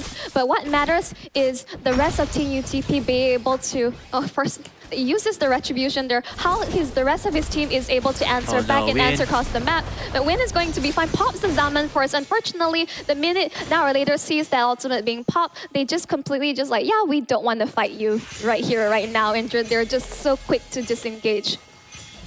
I mean, Team UTP a little bit better compared to the first game, but they are losing objectives in hand, even though the goal lead hasn't been really vast at the moment. Yep. But Now or Later, it seems like still controlling the tempo. You can see that they are running things, the running business on their own here. They are starting fights as always. RL19 with the Ruby though. Haven't started yet anything, but then Waknat, misses a little bit on the penalty zone. Only caught one off guard. And here comes go for Now or Later. However, who is going to win the sustainability battle right here? Heavy spin from Miss in order to disengage and zone out the rest of the remaining members of Now or Later. But Team UTP and Now or Later are having a short truce for now.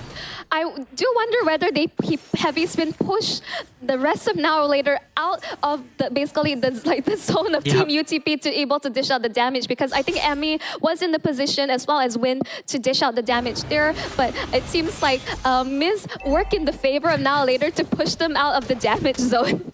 Yeah, because it felt like, without that Akai Heavy Spin, I think Team UTP might have an upper advantage in terms of fights. Yep, exactly here. But El Nino, I would say, definitely more comfortable on this Matilda pickup. Perhaps this is why we're seeing signs of life altogether from the side of UTP.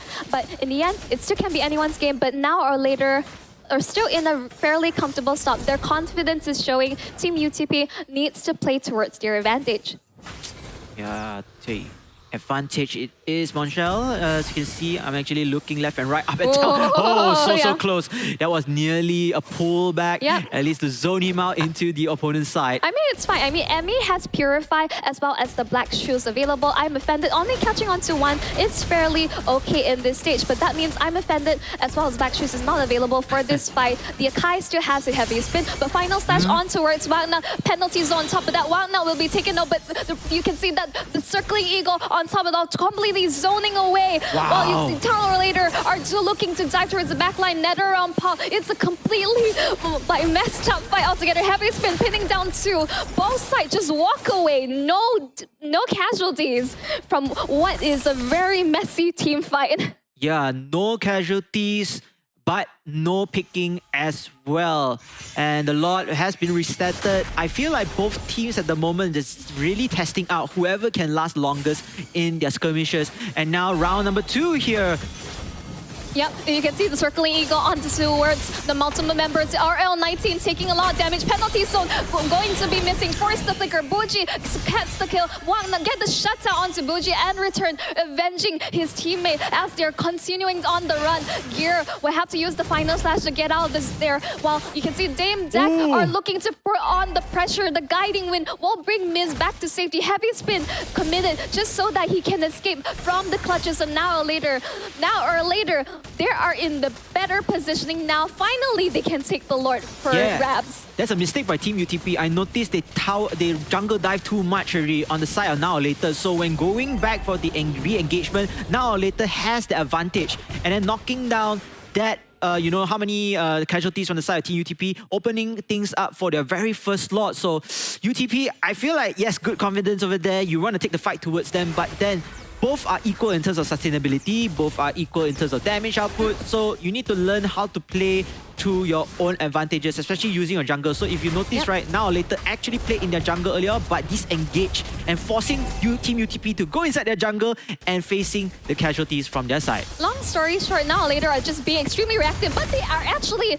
be able to secure a gang onto its Dame Deck, which unfortunately he is an assassin. He's still very vulnerable altogether. They're able to get the pick off, but the rest of Now or Later are just forcing the issues. Final slash onto Red Wagner, but that is just the Turzla. He's fairly tanky and he will be fine in this situation. But while they're fighting in mid, the Lord is looking to crash on top side. They need to answer for it, otherwise they're going to lose a fair amount of structures. Yeah, I think Team UTP do have the ability to kind of stop this lot, even though their second tier turret is going to take a huge hit. Perhaps just going to knock count down already. Yep. But again, they do have the defensive end and they need to be more reactive, like you just said. You know, Now or Later was more reactive, but was more prepared as well to take the fight whenever the time is right.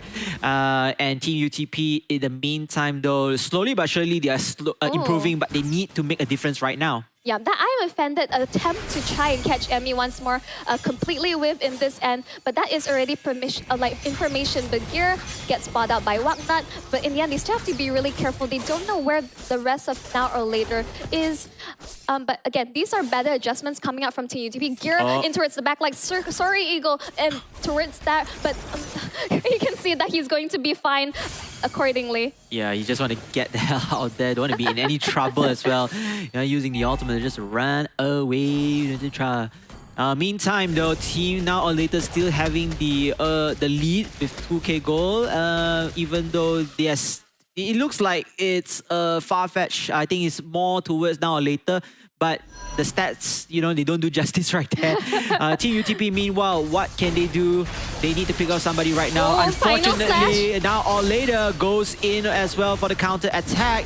It seems like Team UTP, Wagner getting stunned right there, and it's still a stalemate at this point of time. Yeah, I mean, the in and out, with the guiding wind, just able to pull Wagner back into safety. Again, Team UTP, they have to layer their ultimates. This is what they need to do towards these team fights. They have the damage. As you say, this is a stalemate for both teams.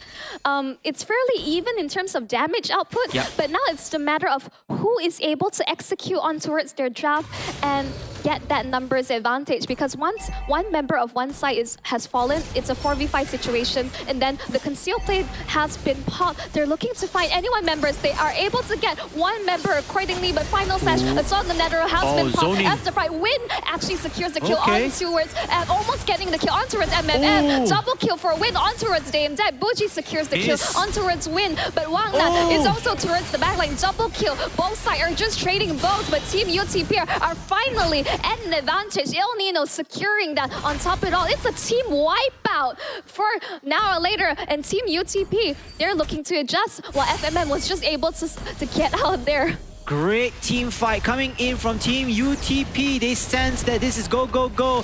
They can take down many turrets as possible, and then later going on with the Evolve Lord, aka the Luminous Lord. But then that was such a great team fight. They responded in really well. Big shout out to Miss. That heavy spin just zoned out all of the members of Now or Later in order to make their team fights even harder, and that paid fruits of dividends. I mean, that's exactly what they needed to do. That was like the best team coordination we have seen yet in terms of the team fights.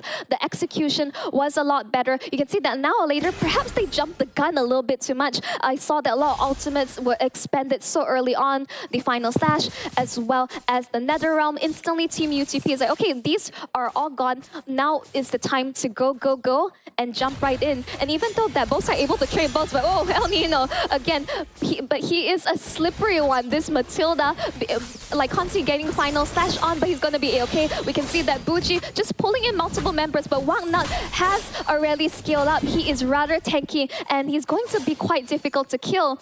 And you can see that El Nino, comparison to the previous game with this Matilda, is enabling the rest of his team to just go in and out and dish out damage and not get punished accordingly. This is what they need. Yeah, this is what the draft they went through, and it has paid really well for them. Honestly speaking, you know, I did not expect Team UTP to just change 180 based on the draft here, and they are much more comfortable playing this time. And speaking of which, team fights here, a little bit of poking, a little bit of harassment, testing waters left and right, but it's the Lord that is in the point of contest.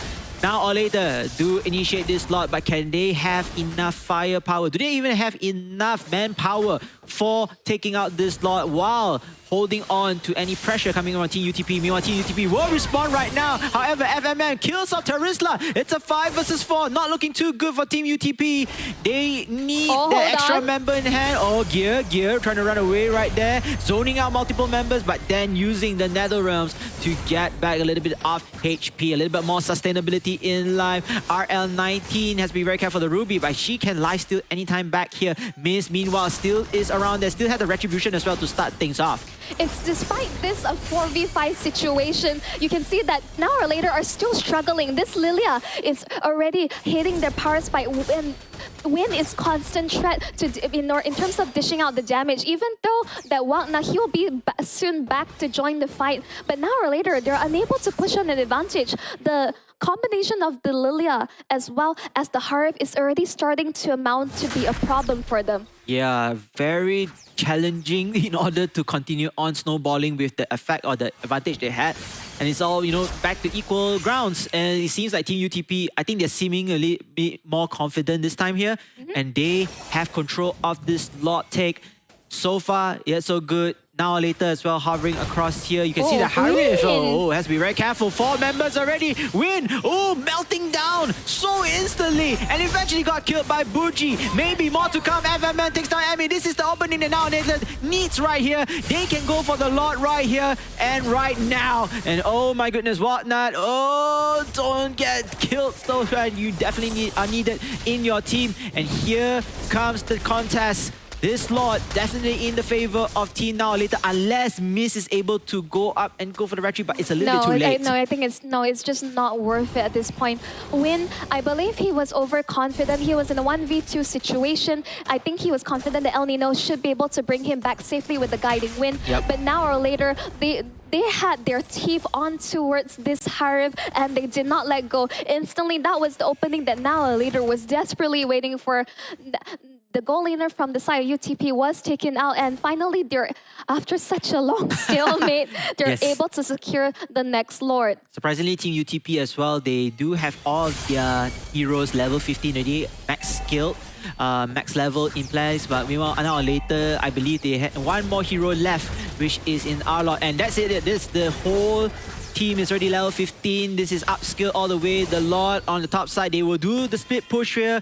Winter Crown onto the hands of this Harif, so not easy to get him that quickly. And here comes the team fight, perhaps the skirmish. This is going to be a battle of attrition between these two teams. However, the Lord makes it unfair for Team UTP. Now or Later, going in slowly, surely, waiting for the Lord, kiting the Lord as well from Team UTP's side, and eventually takes down this Lord. But the damage has been done. One inhibitor turret turret who has been lost. Indeed, irreversible damage out of a single mistake coming out from Team UTP.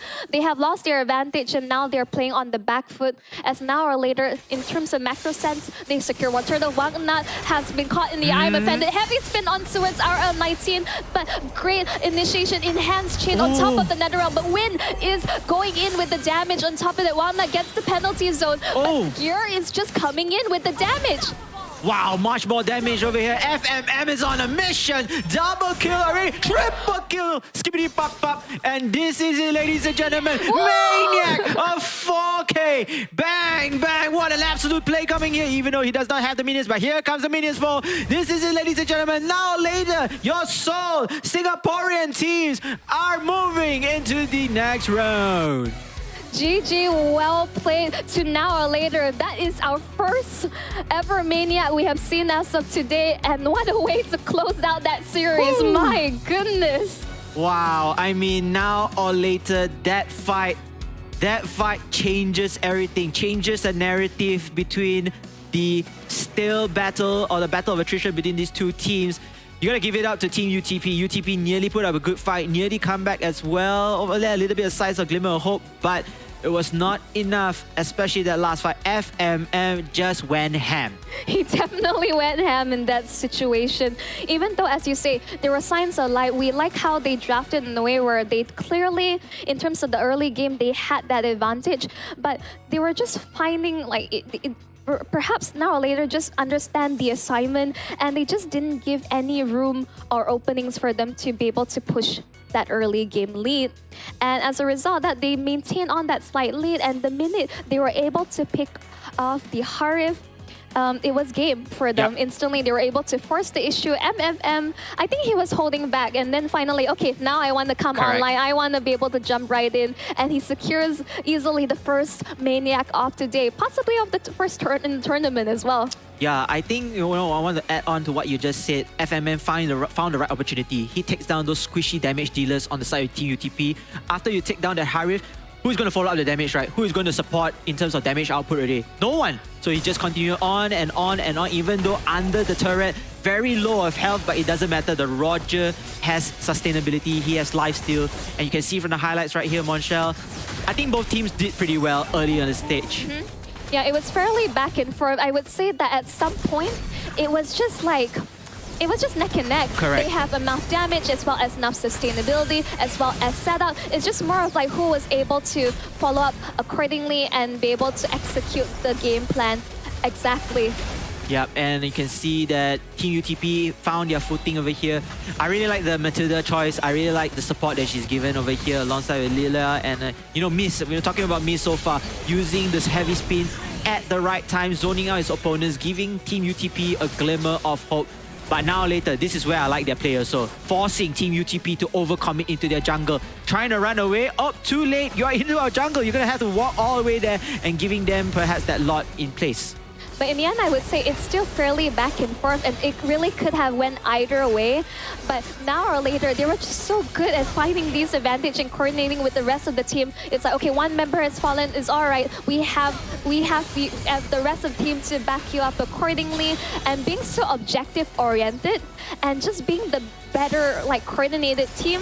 This is why now or later they have shown us why they deserve to crawl out from the back. As you can see that altogether the layering of their ultimates and their skills, the team fight was just beautifully executed from their side. And Team UTP, I think they realized this, it was already too late, and FMM was just able to just rack absolute havoc on towards the side of UTP, securing that first Maniac of today. Yeah, and I kind of like how FMM, if you notice, right, he's playing behind his teammates. He's giving his teammates to soak up the damage, soak up the skills as well. Again, worthy MVP right there, coming at the right time, dealing the damage and putting the nail onto the coffin. 8 kills, 0 deaths, 7 assists with an 83% team fight participation. Yeah, I mean, he's already maxed out Bill at this point of the game. I wouldn't say that this was a much longer game compared to the first 18 minutes plus, and it could go either way. But at this point, FMM has been left untouched, has reached his power spike altogether. You can see that this player altogether has been well versed in all the various pickups. At this point, I'm more curious of what is left for him to play. I feel like, this is a great confidence booster.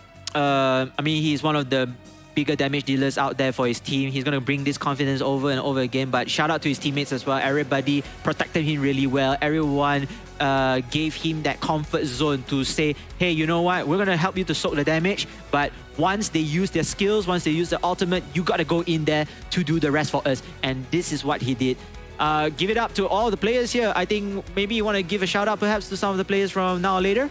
I mean, like at this point, I really have to give it to Gear. Like, he may be a bit of the a hidden figure because regardless of whether he pick up the Helcurt or the Arlet, he has not missed. Yes, he got the final slash onto Emmy in being able to force out the black shoes because he needs to ensure to keep his distance away from the Liliel because she was causing a lot of disruption towards their game plan altogether, and we can see that come to fruition. But in the end, we can see that Now or Later will be moving on, and what a journey they had, like crawling their way out of the lower brackets. Yes, there's a very, very difficult journey for them. But ladies and gentlemen, thank you so much for all your support. And in return, you're rewarded with free MLBB Diamonds. Make sure to claim it right now. And big, huge shout out and thank you to Samsung again, powered by the Galaxy S24 Ultra for the entirety of the tournament. And victory can be yours just like Now or Later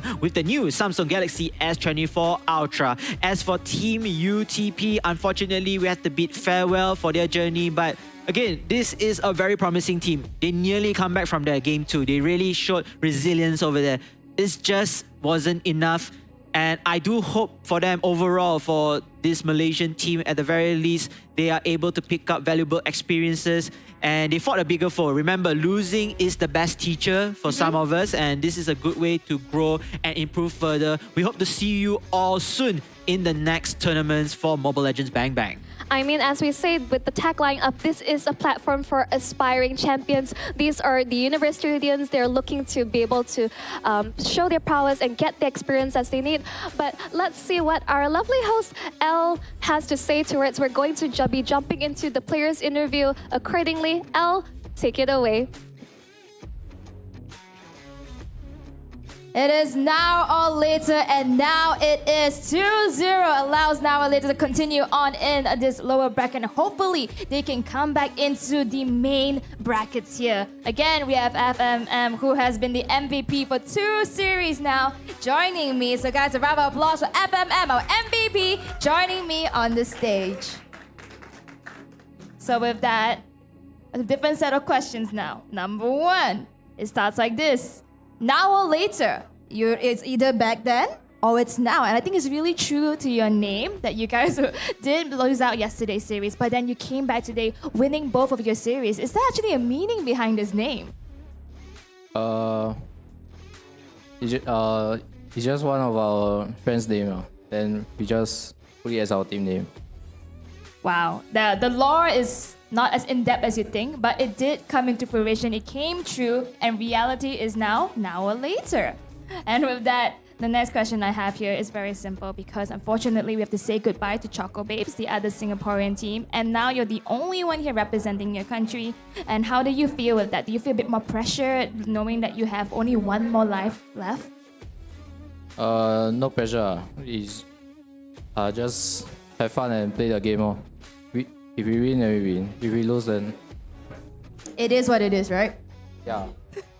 There you have it. He's nodding. And I guess one more thing. How do you feel about the next matchup? Because the next series is going to determine your next opponent. Next series, either Miracle Gaming or Binus Fincher. Yeah. I hope I can fight against Miracle Gaming again, so that we can get our revenge. Yeah.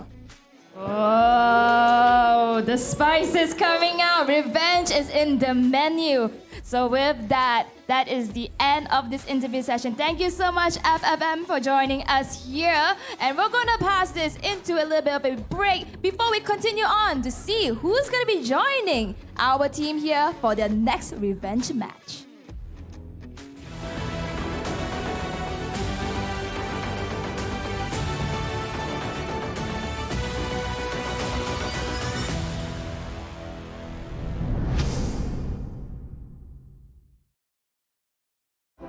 So what is the next big thing? Well, Galaxy believes the next big thing is you. Me? Yes! Because of the power of Galaxy AI, you'll open up so many possibilities. The next big thing is you.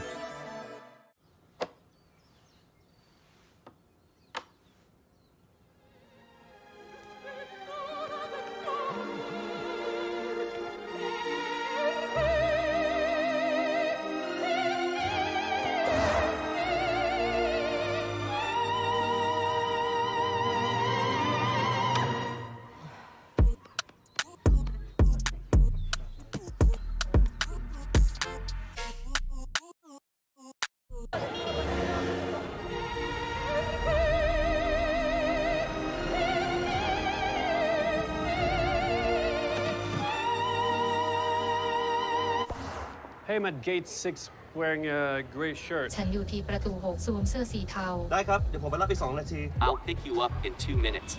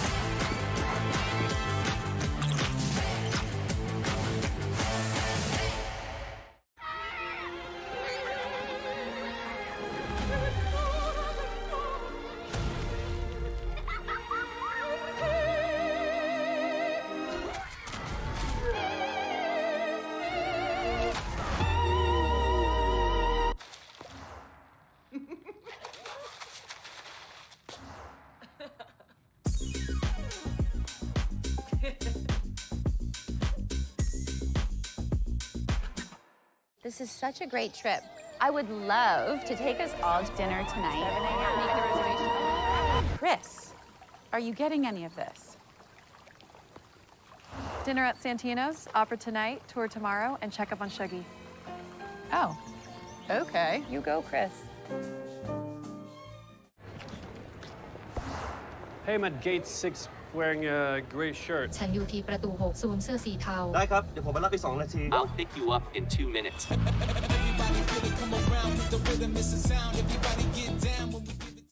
Everyone's searching for the next big thing in technology. But the next big thing isn't this. Integration, encryption, quantum. And it's definitely not this. That's why I'm a trailblazer, a groundbreaker, a pioneer, and most of all, a disruptor. No. Galaxy believes the next big thing is you. Me? Really? Yes, look at you. You're an artist. You're open to experiment. You make your actors go shh. And then you have other ideas and make them, yeah, do that. It's never easy. But you open your heart. Hi, I'm live. I have a play this weekend. Hi, do you like theatre? No, I didn't see. Sorry. You open conversations. You do this, you do that. You To go... be or not to be? You know that big thing I was talking about? Well, with Galaxy AI, you'll open even more possibilities. You'll open your imagination, open more ways to be, you know, creative, and open more ways to collaborate.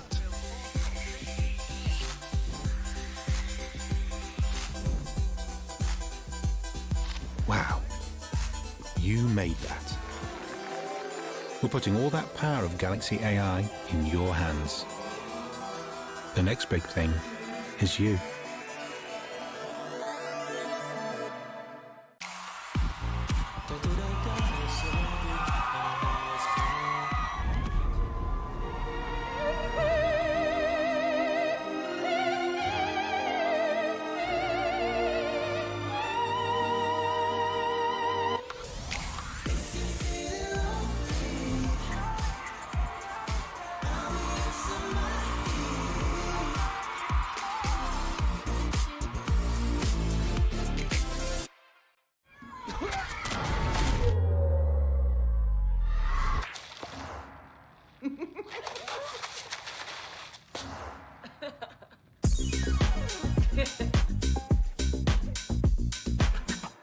Dinner tonight. Make the reservation and get back to me about it. Chris, are you getting any of this? Dinner at Santino's, opera tonight, tour tomorrow, and check up on Shuggy. Oh, you go, Chris.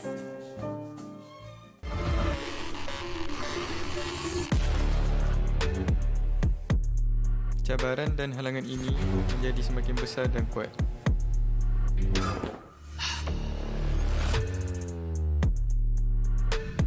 This is the world where the best will prevail.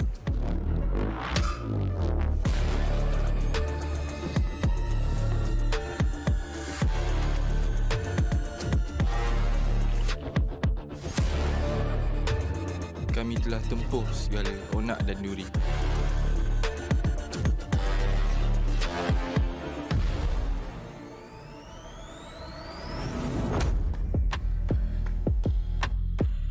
Apa yang harus kita lakukan? Maju terus ke depan. Kepada yang menonton, ingat kami.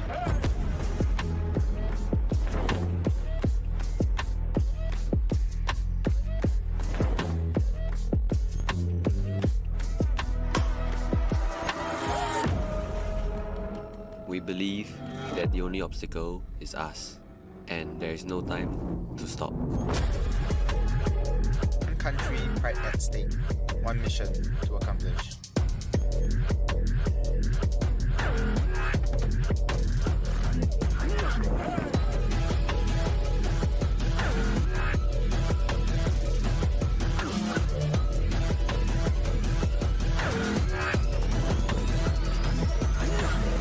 And when all this challenge finish, you will remember me.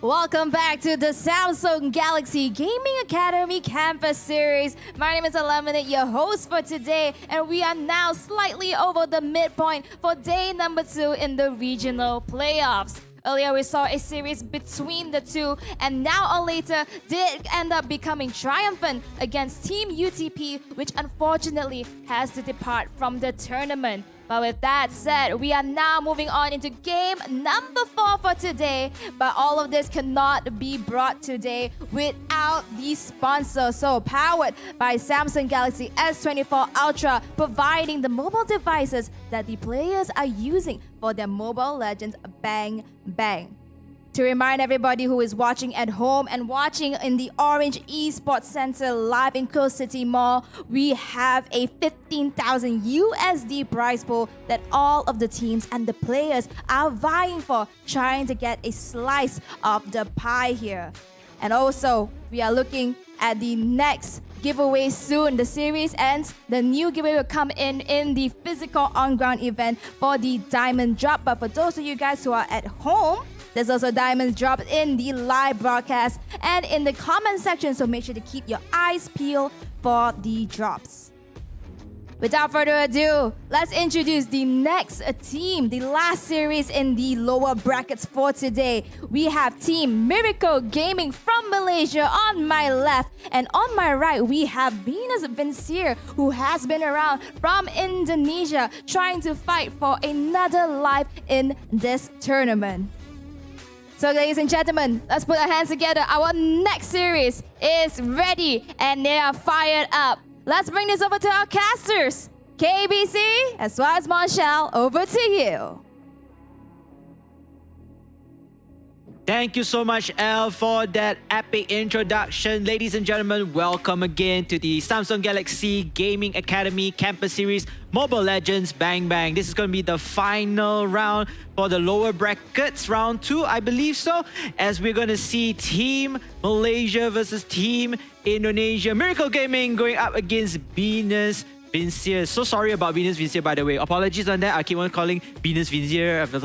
So I just got all the way so blur. But anyhow, ladies and gentlemen, this is KBC alongside me, my partner in crime, none other than Monshal. Welcome, welcome. And as much as you're butchering your name, this is a match that I'm absolutely looking forward to. We have to say a couple things. Miracle Gaming has been on the lips of the respective players in various teams because this is a team to beat considering the amount of A-level experience this team has have, whether it's in the MAL. But before we proceed anything further, Diamonds is a girl's best friend, but so as all you MLBB fans out there, claim another free code down below while stocks last. Definitely true words being said right there, Monshal. And of course, for those of you out there, continue to like our stream, continue to share the stream as well to your family and friends. And most importantly, leave down the comment section, support your favorite players, support your favorite teams, as this is going to be one of the more intense games that is out here. Before that, let us take you through Day 2's outcomes in the playoffs bracket.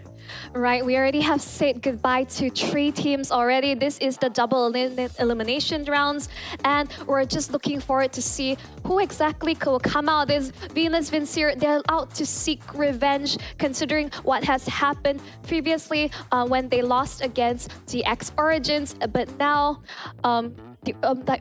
who stands in their way, the obstacle will be Miracle Gaming, and whoever wins this game will go up against now or later who had quite the lower bracket run altogether. But without further ado, let's introduce the players from the side of Miracle Gaming. On Miracle Gaming, we have Damsky, Lord Z-Brand, Super Susu, Hashiteru, and Div. I think this team has a lot of potential, just unfortunate that they lost to a stronger team of the previous round yesterday, and now they're looking very confident right now, very, very serious as well to take on the challenge against this Indonesian team. Venus Vincere already played their very first game already. Now they are on the roll. They are looking forward to also qualify or to go through the next round of the lower brackets. We have Duan Francis, Startizi, Ikan Francis, Jovi, Lepsy, MV Lepsy, and Fatal Lepsy. Monchel, did I do that right? I think close enough in this case, where we're welcoming our Indonesian representatives, Venus Vincere. As you say, they're up to seek revenge. Accordingly, they have unfortunately dropped the game previously, but now they're fighting for their tournament lives in the lower brackets. Yes, and you can see the players here also, not many smiles, but you know, it's kind of obvious they want to be at their prime position. They want to be their prime condition in general. They want to be staying focused for this tournament. So another Malaysian and Indonesian team attack. Venus Vincere already gone through one already, and yeah, it looks like they are looking forward to take down another Malaysian team in hand. And we are definitely going to see how this match will fare up here. Game 1 first, ladies and gentlemen. The drafts are live. Right, I mean, we're going to see, I would say, standard bans off across. Angela not getting to see the day in light because she's going to be banned out consistently throughout. And take note, there are 3 bans altogether, which makes things really interesting because, like, as you say, KBC, pick your poison, what you're allowing to let through or what you're contesting altogether to get picked up altogether. Well, Chip as well as Arlette will also be consistently banned out. And we have seen what teams have done throughout the tournament, even during the country finals, on what they were able to do with the chip. So understandable why this is such a contested ban or pick altogether. I love how they ban out the Hellcat as well, so giving more opportunities for team Venus Vincere to take, but then they'll take Roger this time. Valentina is out. You have Yu Zhong, you have, you know, multiple heroes also available for this taking.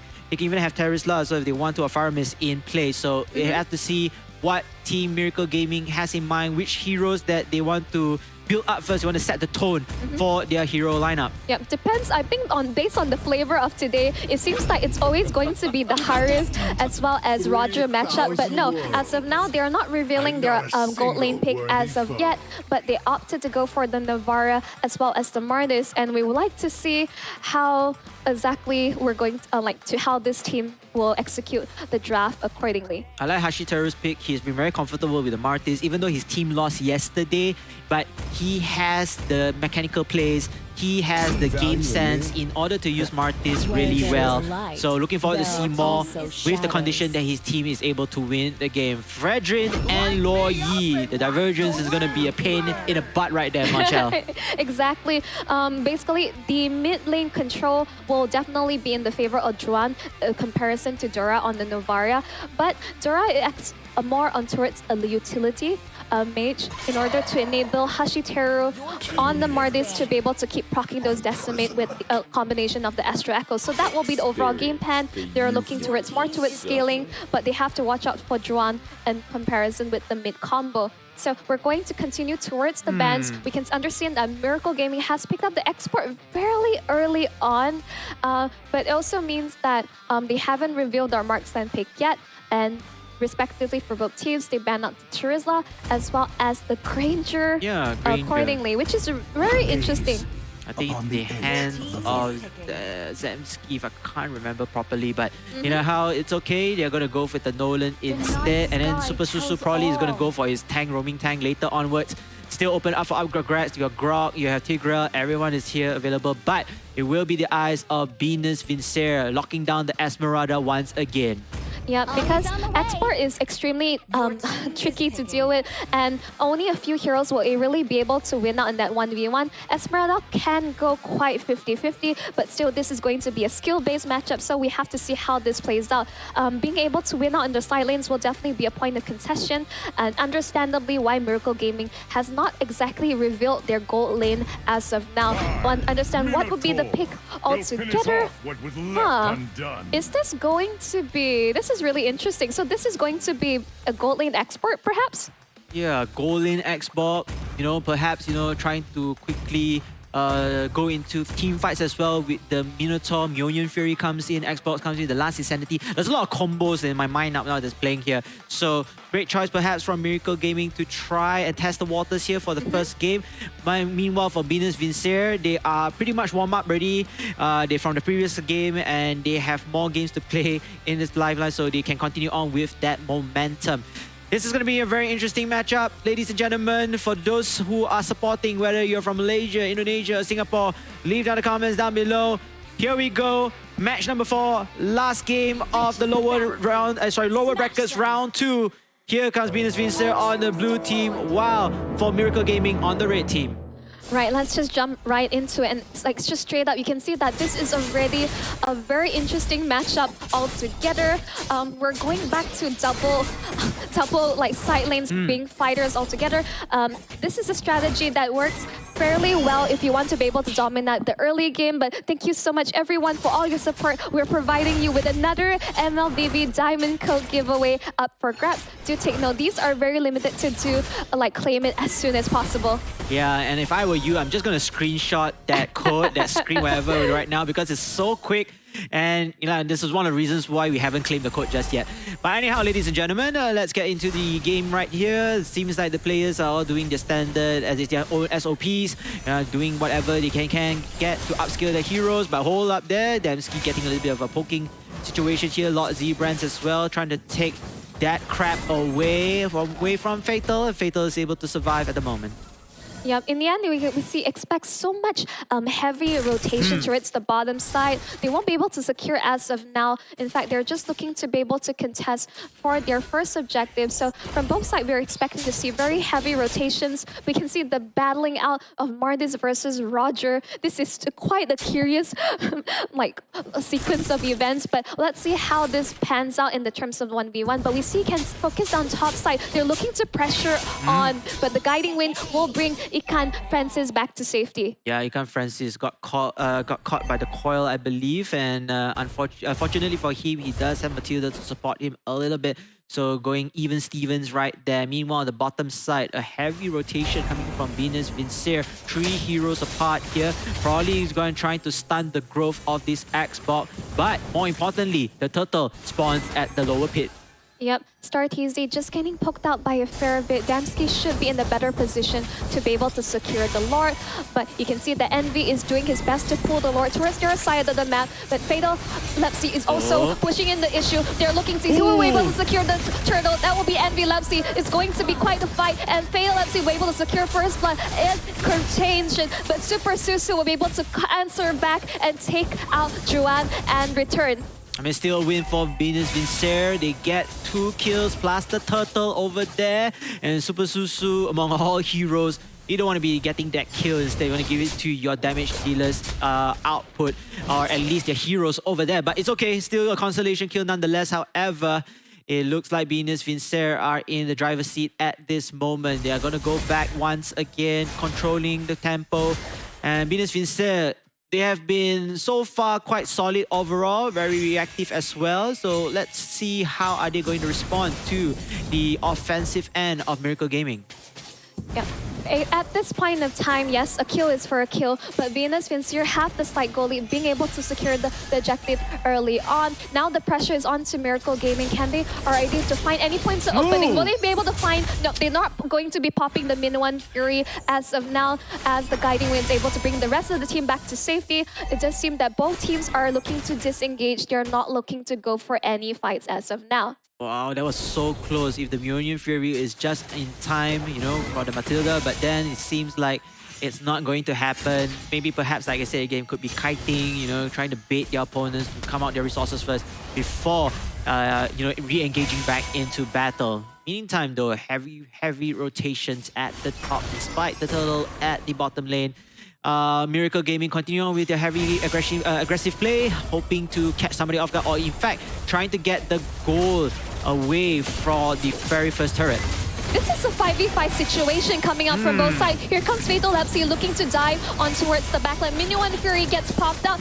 Astral Echo as well, but to no avail whatsoever. Ikan Francis will be diving into the backline. Fatal Lepsy will also be able to secure 1 kill on the top. It's going to be a double kill. Oh, maybe more. StarTZ looking to dive even further. Dora just being able to just move out of the premises of the map just to try and get out to safety. Oh no, wait a minute, hold on. Juan Francis right there, that Loyi, giving a little bit more pressure onto Dora. Dora has to be very careful of her positioning, but Incan Francis is able to take down that first tier turret over here, giving him more gold in his back.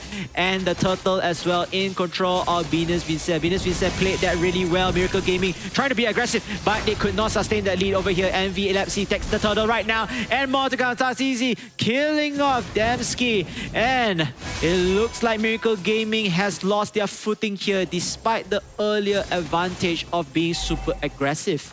Yeah, they're definitely playing on the back foot. It seems that Venus, Vincier, SM now have the right answers. The additional mobility from Starteezy on the Matilda, as well as the being able to be anywhere across the map with the Loyi pickup. This is going to be putting utmost pressure onto Miracle Gaming based on their heavy rotations. You can see that they're forced to be so reactive. They have to understanding where they're across the map and have to prevent ganks. And right now, they just have to minimize the amount of damage they receive.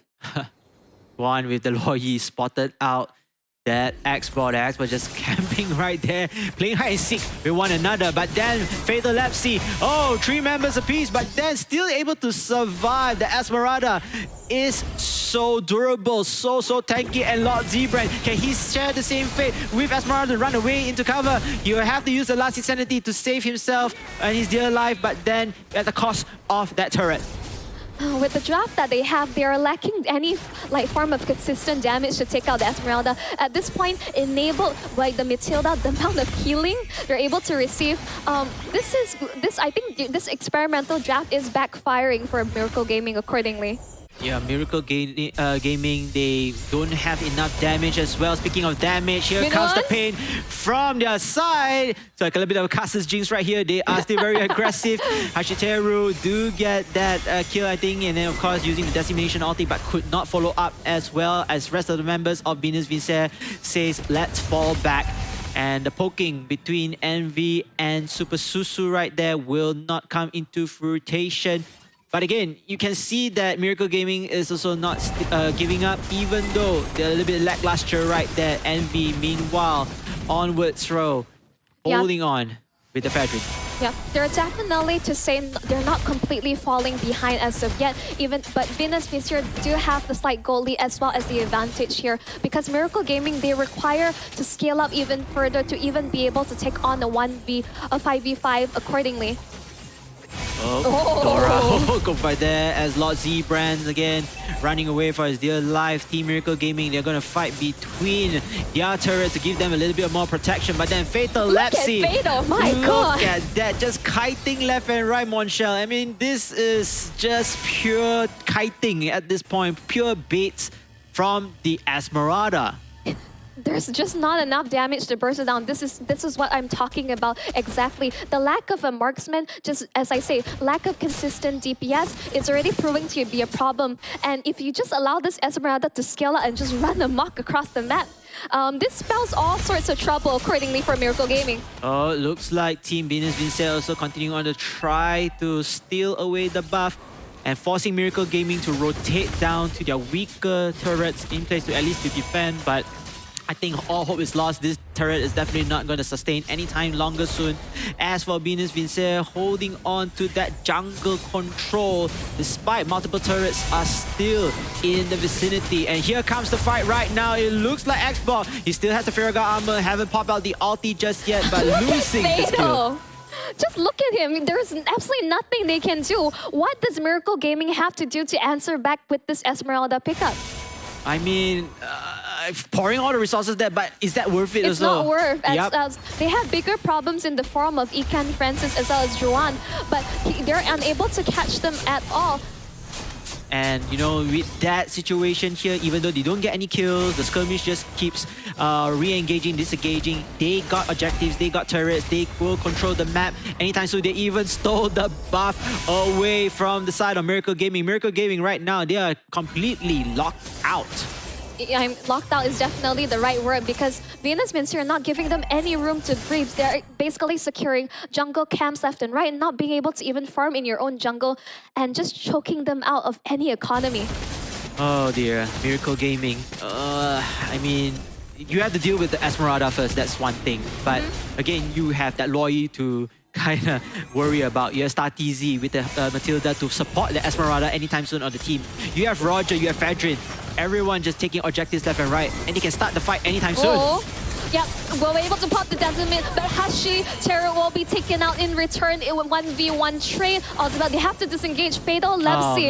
It's just in the backline. There's no point of contention. He's just able to go in and out, as you say, kite around the members. Look at him. There's just not enough anti-healing forms of damage to stop this Esmeralda in his tracks. Yeah, and he is still continuing to kite right here with the shields alongside with Fedrin.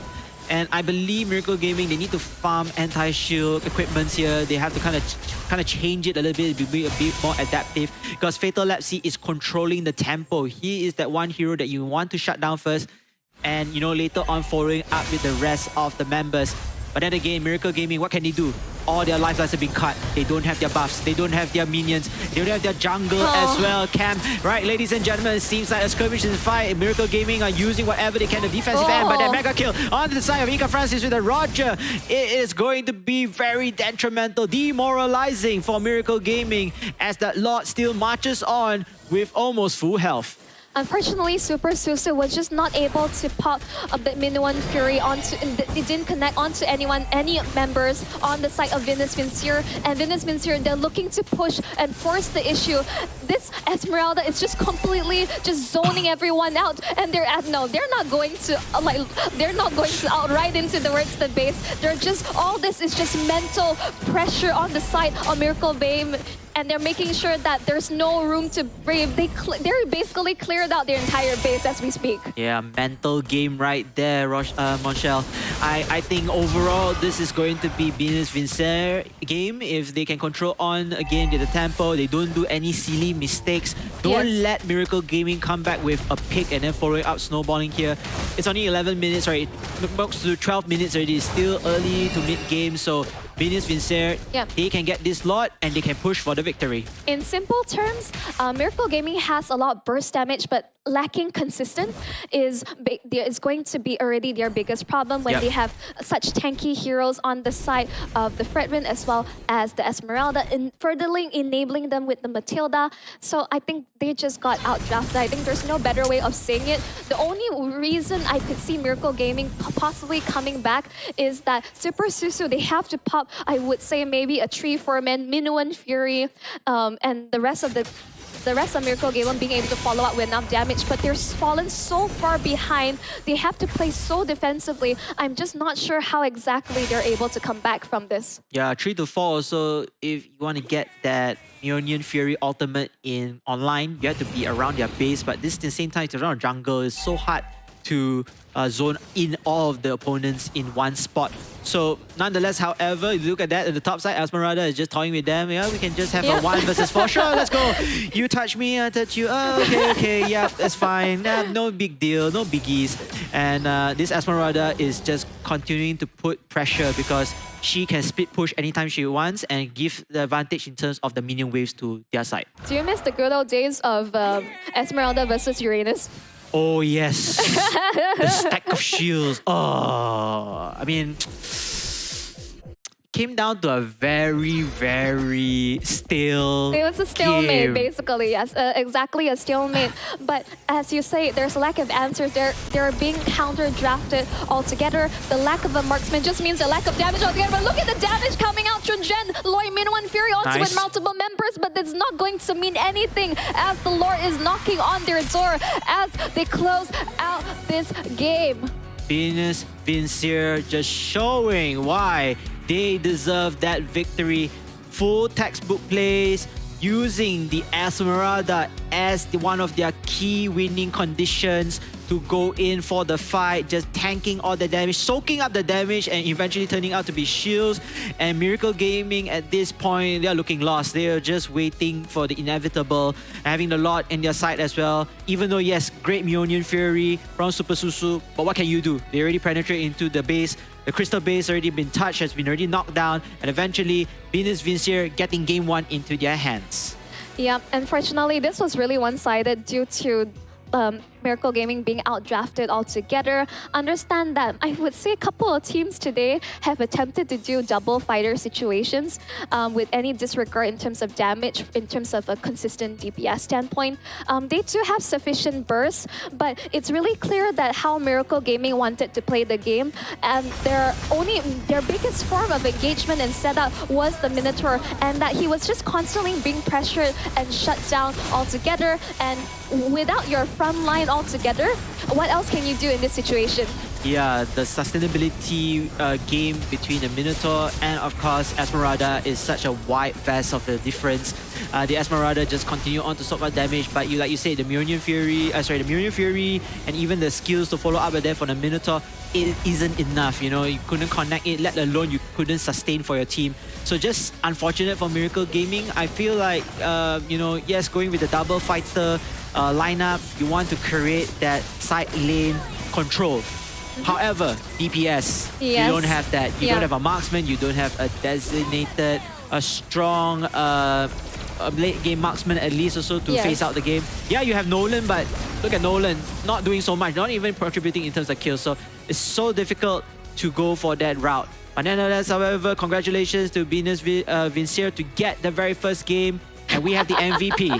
Oh my goodness, Fatal Lepsy on the Esmeralda, 206 KDA with 100% team fight participation. I think that's the highest by far. I mean, you can't get any higher than that. I mean, do you expect 120%? I mean, that would what your boss expects from you at work, but 100% would be the max all. This Esmeralda was just an absolute nuisance, untouchable in this state of the game, and he's well aware of what he did. This was an extremely, I would say, dirty play altogether. He was able to go in and out of situations and just without a single scratch. Yeah, I mean, you know, even if I do 120%, my boss won't even give me the MVP right there. Might not even guarantee that. But nonetheless, however, Fatal Lepsy, you are our MVP representing Venus University. Of course, Venus Vincere in this case or scenario, MV Lepsy, Duan Francis, Startizia, and Ika Francis as well, sharing the reaps of rewards for the entirety of the team. Meanwhile, for Team Miracle Gaming, it was just unfortunate that they could not sustain or could dish out damage to take down the Esmeralda. Esmeralda also went deathless as well, 0 deaths. Yeah, as you mentioned, again, untouched. They lack consistent DPS. They just got outdrafted altogether. I think this is just a case of risk management. Understand they put all their eggs into the basket of, okay, the idea was that, okay, we're going through with double fighters and being able to like close out the game as soon as possible. But unfortunately, I think they definitely read the strategy and they're like, why not Esmeralda? I mean, this is just a great patch for her, and they basically counter-engage what they want to do. They just absolutely out-sustain and out-damage them in all things considered. Yeah, out-sustain, out-damage, super productive and super impactful right there from the Esmeralda and the rest of the team. Especially coming into the minds of Miracle Gaming. This is the very first game that they played also for today. So a little bit rusty, maybe just a wake-up call, because if they don't, they're out of the tournament. Speaking of which, out of tournament, ladies and gentlemen, we are not out of diamonds just yet. We definitely are not out altogether. We are just giving away code after code after code. That's why we keep saying, like, to continue to stay tuned to the stream. If you have free time, head down over to Quill City more and claim more free diamond drops. Yep, and of course, you can come down here on ground as well to support the teams live in front of the arena, the stage, and you can even feel the atmosphere as well. And if you couldn't make it today, it's okay. We are day 3, because day 3 is the grand finals. But before that, of course, we still got another game and we need to see who are the 2 grand finalist winners later onwards. I think I'm very interested to see how Venus Vincere continue on with that momentum. At the same time as well, for Miracle Gaming, I want them to force a game 3. Come on, let's get a game 3 this round. I think they're very close. They're very close, but the drafting, like you mentioned, it needs to be counter. You need to counter pick in order to give yourself an advantage. Yeah, understand that they're just going for really experimental drops. Hopefully after, like you know, back to the drawing board, right? KBC, they need to consider what they need to do moving forward. Correct. Understand that Venus Vincere, they have been really smart in terms of their drafting. They already read the situation, understood that, okay, this is how they want to play it. This is their only point of engagement. Let's just derail their plans altogether and just throw a wrench into it. Yeah, I feel like they already set the tone with the drafting as well. They know that, okay, this is what Team Miracle Gaming wants to play. So let's take these heroes and there. And you have to answer at the second half of the draft. It was already a bit too one-sided for the side of Team Venus Vincere. In fact, in mechanical plays as well, they also dominated that round, of course. Now, however, Arlott, Hellcat, Chip, Angela, all being banned. First pick, Roger, no questions asked. Novaria and Fedrin make their appearance once again in this game. I do feel that teams are just worried of possibly the Angela Link combo all those years back that may come back into fruition with the recent patch. And that's why Angela, as I say, not seeing the light of day ever in this entire tournament, even though we have 3 bans on both sides.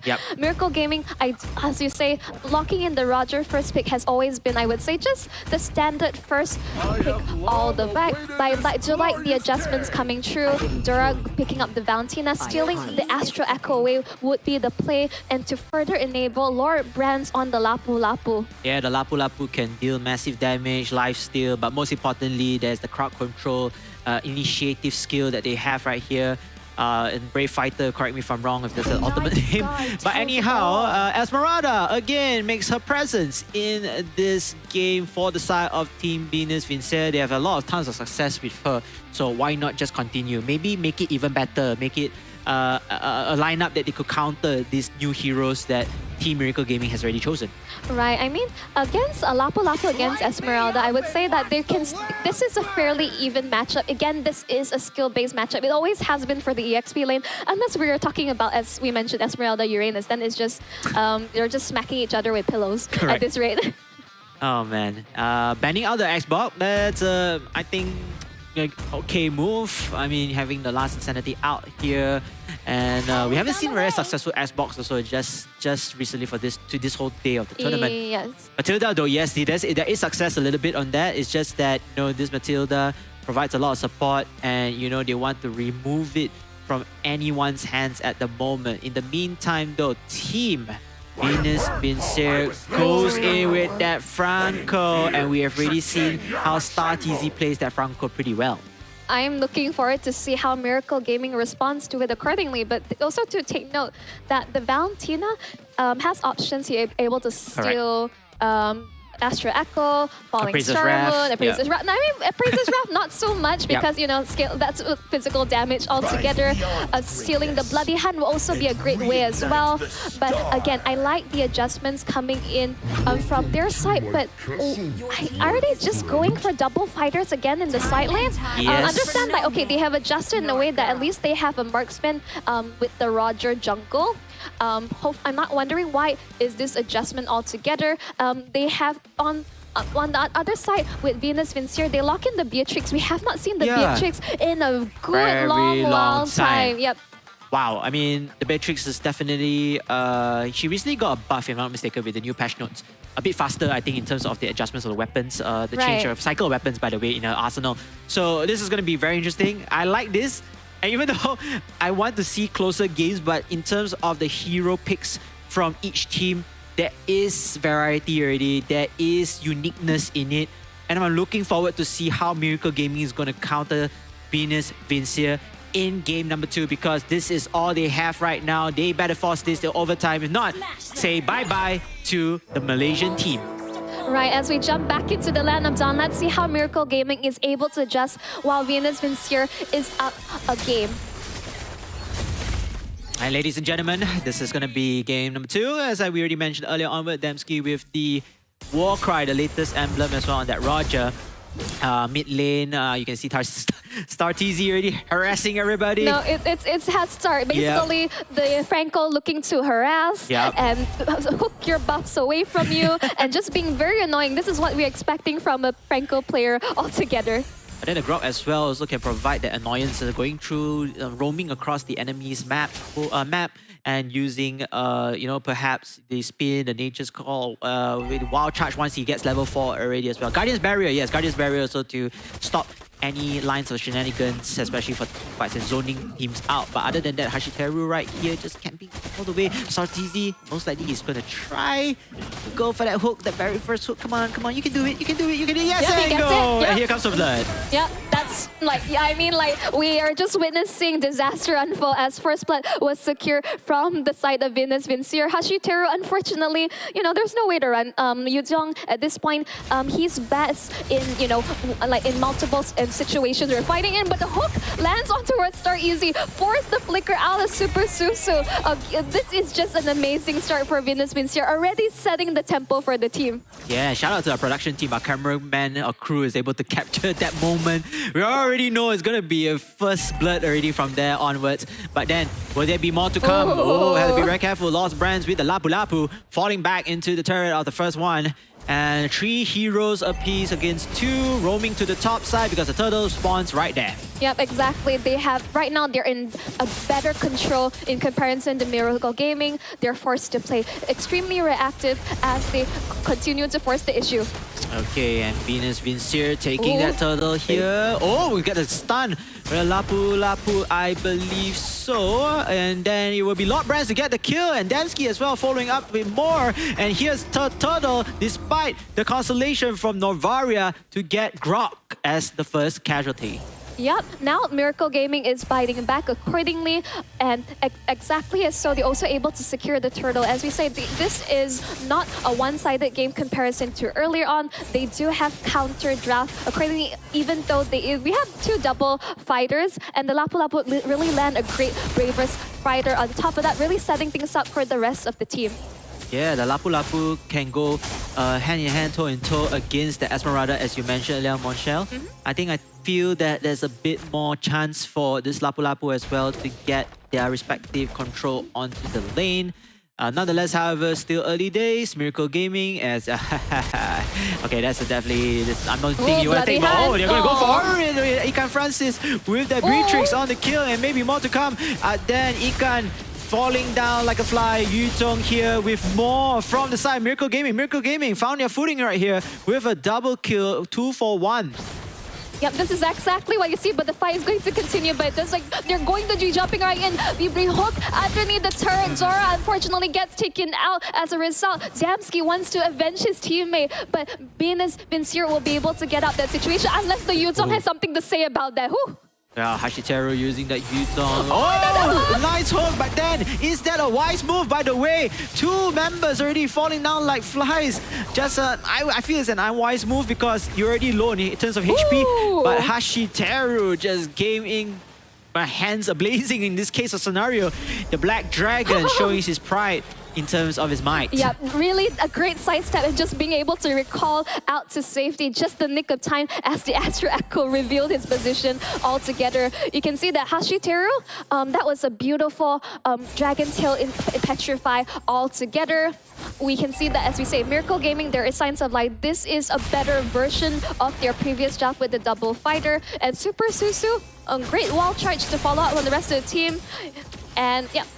Okay, hook just barely missing by a mile. Yep, by an inch of a hair. But then you can see that Miracle Gaming, they responded really well. I like this aggression. I like this response here.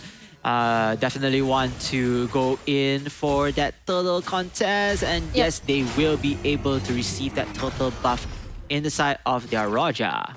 Yeah, at this point, they have successfully dragged out the goal lead by 1k, even though it's not very significant, but they're definitely answering back.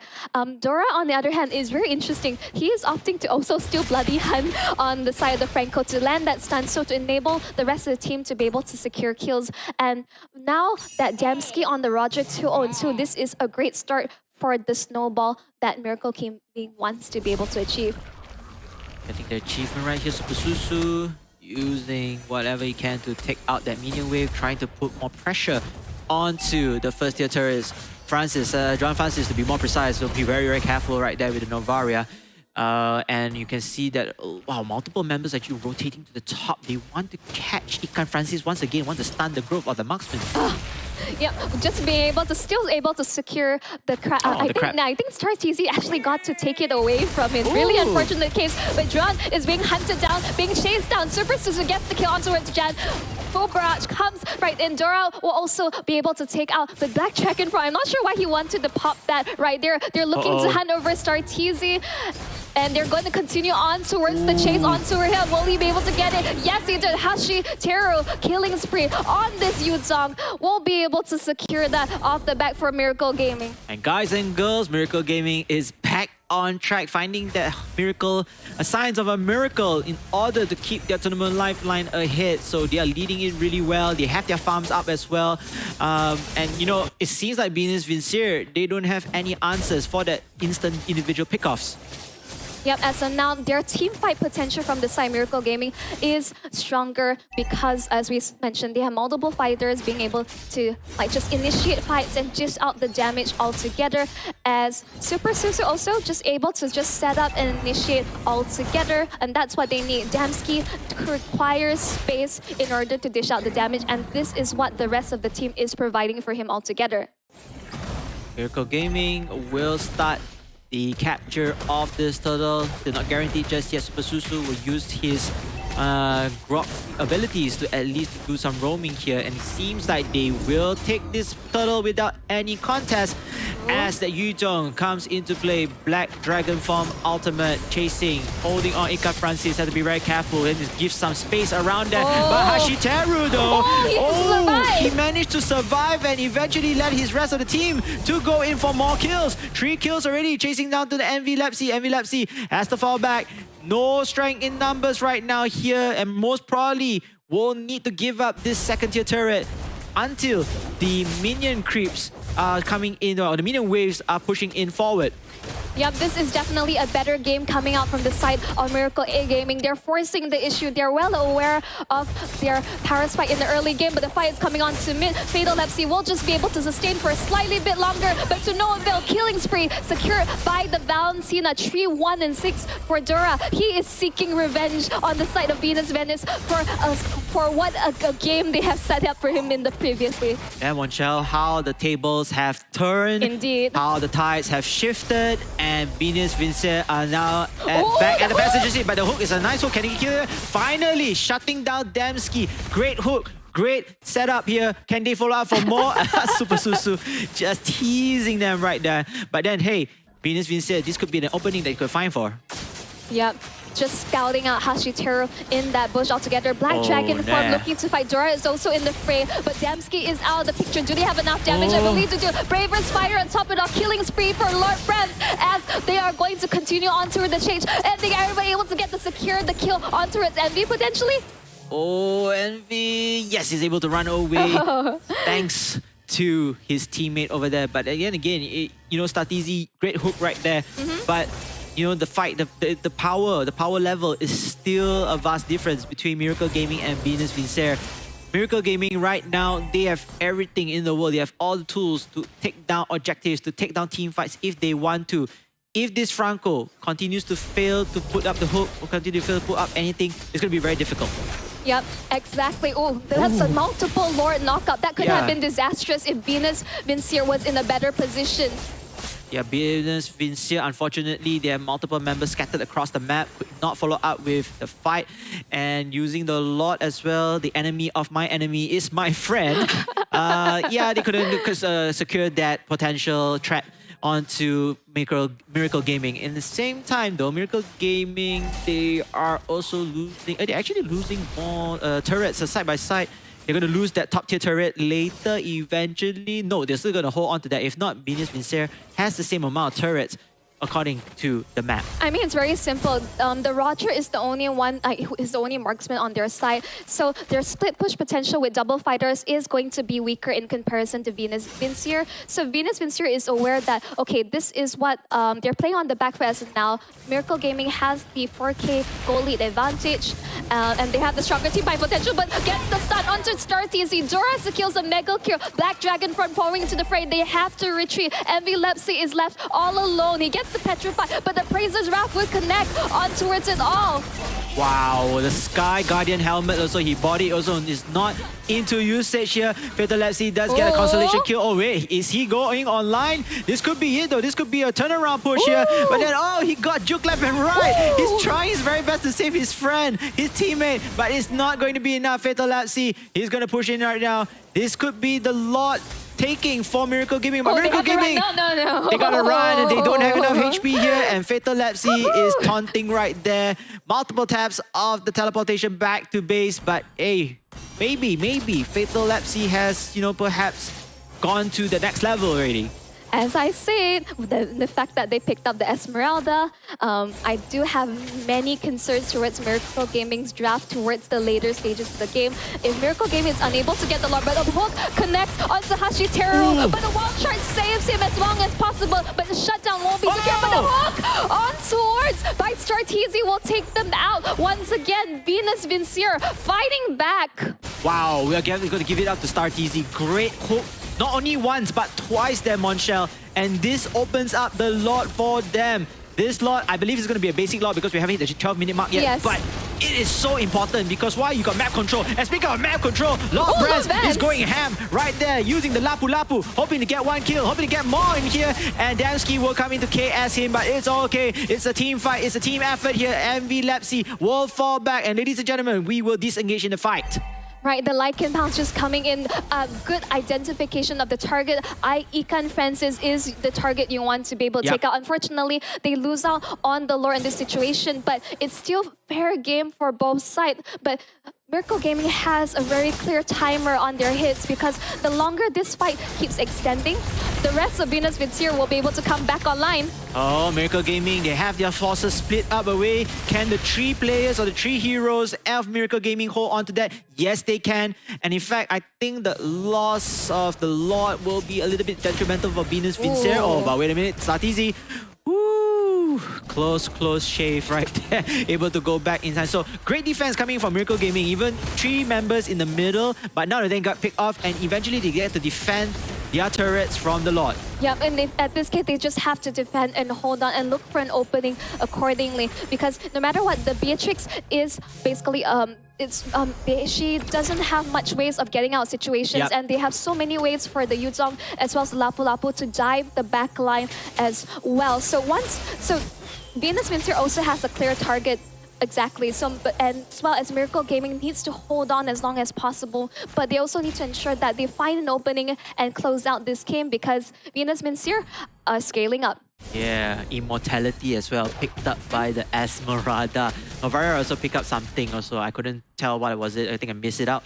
But nonetheless, however, you can see that Venus Vincier slowly but surely chipping away any advantage from Miracle Gaming. If Miracle Gaming wants to win this game, you gotta win fast. Yep, exactly. As you say, time is ticking. As we look towards the itemizations altogether, yep, the Esmeralda, I think this is still a very standard build, but you mentioned the early immortality just to ensure her survivability, because Miracle Gaming, if they want to be able to take her out, need to, I would say, expend a good amount of resources just trying to take out. And the way they want to engage upon is very specific. Either Dora has to take out, maybe steal the Bloody Hand. In the combination, maybe Hashiteru be able to jump into the backline. It's so situational, and the level of coordination that is required from this team is really complex. While Venus Vincier, they're just like, okay, I just need to create enough space with the Esmeralda as well as the Fredrin, and the rest of the team will be able to dish out the damage. Yeah, I also want to see Damsky to be more active as well, even though yes, he did get the 5 kills here, but his itemization, his core items are already built up. Speaking of build up, here comes aggression from Miracle Gaming. Miracle Gaming, can they end this right now? Duan Francis in a lot of trouble and eventually burn down that Novara. Meanwhile, Ika Francis though killing off Yu Zhong in the hands of Hashiteru. It's a 1-for-1 here, but then it seems like the Lord has respawned and both teams are trying to fight for map control. Oh, the Bloody Hunt connects on towards Epilepsy. That's the jungler from the side of Venus Vincier taken out. Oh, there you go, Starteezy. Oh my goodness, using the Winter Crown as well. But Starteezy eventually lost his life. Damsky going online here. And it seems like Team Miracle Gaming, they have won this skirmish and they will go for the lot. 2 more members left remaining after that fight. and Venus Vincere, they have to concede this lot, unfortunately. This is the opening that they're waiting for Miracle Gaming. Their Damsky will be able to secure the Lord with the Retribution all together. As we say, these are the openings. Understand that they sacrifice Hashiteru, but the rest of the team is able to land, like that's I say, Dora stealing the Bloody Hand was genius. The minute they were able to lock down Envy, the rest of the team was able to just pump out the damage and secure the objective. This is their focus. They need to be able to close it out, as mentioned, because as we said, they are going to be lacking damage altogether if we hit the later stages of the game. Definitely agreeable right there, Monshel, as the Lord makes his presence at the top lane. It seems like it's going to be an inevitable split push, or perhaps they are risking all in for that checkmate, for the balance of the crystal base. And we'll have to see about that Miracle Gaming position right there. Esmeralda as well in the mid lane. It looks like Lord Brands is going to get a little bit of damage here, control. But then Esmeralda, Fatal Lapsy, he's going to try his very best to stage here. But it's not going to be enough. And he's going to go fall in right here. It seems like he does not have enough HP to survive. Super Susu take out Ika Francis already. Ladies and gentlemen, it seems like we're going to go in of our very first Best of 3 series full game right here, as Team Miracle Gaming still standing strong right now. That is it. Only one more hero left in Novaria. But wait, hold up. No minions. They have no minions. Oh my goodness. Now they have it. They have it. They're going to take down the middle inhibitor turret. And that is it, ladies and gentlemen. I don't think one is going to defend that well. Miracle Gaming are back on track. This is going to be their victory.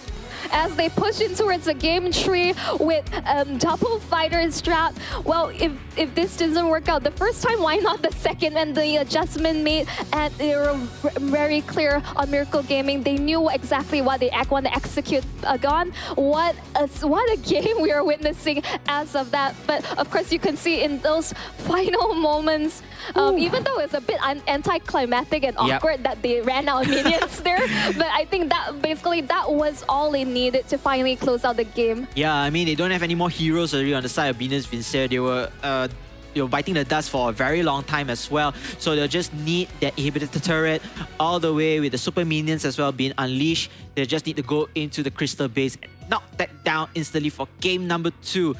Monshel, we got our very first full Best of 3 series, game 3. What went right for Team Miracle Gaming and what went wrong for Venus Vincere? Basically, as of the way the draft stands, they were so much better with in terms of extended team fights with the Yuzong and the Lapu Lapu. The way they're able to just jump into the backline and constantly pressure the Novaria as well, the Beatrix. As we jump into the highlights, we can see how it went down. Even though Star TZ was able to secure first blood on behalf of his team accordingly, and he was able to land such amazing hooks. But Miracle Gaming, they were able to extend their lead early on. They knew exactly what they wanted to achieve with this draft. They are able to just keep fighting and fighting and fighting and constantly being able to engage and disrupt Venus Vincere while the rest of the team is able to dish out the damage. I really want to give kudos to Dora. The selection of Bloody Hand has really enabled the rest of the team because like you had multiple stuns and suppressions as well as sufficient damage.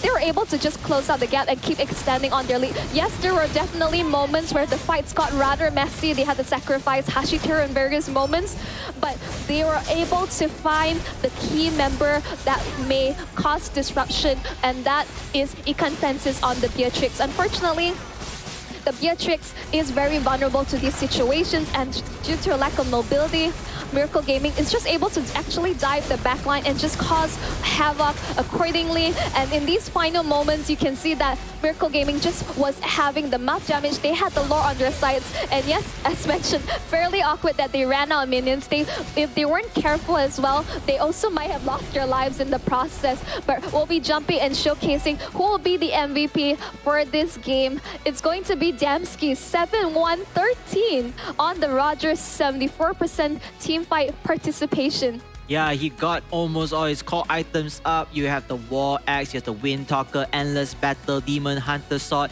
and Sea Halberd with the Warrior's Boots, just to add a little bit of here. But again, like I said, I do agree with you. So long story short, Team Venus Vincere, they could not capitalize on that. And Miracle Gaming, you have that player of Dora taking up Blood Hunt, taking up potentially good skills to use and to return the favor against his opponents in place. Yeah, you can see the overall scoreboard as well, well balanced in overall. I think the team fights as well. I have to give credit to the rotation coming in from Miracle Gaming. All of their heroes are very well mobile, very able to rotate from the top to the bottom to the middle, and they continue on keeping that team fight presence, team fight advantage in their own hands. Well, it's also very clear to see that on the side of Venus Vincere is that they only have one single target lockdown, which is the Franco, while the rest of Miracle Gaming has so many ways of initiating and diving in towards the backline. And even though Fatal Lepsy was an absolute menace regardless on the Esmeralda, other than being able to kite, he still doesn't have the tools to stop the backline dive coming out from Miracle Gaming. And from there, they just snowball out control. And Super Susu, I would say, amazing follow-up from his side as well. A bit more comfortable on the ground, the setup coming in, and with Dora as well as Damsky just able to dish out the damage. I would say that was just basically game for them. Yeah, and then of course, going back a little bit terms of improvement as well, maybe, Ikan Francis, his Beatrix could have been in a better position, trying not to get ganked that often, giving more impact from himself to gain more farms and to upskill his character or his hero in line. But nonetheless, however, we are now even Stevens. The next game will be decided right here in game number 3 on who goes forward and who has to go home. I mean, it was just a really tough spot for the Beatrix. I mean, you gotta give it to her. I mean, yes, she is enabled by the Navara, the Astro Echo, as well as the Franco landing those hooks on top of it all. I mean, that's how Damsky lost his, lost his life that one time. And yeah, but in the end of the day, it's just a matter of a lack of mobility and ways of protecting herself, because the rest of the team, unfortunately, even though it's front to back, but there are no real ways to stopping the force of Miracle Gaming. Yeah, Miracle Gaming has shown us that, hey, they're still in the game, and, they ran their game plan really well, having that hero comp, hero lineup, and eventually they play based on their winning conditions. And the winning conditions, like you mentioned, Dora, getting useful skills, to stealing away from the opponents, playing the right way, and then eventually they do have a lot of mobility, a lot of rotations for winning that game itself. Nonetheless, however, game 1 and game 2 is all over. We are into the new game here, game 3. Now, the advantage is back. Sorry, not the advantage. The blue side is back for Venus Vincere. And if you notice, Marshall, both teams winning on their blue side right now. Yeah, it does seem that blue side is having the favorable matchup altogether. We have to see that. I mean, that's why you can see the Miracle Gaming opting to ban out the Roger. They don't want to let this hero through to the blue side, but this opens up other option. The chip is now available. Perhaps like things like Arlen Ling, or Fanny. Yep, Ling, as you mentioned. Oh, wow. So much respect for Susu's Grok. Wow, Susu's Grok. Oh, okay, this is a respect ban, I believe so. But you're opening up chips, so they're really opening up the draft. Yeah, Miracle Gaming needs to take a risk. Either they ban chip or they ban somebody else and then let go. So they ban Arlott. So the first pick, will Venus Vincere take chip? That will be the question. Yes, they do. Yep. You just read their mind. If chip is open, they're opting to grab it up. Of course, there's still ways to counter or draft. I would say my advice for Miracle Gaming is to maybe pick up the Loi, so that at least they have still some form of way of being able to navigate the map as freely as the chip would. So. And the last thing you should let through is that, can you imagine if they had both Chip and Loi on the same team? Wow, that would be so much mobility, and in fact, maybe you can troll the opponents as well. You can just go ahead of their jungle. You come out, boom, shakalaka, straight away with the attack from behind. No, that's exactly what we can imagine off the back. But we can see that red side has some different ideas. I am quite curious on what is the game plan here. Venus Vincere, we can see very clearly how they want to play it on. They lock in the expert as well as the Valentina. Valentina is just, very versatile. We had seen that these various players are very comfortable with this pickup. And we'll just have to see what Miracle Gaming, I think they're just keeping us casters guessing. Yeah. very interesting selections here. Having the Faramis, okay, that's great. But again, I feel like they are not counter-picking against Team Venus Vincere. Correct me if I'm wrong, or maybe you have another insight to see this. Terisla, ultimate, okay, initiation, you have Faramis to sustain, but then you're giving options for Valentina to steal penalty zone and NetherRealm as well. Yep, basically, yep, you're giving a lot of options away. I mean, this is the risk when you allow the Valentina True. Yep. And that's just the cards that you're forced to play. As you say, pick your poison, right? Correct.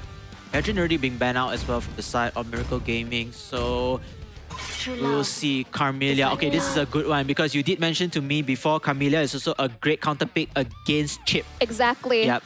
And we can see that they also definitely need a tank. So Carmelia is playing a little bit of a tank support style-ish type of hero. Yep. But it's okay. It's all out of the dust. So now, what will they choose? I think Super Susu will go last, so they will select the tank last one. So it could be a marksman, perhaps. It could be another fighter. And oh, wait, they proved me wrong.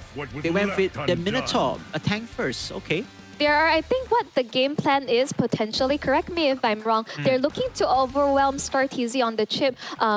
Basically, whenever they pop in for a team fight through the portal, they have Minuan Fury as well as penalty zone ready, and they have the NetherRealm to also sustain throughout team fights.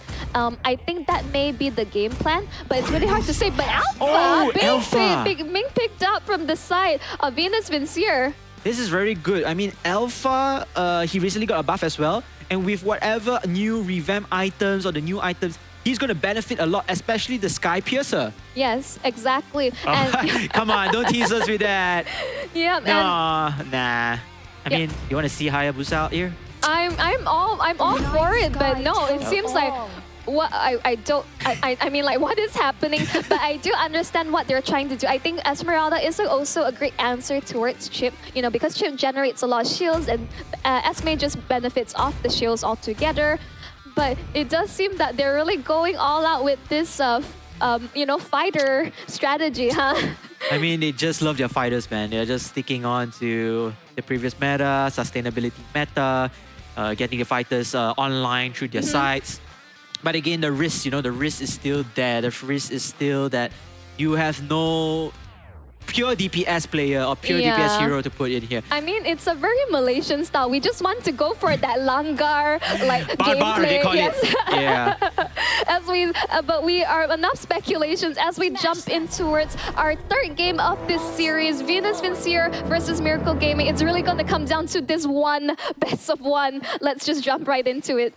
Ladies and gentlemen, this game will determine who will go forward and who will have to go home. And at the meantime now, Venus Vincere and Miracle Gaming, as usual, taking the purple buff and the orange buff. You guys to go through the Molten Ian, and I believe another one is what, Lightning Wolf? I can't remember. I have to check back wiki on that. But yeah, it's definitely needed because you need to upskill your heroes as quickly to level 4 and continue on with the farms in place. In the meantime, the middle lane, Faramis going up against Juan Francis, which is I believe it's the Valentina. Yes. And just, trading blows left and right. Whoever is able to get the resources as quickly as possible to hit level 4, they are in prime position to take over the first key objective, which is the turtle. Honestly, just looking at Miracle Gaming's draft, the only thing I can see is that they just want to fight. They just want to brawl. This is just what they want to do. They say, oh yes, you want to portal in with 5 men? Yeah, we're going to fight you. And we're probably going to come on top of it. Yeah, maybe, what you say is right. With the chip being selected, right, coming in with a shortcut ultimate, maybe choosing these heroes, they can still sustain. Even let's say there is a quick team fight right there, they can still have the sustainability and able to escape out of danger. But if you think about it, 5 versus 1, if the case happens, you're not going to survive, right?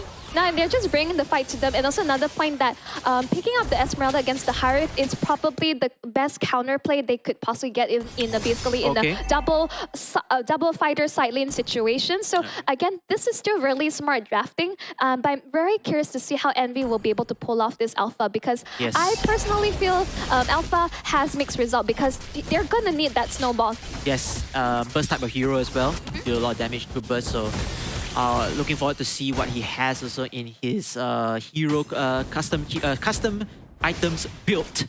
Looking forward to see that Sky Piercer is going to deal a lot of damage later in part of this whole entirety of the game. But then Miracle Gaming, they will start to poke onto this turtle. Still very, very high HP, and slowly but surely you can see that Venus Vincier saying hi right there. But then look at the damage, and then Envy stealing the turtle away with the Retribution. Hashiteru, even though he gets Econ onto that Harif, but a double kill as well. Wait a minute, Envy takes down Dembski. It's a 2-for-2 situation, but then now is a 3 on 2. Fatal Lapsy running away for his dear life. Hashiteru, oh, so close. Don't want to commit. And one more hit. The last hit, Dora with his own double kill onto that Faramis.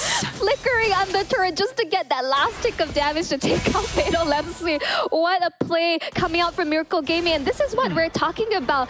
They bring the fight to Venus Vincier, and they just really chase them down with Hashiteru already with a 2-0-2 lead off the bat. This is just a great start for Miracle Gaming, and this is what they want to be able to do. And yeah, Miracle Gaming, you know, going back to the previous game, before they lost, they won their rounds. They are very heavily aggressive. And like you said, Poncha, they like to bar. They just want to go all in, brawl it out, even though this is not a brawl mode, this is a competitive mode. Yes. But again, you can see that their goal is to take as many kills as possible, upskill their heroes, and eventually, slowly but surely, the rest will fall into their favor.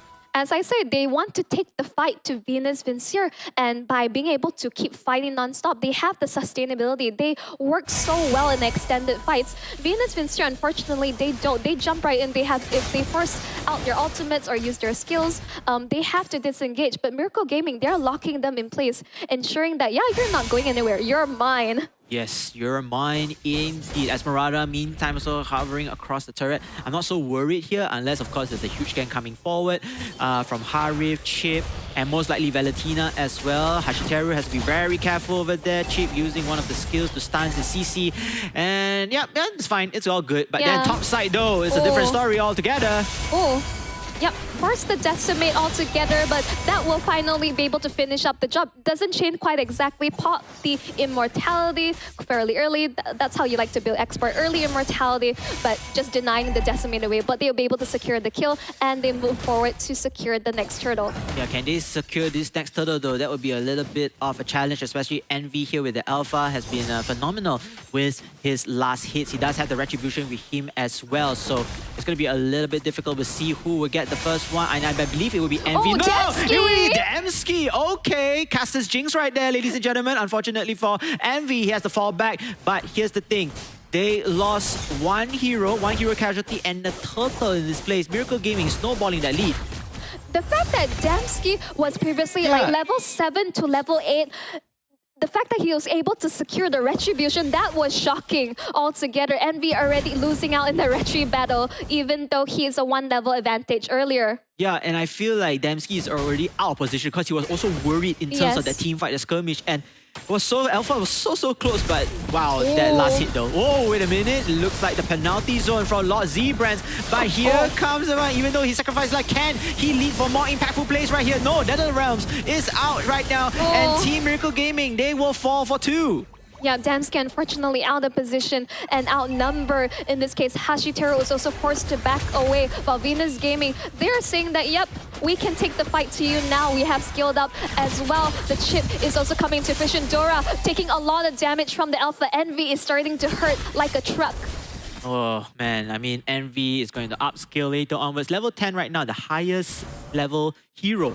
Yep, the highest level hero. And I mean, second, of course, will be Dembski. Nonetheless, however, this Alpha is going to be very hard to kill.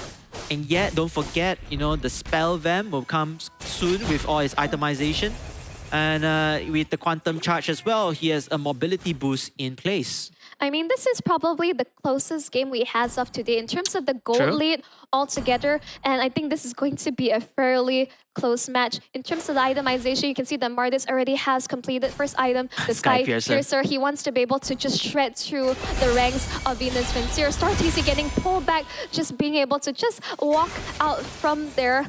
You can see that just a fair bit of poking around, not too much going on as the teams will look to rotate to get the final turtle of this game. Yeah, I think it's also a fair point that he took Sky Piercer first because, you know, you have your Killing Spree emblem to give you, you know, attack stacks. You have your Decimation, you know, that leads to that speed boost and cooldown reduction, full reduction onto your ultimate. So that was definitely a great move right there. But can he land the kills? That's a different story. Ikan and Francis, meanwhile, 1v1. able to kill off Hashiteru. I was quite surprised right there because I thought the Harith would have a bit of trouble on the Esmeralda. And speaking of trouble, here comes Miracle Gaming trying to defend against Venus Vincere. Venus Vincere trying to take that turtle away from there, trying to zone out the opponents. But Dora and Lord Z-Brand very low on HP. Nether Realms comes out into play. But then I don't think it's going to be enough as Juan Francis with the Valentina gets the kill. Fatal Lapsy with the Xbox as well. Z-Brand holding on for his dear life. Do get the kill, solution kill, but it's not going to be enough. Oh wait, it's 2 for 3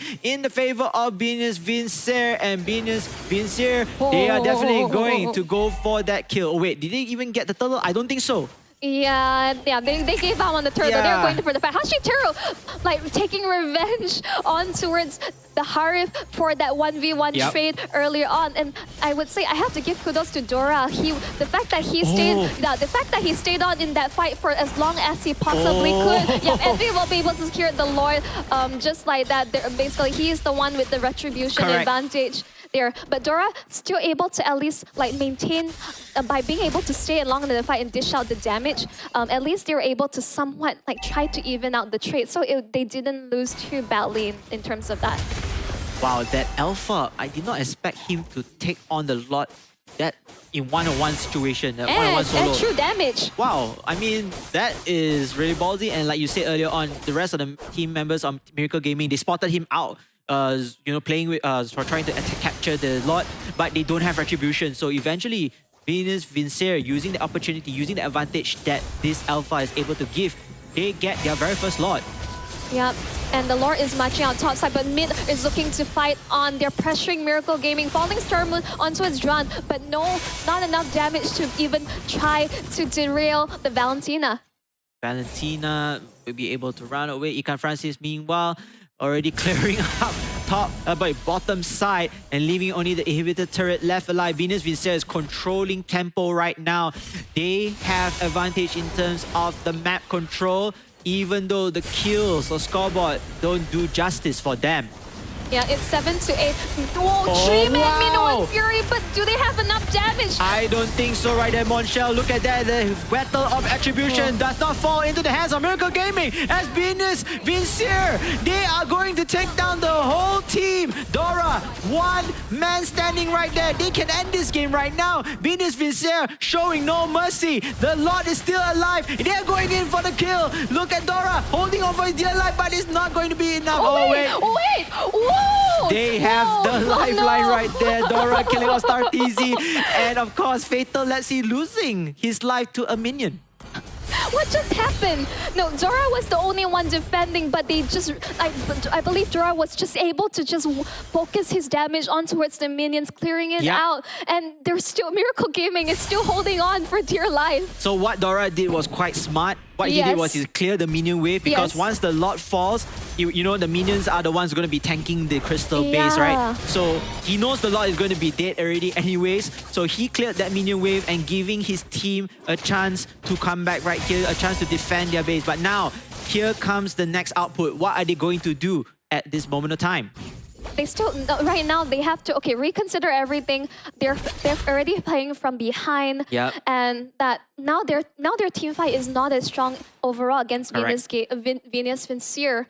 All things considered, I think they still need to find a pick-off. They're really lacking damage. So it's really that they may have to commit everything to take out either Envy Lapsy or Ikan Francis. Either one, if they're able to take out one of this main source of damage, they may have a fighting chance, but that was a really close call. Very close call indeed. And now, Team Miracle Gaming, they need to get this lot. I think they are winning condition right now, or at least steal away this lot away. They need to buy time. If they do not secure this Lord, I think this is just game for them. Yeah, and you don't forget about Envy as well. Envy with the Alpha level 15 already, the first hero to actually get into level 15.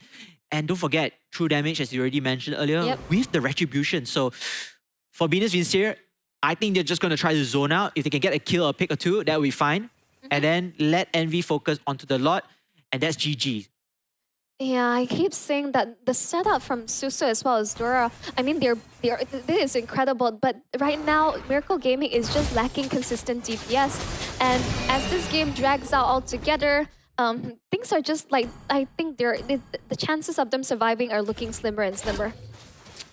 We'll have to wait and see. Venus, Vincier, the Harif, and Incan Francis, and of course, Envy Lepsy, they will start taking fights here. It looks like Miracle Gaming has been spotted out by, of course, Fatal Lepsy. Fatal Lepsy using the flame away, just making sure that his opponents will not get touched right there. Unfortunately, the Lord got a little bit of resetted, but then, oh wait, no point of contestant at this moment. This is going to be very interesting right there. And it seems like the fight has continued on with Envy Lepsy. Meanwhile, doing his very best, going back and forth, hoping to get that Lord as well. Unfortunately, you will not get a gun. Penalty zone does come in right here, but the Nether Realms as well, keeping everyone alive. Ikan Francis will get the best out of it. Damsky is out already for the next 34 seconds. However, the remaining members of Venus VCR, they're going to go out, they're going to fall back here. They don't have enough sustainability to run away.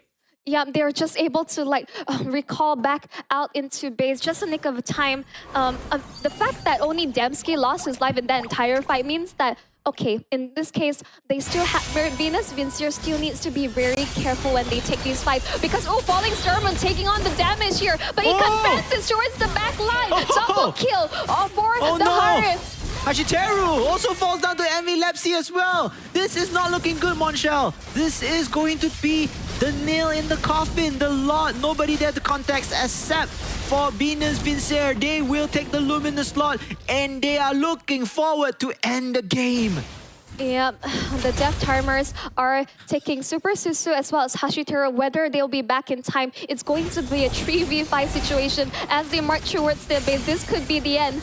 This could be the end indeed. Miracle Gaming, 4 members here. They still are heavily alive, but they're waiting for the Lord to spawn. Now they have all 5 members strong. But can they come up with another defensive play, a perfect one to be precise, in order to keep this game alive for themselves? Yeah, well, this is going to be a 5v5, but plus the Lord altogether. Yeah, this is not looking too hot for them. Oh man, we gotta wait and see right there. The last inhibitor turret will be destroyed, putting more pressure onto Miracle Gaming. The Luminous Lord come into play. Here comes the skirmish here, ladies and gentlemen. War of attrition. Now then yet, start to poke one another, making sure that the Minotaur is able to give a little bit of a lifeline for Miracle Gaming and his teammates. But then, they're holding pretty well though at this moment. But then multiple penalty zone, 4 members apiece already. The Lord falls down though. And Ikan Francis will take down Super Susu. But is that enough now? The minions are still there. Here comes the chipping of Ikan Francis. His last hitting everything. And oh my, congratulations to Venus Vincier for getting the victory for this matchup. Whoa, that GG, well played to Venus Vincier, our Indonesian representatives. That last fight really came down the wire. We saw bodies dropping left, right, front, and center. But in the end of the day, Venus Vincier had the advantage and they were able to close out this series. Yes, and for Team Miracle Gaming, it's just unfortunate that their journey had to end there. But what a close game right there, Monshel. What a close game again, ladies and gentlemen. This is such an exciting best of 3 series. Now, we're going to go back and talk about the game later via the highlights, but I want to give a shout out to Ikan Francis. His mind was all in the objective. Yes, he could aim for the kills to make life easier for his team, but he already know he had the advantage of his teammates. He had the advantage of the super minions tanking the Crystal Palace. He straight away went for it, went for the checkmate right there. And like you said, the bodies were flying everywhere. Miracle Gaming also, they had a little bit of hope perhaps on that, but it wasn't enough. Yeah, indeed, it was not enough. Unfortunately, their strategy to go for, I'm not sure what was the game plan to go all fighters all out. I understand that, yes, they had the slight advantage early on against the chip, they wanted to take the fights to Venus Vincier. But once this alpha was able to get sufficient farm and come online, the true damage just starting to show up. And they were able to just take out the multiple tanky members of Miracle Gaming. And we can see that, I would say Dora really, he played a beautiful defensive play in those final moments, and also really kept the team alive in cases with the Netherrup, as well as being able to dish out consistent damage. But it shows that Ikan Francis, when he was just left untouched, when Miracle Gaming is just unable to just penetrate the backline, and he was just able to follow up with sufficient damage. In the end, Miracle Gaming was suffering from a damage issue because they wanted to stick with their strategy on multiple fighters. And this definitely derailed their plan to be able to close out the game or even things out. Because in the 5v5 situation, Venus Vincere just had the more damage, even though Miracle Gaming had better setup. Agree, and maybe we can see the highlights later. You know, during the point of time where both teams are stalemate, they're trying to get the lot. For some reason, that Harif stayed on, managed to get multiple kills, and then opening up. I do believe this is the one. I think so. Yep. And then this opened things up for Venus Vincere to march forward and take the victory into their hands. Yep, I mean, this is just being able to see that window of opportunity and executing it accordingly. Venus Vincere, I would say, definitely they're able to really pick up the fight. Their team fight potential was extremely strong. And in the end, the damage just came true altogether for Venus Vincere, securing the win. And now we'll be showcasing our MVP. Honestly, I think this is well-deserved to Ikan Francis, 8 for 11 KDA on the Harif, 100%. Again. Team fight participation once where we're seeing a lot of 100% today. He has maxed out on his build altogether with the Starlium Sight, the Feather of Heaven, Holy Crystal, Divine Glaive, as well as Concentrated Energy. This is quite the standard Harif build, and it really goes to show that, you know, his team trusted him to be able to put out the damage, and he absolutely delivered. Yeah, he absolutely delivered. In fact, I like how the Harif played really well, escaping from danger, don't want to get caught from the grabs of his enemies, and eventually coming in at the right time to finish things off. We don't even see, we don't see a marksman right here, but, you know, Harif has, you know, back in the OG times, Harif was known as the mage marksman. Yes. He dishes out magic damage, but the marksman type of damage. So I kind of like it overall. We are seeing here again, and you know, the recent MPL as well, we're going to see Harif back once again. And overall, just, you know, the team just performed pretty well. Congratulations to Venus Vincere. As for Miracle Gaming, that was a very close game. Indeed. Overall, I felt that it could be either way, you know, either team from there. They did try to get the Esmeralda going online to sustain as well, to avoid that chip from dealing much damage, but eventually other team members from Team Venus Vincere get the upper hand against them. In the end, it's like, I think they went all in for a strategy that definitely required them to be in the lead and maintain that and close out that game as soon as possible. And I believe that with Venus Vincere, they're well aware of that. So picking up the Harif as well as the Alpha was really smart on their part. I think especially the Alpha being picked, the true damage, just shredding through the tanky members of the side of Miracle Gaming. I think this is what the counterplay was, and it was proven to be extremely effective for the side of Venus Vincere. Congratulations once again. Congratulations to Venus Vincere. You'll be moving forward right here. And of course, to everybody who is watching the stream, I hope you all are entertained. And are you not entertained with more free Mobile Legends Bang Bang Diamonds? Go and claim your code right now. Make sure to screenshot, because the code will be really, really fast. Like 3, 2, 1. Missing. Nope. 3, 2, 1. Still holding. Again. Still holding. 3, 2, 1. Yeah, see? Very fast. 9 seconds over there. So yeah, and for Team Miracle Gaming, their journey ends. Just so unfortunate. But again, like I always said to the teams who bail out of the tournament, continue to use this platform. Losing is the best teacher right here. And enough words from us here. We are going to take a break. But before that, we have the players' interviews, hosted none other by our lovely MC and host, Elle. Take it away. Truly pushing us towards the edge of our seats with a nail-biting third game here, the first one of its kind in this event. And of course, we have the MVP here, Ikan Francis, coming from Venus Vincere after sincerely bringing them and closing the game with a 3-game. So, how do you feel after that win? I feel so hyped because already going to the top 4 right now, and our team all feels so excited. excitement is all around the arena. You can hear the claps, you can hear the cheers coming in. If you were here, you could hear them screaming during the team fights. And I think you guys can hear inside also, right? Yes, sorry about all the hype. Sorry about all the hype. No sorries there because everything is forgiven. It is an esports event. So with that, you made it into top 4 and you know who you're going to be up against. It's going to be now or later. How do you feel about that? Tell me about it. Well play, have fun. Play to have fun. Okay. Maybe later you guys practice. Maybe think about how to beat them, right? Yeah. We're gonna go eat first. Rest our mind. Eat first, makan dulu. Yeah, okay. Simple. Neighboring countries, they all have the same thought. Food comes first. So with that, we have a bit of insight coming in, the celebrations and the enjoyment coming in as well. With that, we are going to be taking a bit of a break before we bring it into the upper series. Once again, the last game that we have. So guys, don't go anywhere just yet. We have one more series to go.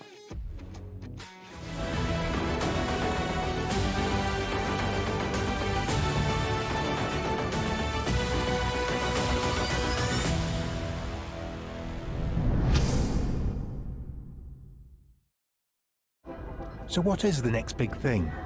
Well, Galaxy believes the next big thing is you.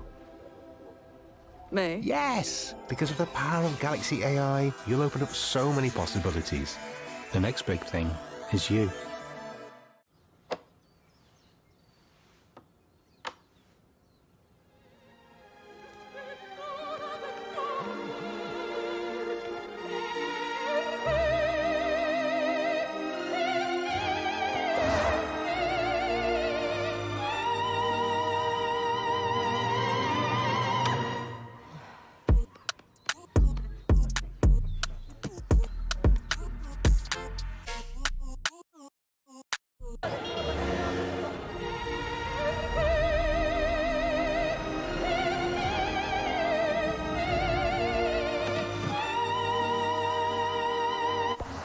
Hey, I'm at gate 6 wearing a gray shirt. ฉันอยู่ที่ประตู 6 สวมเสื้อสีเทา ได้ครับ เดี๋ยวผมไปรับอีก2 นาที I'll pick you up in 2 minutes.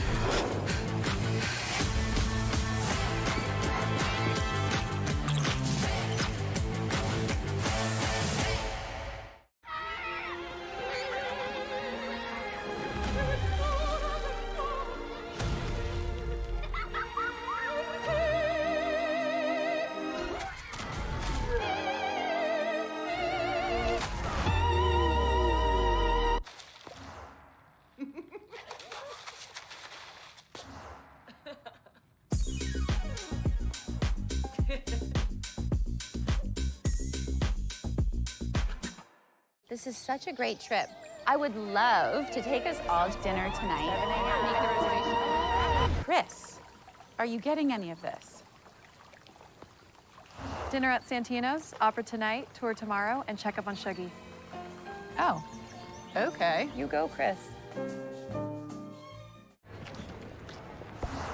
Hey, I'm at gate 6 wearing a gray shirt. ฉันอยู่ที่ประตู 6 สวมเสื้อสีเทา ได้ครับ เดี๋ยวผมไปรับอีก2 นาที I'll pick you up in 2 minutes.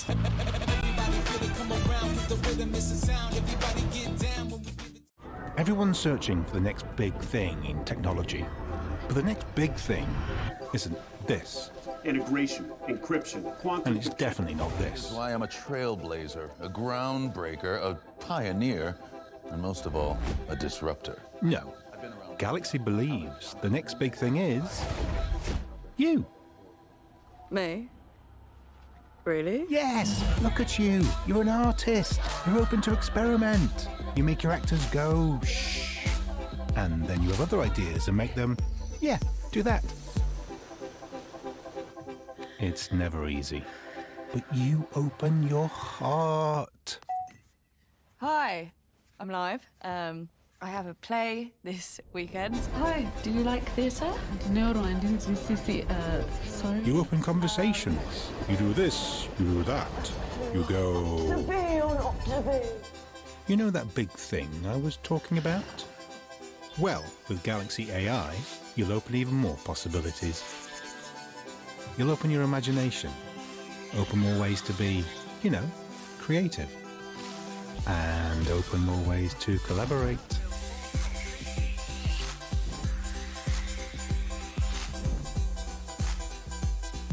Wow, you made that.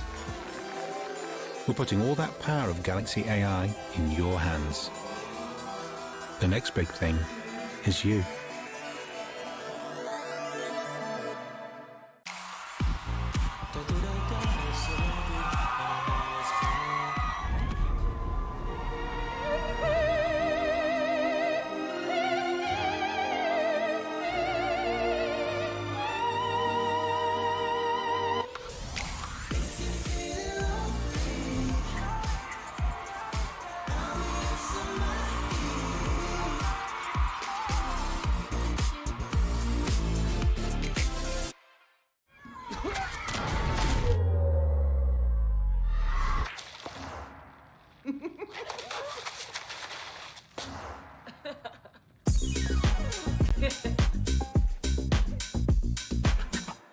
Dinner tonight. Make the reservation and get back to me about it. Chris, are you getting any of this?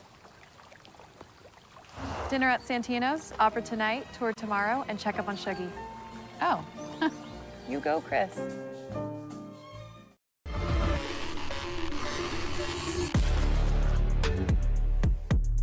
Cabaran dan halangan ini menjadi semakin besar dan kuat.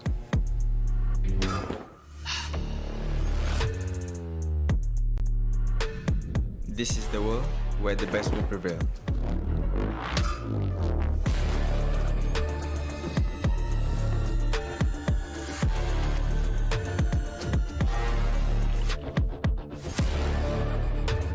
Kami telah tempuh segala onak dan duri.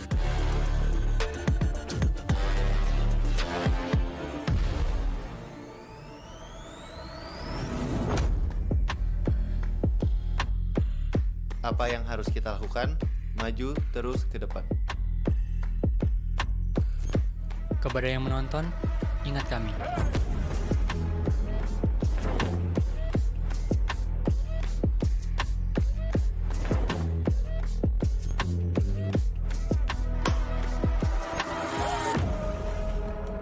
We believe that the only obstacle is us, and there is no time to stop.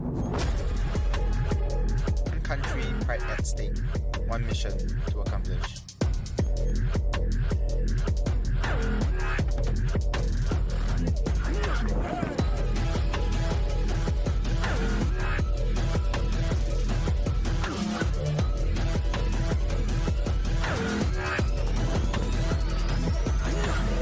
And when all this challenge finish, you will remember me.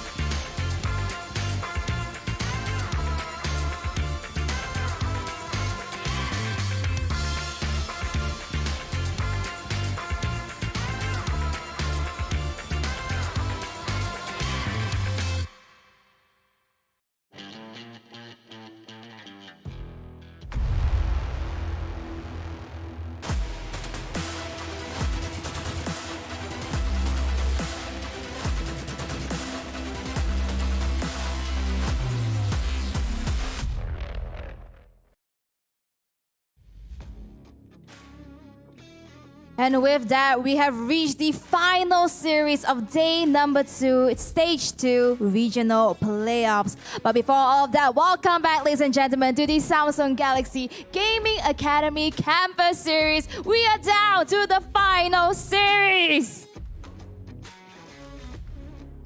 My name is Lemonade and I am your host once and for all for the last opening that we have. And of course, this is all provided because powered by the Samsung S24 Ultra, the mobile device that the players have been using, have been running their games and bringing them towards a victory. And with that, we are looking at the last match and a prize pool worth of 15,000 USD dollars that they are all fighting for. And without further ado, let's bring it over to the last match that we have. Now, it's going to be between two giants, 404 Bakri as well as DX Origins. Will it be the opener, 404 Bakri, that went through an easy 2-0 sweep, or DX Origins, who done the same as well? Both powerhouses, but only one will continue on. This is the upper bracket. The other goes down to the lower bracket, but we don't want to get there as we move on to the last series. The casters, are you ready? KBC, as well as Monshell. Last time for today, over to you. Thank you, El. The battle cry for blood as well as for war will continue as we welcome you back to the Samsung Galaxy Gaming Academy Campus Series for Mobile Legends Bang Bang. As you say, my name is Monshell. Alongside KBC Sensei will be your shoutcaster for today.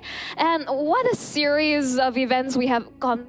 We have already said goodbye to so many amazing teams, and now we'll be jumping into the awaited upper bracket finals. Yes, and I want to give a shout out again to the teams who got eliminated. You know, Team Choco Babes, Team UTP, alongside with Team Miracle Gaming. But fun fact here, Monchel, we still have every single team representing their own regions. Yeah, that is just amazing to see all the teams being able to fight for their country pride. But you can fight for your chance to claim more free MLBB diamonds, ladies and gentlemen. Do remember these are limited, and do grab them right now when you're ready. Just with your phone ready, just ready to get and claim it in the links below. Yep, and again, for those who are wondering, yes, this is going to be the final series of today. But here's a fun fact, none of them are going to get eliminated today because this is going to be the upper bracket finals. Ladies and gentlemen, between Team Indonesia, Team 404 Bakri going up against Team Malaysia, Team DX Origins. The winner of this best of 3 series will be our very first grand finalist. However, the loser still have a shot in redemption to go back to the grand finals in the lower bracket finals. Exactly, because this is, as you say, because of the upper bracket finals, you have one more live chance already, and we have to ensure that, well, both teams will get a fighting chance accordingly. And we have to be able to show the lineup of both the teams that will be standing accordingly. We would like to introduce 404 Bakri. We have Vito Anak Papa, Alberto Hijume, Grigi Trisakti, Rensa, as well Dit Aja. Yes. That was a mouthful. That is definitely a mouthful right there. And Trisakti, he already made us very clear. He already made his statement very clear. I want a challenge. My team wants a challenge. Can Team DX Origins bring the challenge forward to them? Because he's been saying it is so simple, so easy right now that he refers a challenge. It's a friendly taunt, by the way, and it's also true, by the way. Most of his games and his team games are pretty straightforward. Clean 2-sweep. But here's another team with a clean competitive 2-sweep as well. It's DX Origins, Keyboy Gelap, Kimin, Golin Marang, Aiken, Sixka, and Sunfrost. Right, this is a team standing in their way. Understand that, yeah, for Bakri, they're saying they're very confident and they're looking for a challenge accordingly. But of course, careful what you wish for, as this is a best of 3 series where anything can happen accordingly. Yep, and you know, this is going to be one of the matchups, anticipated matchups. I believe both teams are equally powered, equally balanced. It's all coming down to the execution part. Drafting, mechanical plays, macro, micro gameplays, positioning, you name it, whatever it is over there. And we already seen a previous game, the previous matchup between Miracle Gaming and Venus Vincer. it was a very close best of 3 series. Anything could happen over there, but eventually, you know, one team has to go forward, another team has to end. And the same thing goes right here. 404 Bakri going up against DX Origins. Both sides have their own wins. None of them haven't lost a single point yet till date. Yep, exactly. As we're jumping into towards the draft, I mean, this is basically a game of chess as both teams have to decide what they're okay to let through. As you keep saying, pick your poison accordingly, or as we go in towards the banning phase accordingly. Yes, and you can see the usual bands. Bye Matilda, bye Angela, bye Harif. And I'm gonna guess bye Ling perhaps? Oh no, Chip. I'm sad. Okay, but you know what? Ling is available.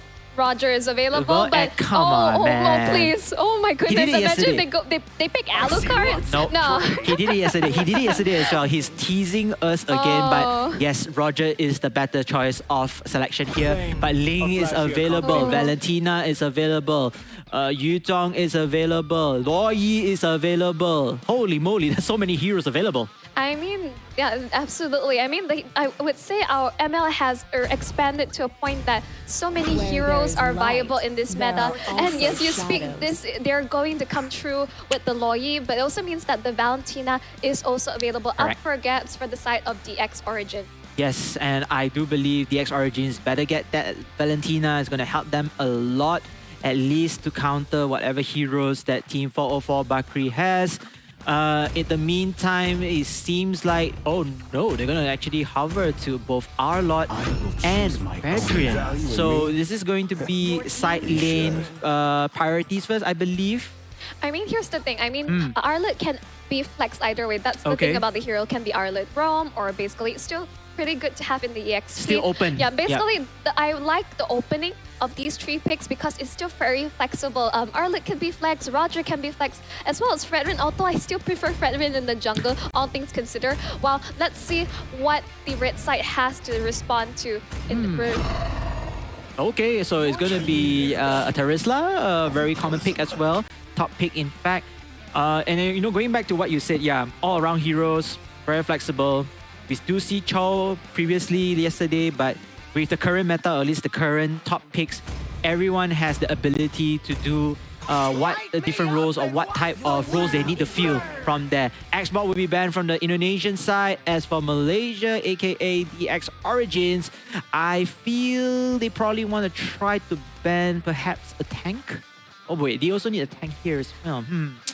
What do you guess? No, I mean, overall, like, it's still fairly flexible. I think perhaps opting to ban out something like, I was thinking about Marksman pickup altogether. Sorry, I was a bit too slow to the party because I do understand that basically the red side is looking to pick up a Marksman, and basically you want to be able to ensure that if Roger is indeed going for the goal lane, that he has the best time possible in that 1v1 matchup. Yeah, and I think Rensa yesterday also had a very useful carry alongside, I believe, was it the Archive or the Grok? I couldn't remember already, but his combination with the carry as well was really, really good. But Moskov, for the very first time, has been selected. Yeah, come to think about it, I totally forgot about him. He was one of the top banned heroes as well. So, wow, we get to see him for the very first time. Yep, for the very first time as of today. As of today or for the entire tournament? Because I believe okay, all right. As in towards our regional playoffs. Okay, really interesting stuff altogether. While we see that DX Origins, they're looking to pick up the Valentina as well as the Helker at last. And we'll just see how this plays out altogether. I would say that this is a fairly all-rounded draft. Yes. Yep. All-round draft. I think it's 50-50. It's coming down to the execution part and, like you said, skill-based matchups.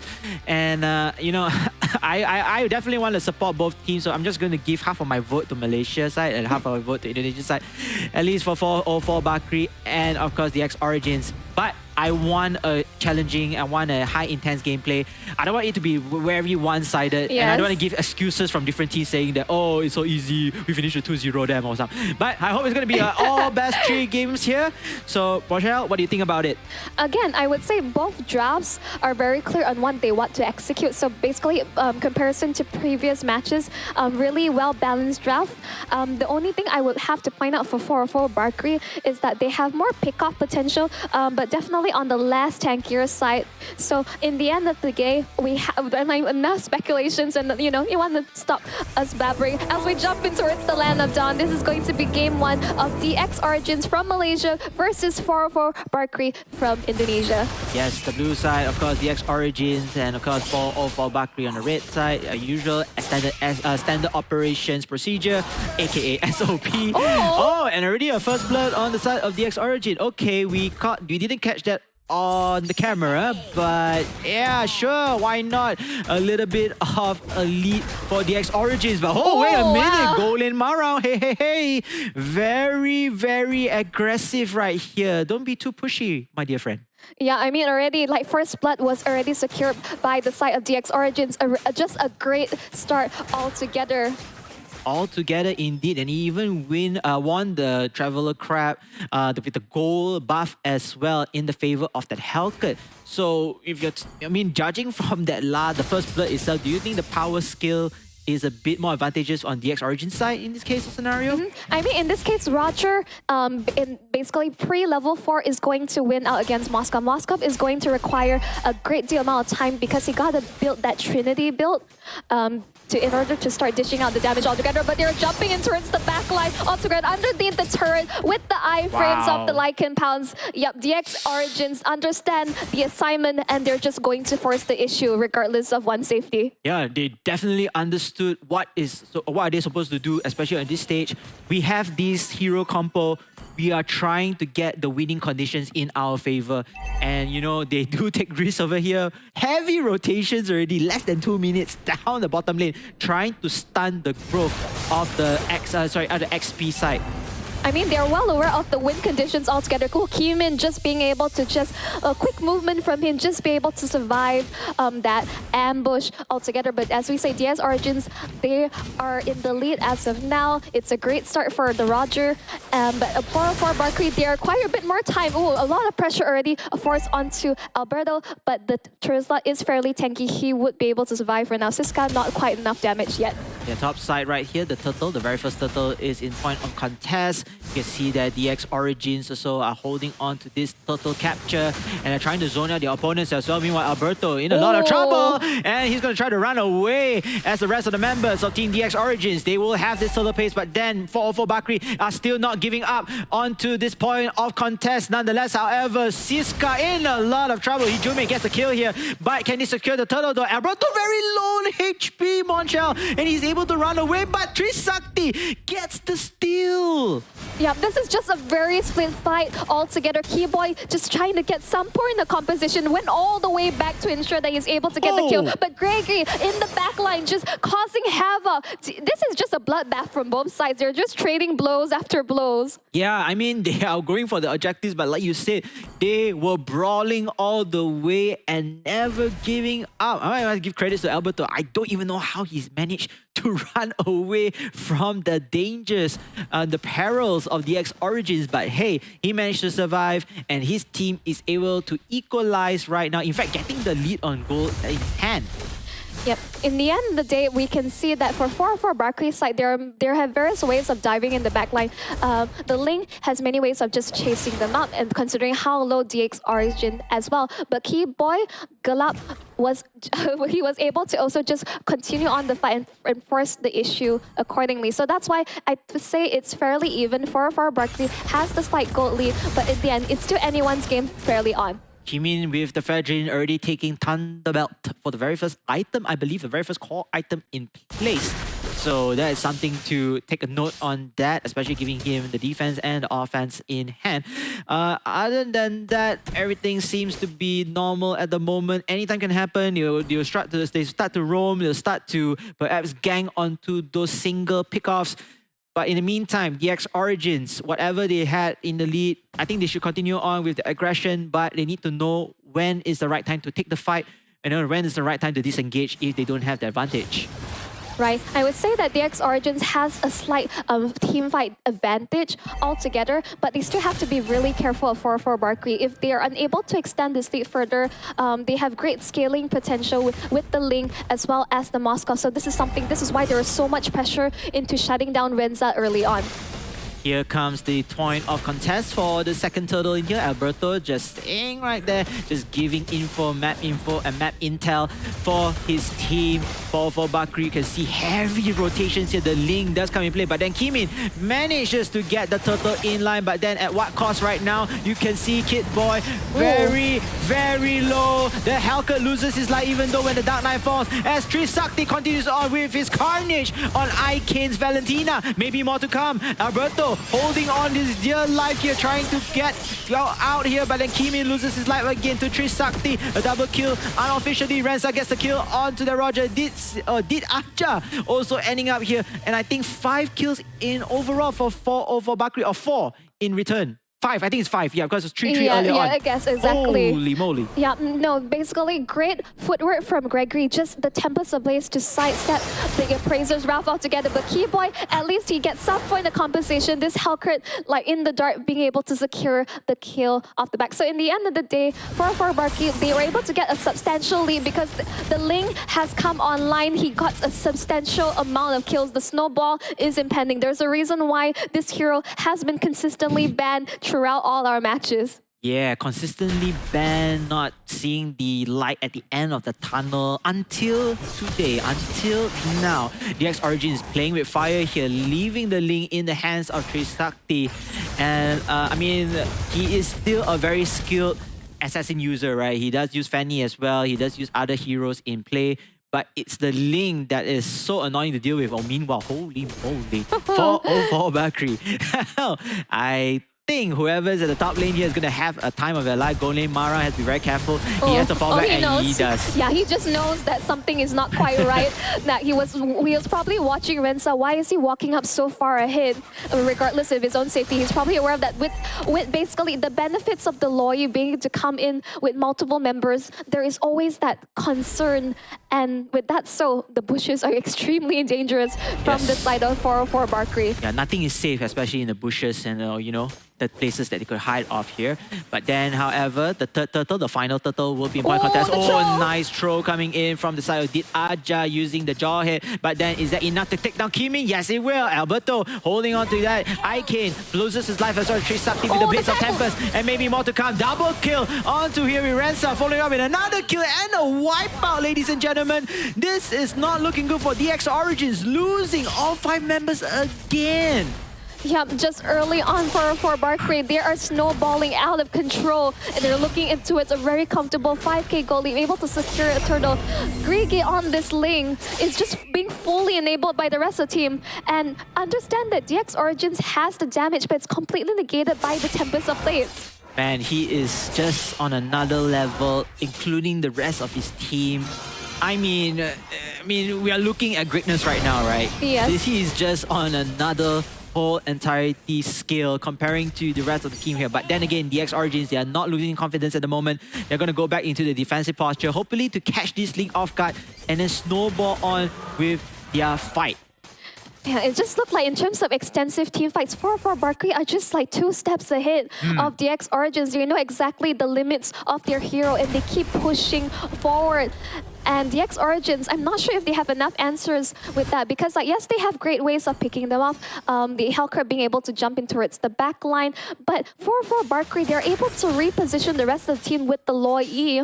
And Did Appa as well on the jawhead, just being able to displace and disrupt the backline of DX Origins. So this is this pick-off skirmish style is basically very detrimental to DX Origins composition. Yeah, for Bakri playing chess while DX Origin playing checkers in this case of scenario.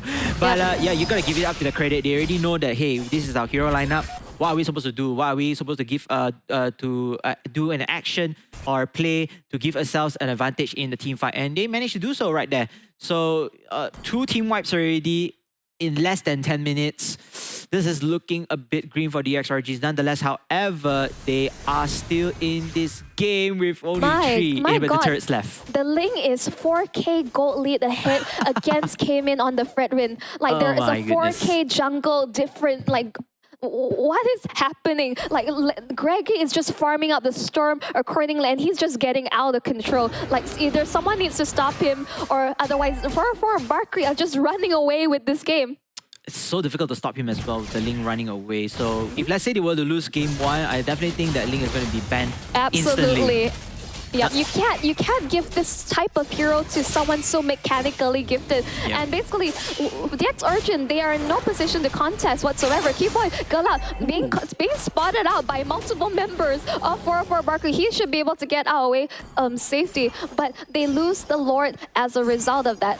Yeah, they lose the lot, but then hold on a minute! King Trisakti says, no, where you think you're going right there, young boy? And unfortunately, the cockroach has fallen once again. Yep, it's a Finch versus cockroach situation in the animal kingdom. But all things considered, even if they don't have Griggy, who has such an amazing lead, I just saw that Rensa is so close to completing his Trinity build. So for Barkley, they also have their late game investment in the bag.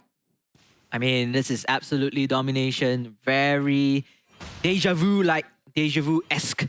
Compared with the same games here. I mean, I'm lots of words. I mean, 404 Bakri, they're looking for a challenge, and I thought the X-Origins could really step up from there, but oh my, this is not even a challenge. This is just an achievement right now, going in for the godlike. Trisakti continuing on with his Carnage. Rensa, meanwhile, destroying the turret with the help of the Lord. They're going to try to do the split push right here, but then Trisakti playing a little bit too aggressively right there. And Alberto, I most likely think he's able to survive as well, even though the Dark Knight falls.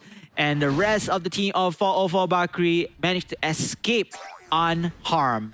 I do worry for Galap's safety because he is not in the struggle. Man, I don't think he has his ultimate at this point. There's nowhere for him to run. Gets pinned down against the wall. Man. They are 404 Barkley are so confident. It shows in their gameplay and in their stance. They are running away with this game. I mean, if there's any key takeaways right here, especially the audience or people are watching right now, is the key of communication. They already know that, hey, the Hellcat already uses ulti. Yep. He's already right there in the top side. We can actually gank him right now. And speaking of ganking, Rensa takes down the Invader turret right here, and now they're going for the push. 404 Bakri continuing on with their dominance. Trisakti right here, slicing and dicing the Moskov Rensa as well. The attack speed is so great. Destroyed the crystal base. And oh my, an absolutely dominating victory for the Indonesian side. That was an outclassing of if I ever seen one. And this is my first time casting for 404 Barkley, and already seeing their leaps and bounds ahead just based on what they're able to do with the Ling. My goodness, this is really clear to see why this hero has been banned out in, I would say, in almost our entire in my matches of today. I mean, I have to give one word or maybe two words to describe 404 Bakri right here. I think it's going to be speedrun. Speedrunning the entire game, speedrunning the times of tournament. Yeah, I can confidently say that yes, the Ling plays a huge impact. Definitely going to be banned in the next game if a team, the X-Origins, want to stay stay relevant in this game. But overall, the entirety of the team, the communication, the impact, the plays, starting off the X-Origins, yes, they show that they are matched toe-to-toe with 404 Bakri with their level of aggression. But after that, it is the Griggy Trisakti show. It is him, ladies and gentlemen, going in with the kills, going in with the plays, and the rest of the members also fall out as well. 2 team wipes in less than 10 minutes. Can you imagine that, Monchel? No, this is just as you say, this is just absolute domination coming up from 404 Barkley. They understood the assignment. Yes, the Moskov early on was pressure in lane heavily, and the X-Origin was in the lead with 2 kills, but because the lane was just absolutely uncontested, left untouched, and he just was able to farm our Storm, and mechanically he absolutely understands the limits. You can see just the amount of damage output, just able to use the Tempest of Blades to go in and out, weaving in and in, and just insane levels of damage. He can single-handedly carry the team altogether. I mean, just speechless right there. You know, they're just going in all guns are blazing, and it is what it is. Team 404 Bakri, they are the better team. They have the better communication, and with this game one, such a strong such a strong statement right here. Griggy Trisakti, the man, the myth, the MVP. 804, 67% team fight participation, and my oh my with the Sky Piercer as well, the Berserker's Fury, the endless battle, and the Blade of Despair with the Malefic Roar. Wow, he just completed all of his core builds instantly. He sure did. I mean, as I say, he was just farming a storm, and I will say, well, farming kills across the map altogether. Yeah, you can see the look on his face. He is definitely confident that in terms of his mechanics and prowess, and I think the scoreboard definitely shows he has maxed out his builds in, well, I would say under 15 minutes. Yep. You know, he was just running away with the game. DX Origins, unfortunately, had no real ways of shutting him down, and he was just like going in and out and hiding them left, right, center.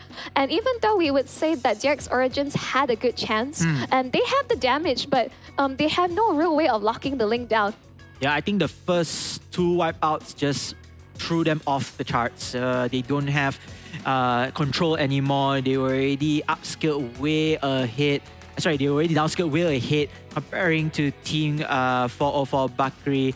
And you know, you gotta give credit to where credit is due, right? Aside from Trisakti, Rensa, Hijumi, Aja, and Alberto, they played phenomenally together as a unit. Remember, Mobile Legends Bang Bang is not only just an individual game, but it's a team, so a team-oriented game overall. So that's game one. Speed running through the tournament. Game two coming in soon. But before that, ladies and gentlemen, for your efforts and your contributions for support for our stream, here comes free MLBB Diamonds. As Monchel told me not to claim it. I'm so close to claim it, but because I'm given in this time position, you know, I want to give you all the courtesy to claim it first. Then I'll only claim it later off camera. Yeah. Well, these are for our audience, whether you're here supporting us live at the venue in Quill City Mall, or you're at home just enjoying and watching the game all together. We thank you for your support. Thank you. And would say, yeah, keep farming the stream, keep farming with all the free diamond drop giveaways just for you. Yes, and of course, it's all thanks to Samsung. Again, the entirety of the tournament is powered by the Samsung Galaxy S24 Ultra. Victory can be yours, just like 404 Bakri, with the latest phone. Yeah, we have this here beautifully displayed. Maybe if you're not looking, I'll just, just nab it away. Go ahead. I'm not looking at all. I'm looking at the left side right here. But yeah, you just mentioned as well, all the phones, been playing the tournament are also actually the new Samsung Galaxy S24 Ultra. It's a very good phone. You won't overheat that easily. In fact, you can be like Trisakti himself, using the phone and continue to dominate his opponents instantly.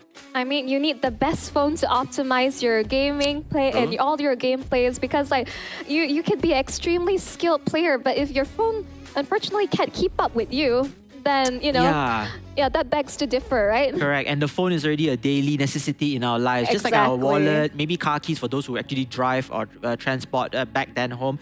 But yeah, it's going to be a very important phone for your daily usage as well. So go ahead and check it out as soon as perhaps the tournament ends. You can go ahead to any store nearby. Samsung store nearby to be more precise. Okay, so game two. What can DX Origin do? Well, ban out the link would be would be a great start. True. Yeah, ban out the link. But then other than that, Trisakti, if you ban out the link, still has that Fanny. Yes. Still has the Arlor to work with. I think in the end of the day, I would say like DX Origin has to give in their best shot, draft in a way where basically this is the most comfortable like team composition they can absolutely go for. Agree. And basically give themselves the best fighting chance, and they basically fight on their own terms, because like you're facing extremely formidable foe. Yes. The best you can do is, have fun, because, we all love MLBB over here. We love the gameplay. We enjoy it all together. But it's really important that, no matter what, you have fun, but also give in your all. And how to give in your all, you need the best tools to do so. Yeah, the best tools. So maybe comfortable hero picks. Yes. Something they can fall back to when things are getting a bit rough. And then when they play these type of heroes, they're very, very happy or, passionate to play. They already know the ins and outs. They are one with the hero, let's just say that, right? One with the machine, in an analogy of cars. But other than that, continue on with aggression. I think DX Origin did really well earlier on. Match up with the pace of 404 Bakri. But at the same time, if the fight is at the losing end, maybe, decide to disengage and then re-engage when the purpose do come into fruition. other than that, I think for Bakri don't need to do anything. They have been playing a very perfect game, near perfect game to be more precise. If you want a perfect game, maybe they don't lose casualties in hand. Yeah, but overall, yeah, I think the favor is now into the hands of for Bakri, and the pressure is onto DX Origins to perform.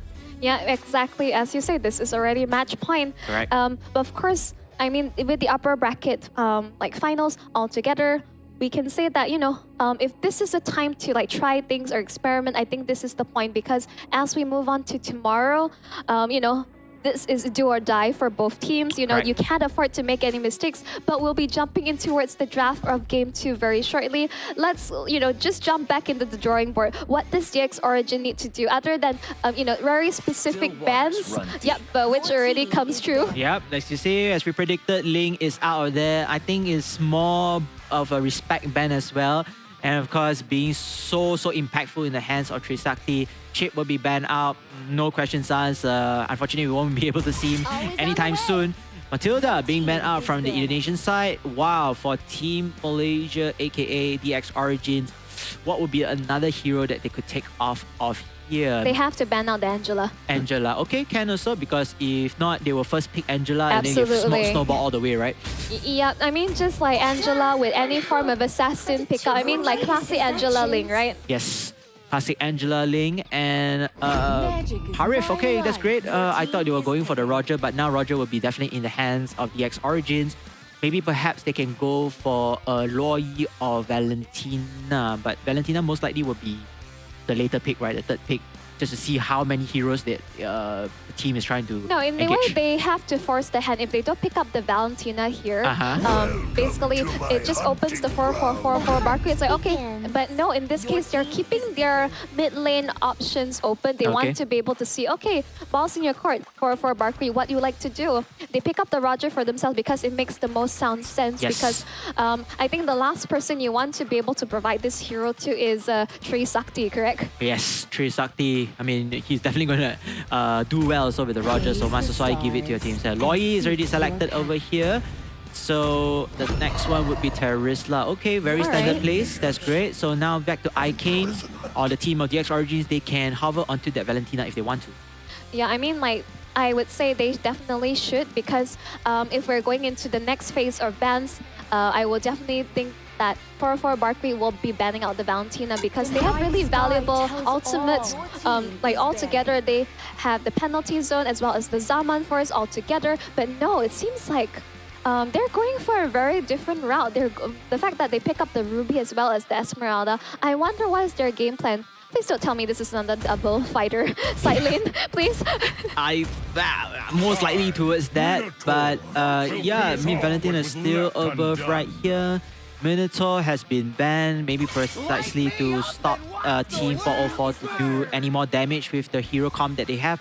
Xbox as well being banned out here, so this gives an opportunity for Team DX Origins to take Valentina if they want to. Yeah, I mean, like, it's a great call, but yeah, but at this point, it's like, I do understand if they want to leave it as the last pick, because at this point, you know, we're through the banning phase. They can always leave Valentina, basically their mid lane pick for last, because, you know, there's no reason for 4-4 Barkley to pick it up, because they have already revealed their mage pick. They are hovering on the Julian, which or the Nolan, which either are very viable choices for Greggy Trisakti. I mean, just give this man an assassin. He will be able to absolutely dominate the competition. Dominate anytime. And you know, in my heart, I know I'm not trying to sound like I'm capping, but I wanted to give the challenge to Trisakti. Use Nolan instead, because we have seen a lot of Nolans already, but most of it are on the defeat side, on the losing end, a losing streak. So maybe perhaps he could, you know, show us a thing or two about using the Nolan the right way or the more aggressive way. And with Brock as well, able to surround and roam quickly, that would be very, very impactful for their team. And in fact, this will be Xavier. Is it? Yep, that exactly is Xavier. Gojo Satoru, that my favorite JJK character. Unfortunately, he. Oh wait, spoilers here. So sorry. No spoilers here on stream. Okay, yeah, sure. We're not spoiling the banned. audience right together as we jump in towards the land of Dawn very soon. Again, the point advantage is towards 404 Valkyrie against DX Origins. I do like the adaptation coming true. I would say the Xavier is a very vulnerable, but basically it's a great scaling mage altogether. But yeah, against a Nolan, I am quite concerned. Yes, Nolan, a bit more mobile. You can deal dish damage as well. So we're going to have to see about this. 404 Valkyrie, can they continue on speed running this tournament? Or will DX Origins force themselves into Game 3? Right, well, 404 Valkyrie, as you say, continue their domination against all their opponents, or will DX Origins surprise us and bring this game to a Game 3? But ladies and gentlemen, thank you so much for your support. We're doing another giveaway. Please claim this free MLBB Diamond Drops just up for grabs, just for you. Yep, just for you indeed. And who knows, you want to get another Link skin perhaps with Trisakti, or in this case Nolan. I don't think Nolan has any... Well, he doesn't have much, unfortunately. Yeah. So still new hero, you know, we're still testing around. Maybe Moonton can provide us that wish list soon. Well, you know, there are like a huge list of like skins that people would want. Yep. Well, we'll see what happens. Maybe the next Starlight, perhaps. Please no more Cho skins. Please no more Roger skins. We have enough of those. But we can see that, yeah, speaking of Roger, Cayman is able to secure first blood on towards Hijime. Well, speaking of Roger, well, great start. Roger. And yeah, I think this is a great start for DX Origins. Very same play like we have seen earlier, the Deja Vu-esque play where Team DX Origins have the earlier start in place. So let's see what more damage they can do. Oh, the Guardian's Barrier right there, just to kick things off, just to zone out Keyboy Galat from not doing any shenanigans across the map. Yeah, I think very necessary because you definitely want to be able to mirror your opponent's movement across the map accordingly. Yeah, accordingly with the right distance as well. Speaking of right distance, Kimin has to bail out using the Roger Beast Form out of the way. Yep. And yeah, they're still going to try to poke one another, but in the meantime though, DX Origin does have position control onto that turtle pit at the top side. Yeah, we can see that Keyboy is just trying to threaten Trisakti in his own jungle, which is very necessary. I mean, this is why things like, we used to pick up things like Hilda and Jawhead to kind of deter assassin junglers to prevent them to snowball, or at least to farm comfortably. Ooh, came in. Ooh. Yeah, his purple buff almost got stolen there. Yeah, but Siska in the meantime, a lot of troubles here. He's going to try to get back his shields, but then the point of contest right here. Icane able to take down Grok though, so that's 2 kills already for DX Origins, but can they secure the turtle right here? And it looks like it's going to be possible. Trisakti finally falling down to Keyboy Galat, and they have man advantage for that turtle unless Alberto decides to steal, but nope, it will be the Roger that secures the turtle for DX Origin. Yeah, beautiful setup. Falling Star Moon into the Dawning Light. That was great team coordination coming out from DX Origins, and this feels like a very different team altogether. They're putting up a really great fight actually. Yeah, a pretty great fight without casualties. That's the most important one, and you manage to get your key objectives, which is the turtle. So DX Origins, a little bit more confidence, signs of life in them here, despite the beatdown that they took in game number 1. 404 Valkyrie, meanwhile, I don't think they seem unfazed. They said, yeah, maybe okay lah, 3 kills and 1 death. I mean, three deaths and 1 turtle loss. But it's okay, it's still early game. Yep, exactly. And what basically with most assassin players, Windtalker fairly early. I mean, this is quite alright for the Roger build, but you can see that Cayman is definitely farming out the storm, being able to complete Windtalker so early. Very, very exciting to see how much damage that this Roger can actually dish out later. At the meantime though, the Crab at the bottom side trying to go for the contest as well for both teams, but unfortunately in the mid lane it's just a bit more harassment, trying to wait. Oh, but Hijime has to be very careful right there, and it will be Keyboy. Oh, missing that by the inch of health. Oh, with the glowing light though, did not hit it. I was waiting for the dawning light to come true, Yep. but Hijime just barely able to sidestep that from Icane. Otherwise, that would have been the guaranteed kill. Guaranteed kill, even better footing for DX Origin in all around. And however, it looks like yes, be very careful where the Grok is still not really farmed up just yet. But then Keyboy Girlup and Kimin a little bit too over aggressive. With the help of the Loi is able to back out from the side of DX Origin. Yeah, I mean, this is we're expecting this level of aggressiveness, and unfortunately for the Grok, Icane on the Xavier is a great way of counter engagement. You know, you want to stop the Rock in their tracks with the skill combination, and well, as we know, Grok is very vulnerable to magic damage. So I would say with Siska as well, who also deals magic damage with the Esmeralda, Did Aja definitely it's a tough call for him. Yeah, definitely a tough call for him to, you know, go on with the offense in place. Siska, meanwhile, down to already 50% of HP.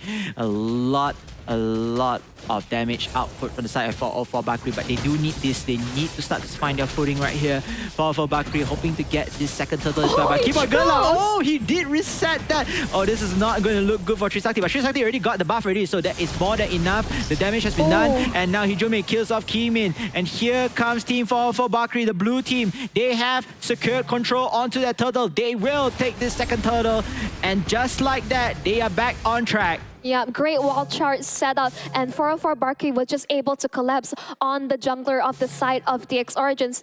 That was just a great series of events coming out from them. And even though Did Aja was pressured very heavily early on, you can see that 404 Barky are just slowly finding their footing in this game. Yeah, they always start slow, but after that, you know, they manage to find, you know, whatever they can to do their best in order to win the game. Meanwhile, Keyboy Girlup initially throwing one of his opponents into the turret, but it's not enough damage to take it out. Yeah, both teams, I would say, have great team fight like potential and setup, but it's more of like who is able to collapse on one to another first and follow up. To follow up right here, bottom lane as well, Ruby going against one-on-one with Nolan. And yeah, just going to disengage right here, but Nolan in the meantime going through the Molten Fiend to get his orange buff. Like 3 heroes already. Oh, they stole the buff away. Yeah, I mean, like in a 1v3 situation, there's not too much you can do. You can hope to secure the retribution and just run away, hoping for the best. But wall charge on Druid Siska, he has nowhere for him to go, forcing the falling Star Moon just to be able to disengage. Yeah, disengage in the right way as Keyboy Girlup takes another kill onto Trisakti. And Loi wanted to go in for the fight against this Esmeralda, but I think they have to back out. They don't have enough fighting power here. They don't have enough power scaling to take out whatever's remaining from DX Origins. Yep, at this point they are able to trade the silence, but losing Greggy so early on, like this is not looking too good for Nolan. Already 0-2-0, already he's already falling behind versus Cayman. Yeah, the Nolan so far hasn't been really impactful for most of the games. But Loi, here comes the fight. They're going to bring the fight themselves to DX Origins. DX Origins, here is their statement. Can they get this fight? Can they get this turtle instead? We have to see about that. 404 Bakri is there to stop that. Alberto just slicing and dicing with a hammer right there. Siska in a lot of trouble trying to use the ulti to run away, but it's not enough. However, the rest of the members of the DX Origins are falling down like flies also. Oh my goodness, Arif with the kill, and now Kimin running away for his dear life. It looks like it's going to be the same conditions again from the previous round. The previous game, double kill already for Ransa. Kimin zone out, and this slot definitely into the hands of 404 Bakri. 404 Bakri definitely likes to start things slower. DX Origins had a great start, but slowly when 404 Bakri, the minute they hit, I would say, their power spike and maybe their own personal timing, they come online and they become a completely different beast altogether. Yeah, it's like Dr. Jekyll and Mr. Hyde, you know. Starting off Dr. Jekyll, okay, prim and proper, and Mr. Hyde just cold claws a blazing. I mean, you know, this is 4-4 Bakri's game, right? You know, maybe perhaps they want to tease their opponents as well in a way, but my oh my, look at that. They got the lot. Trisakti unfortunately falls down right here. DX Origin able to deny this, able to create some spacing for them. Alberto though, he will fall down. 2 members already for 4-4 Bakri. This gives DX Origins a little bit of breathing space. However, they are still not out of the woods yet. Or are they even done with this? Keyboy Gurlap, meanwhile, hoping they're lurking around the purple buff. Oh, he's gonna look at Rensa. Keyboy Gurlap using the minion camps, the jungle camps in order to bait out Keyboy Gurlap away. But nonetheless, the Lord has already been taken by 4-4 Bakri. They're gonna continue on their dominance here. Yep, they're just forcing the issue. Dawning Light pop, just trying to zone away, and Falling Storm doesn't quite land their lap. Oh, that's why the fight throw onto Achievement, but he was able to survive just for a bit longer. But Keyboy won't be in the back line, be able to get the kill, get the shutdown on towards the Loi. The Lord continues his march in the mid lane, but DX Origins will survive this push. Yeah, they will survive this push. They were probably going to take down this lot as well. Great defensive play coming here, but 4-4 Bakri perhaps a little bit too over-aggressive, a bit too ambitious right here. Rensa, meanwhile, Zaman Force, left, right, up, down, left, right, up, down, but that is not going to be enough. Kimin takes him down. Kimin goes home straight away, but then Alberto will be the next casualty for 4-4 Bakri to suffer on this skirmish, and 3 members left from about 4-4 Bakri. A little bit of over-ambition play, and this most likely will give DX Origin back the lead. Yeah, just an overextension overall from Rensa's side of things.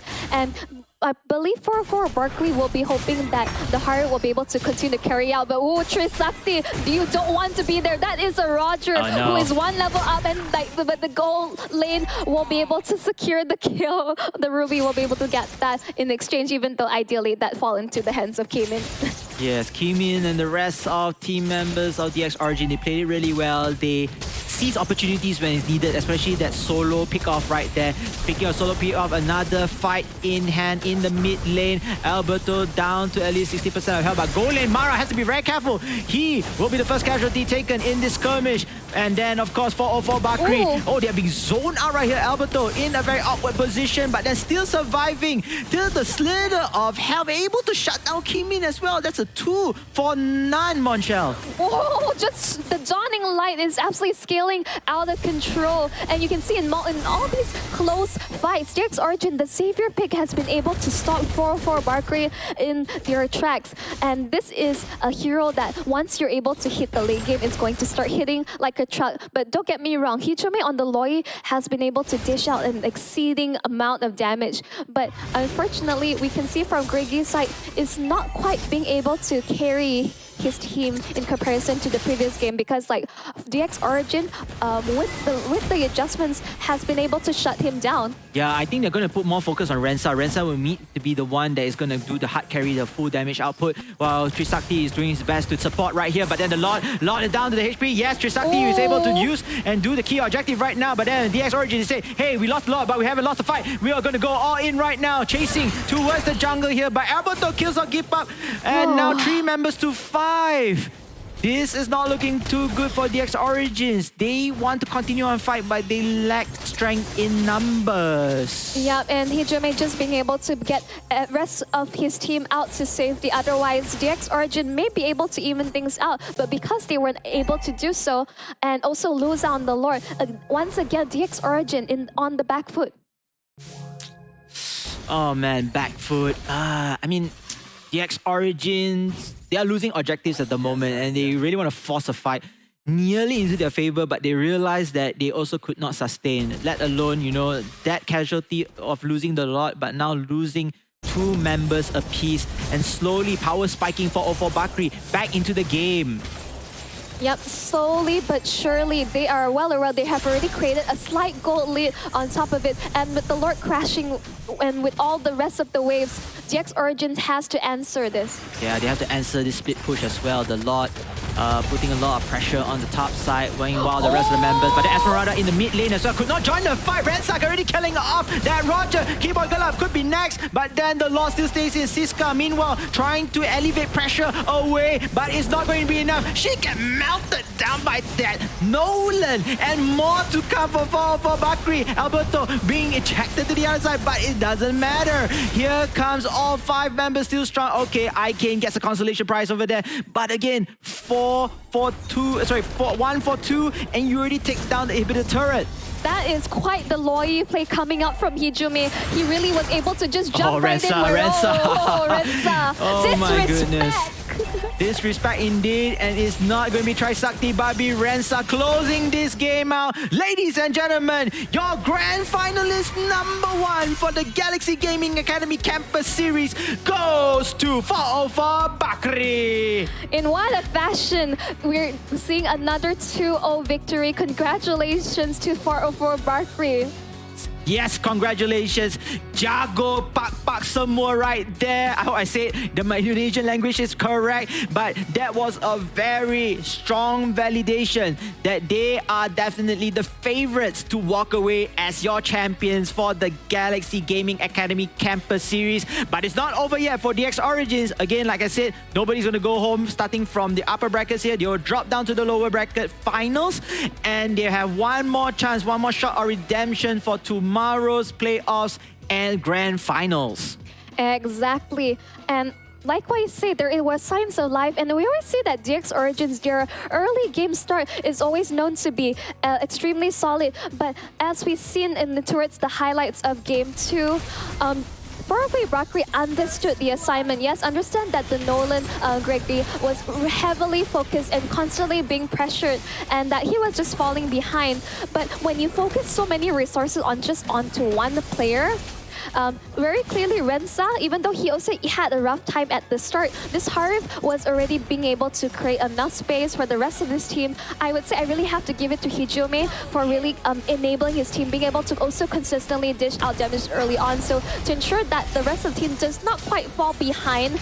And with DX Origins, we can see here there were some really great moments, but they kept losing out in terms of the neutral objectives. Yes, the neutral objectives, the key objectives. I think DX Origin played it really aggressively, really well played. They managed to win a couple of skirmishes, at least from my perspective.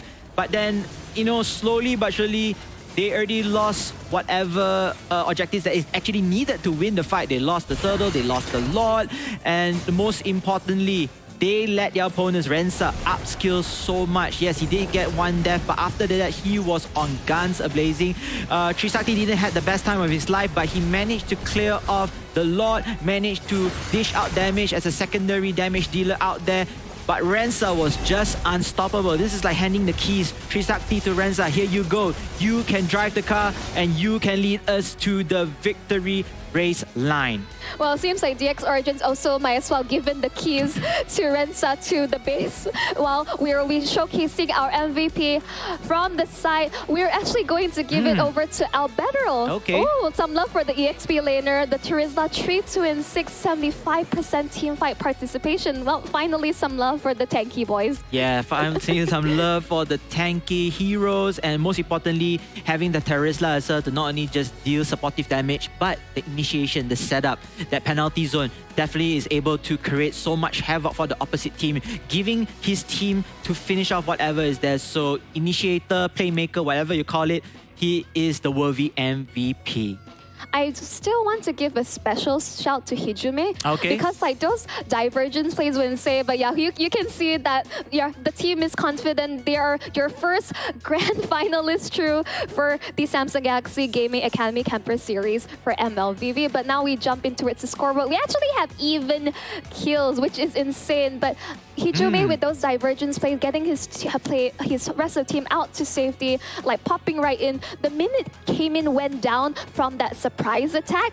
I would say that was the opening that 404 Bakri is to push on and break in towards the defensives of DX Origins. Definitely agree. So as for DX Origins, I feel like overall their early gameplay was really phenomenal. They were composed. In fact, I think they are also pretty consistently aggressive, even though, you know, they were losing some fights. But then again, they focus too much. They're too one-dimensional in trying to get those kills, hoping to eventually unlock other areas, other winning conditions.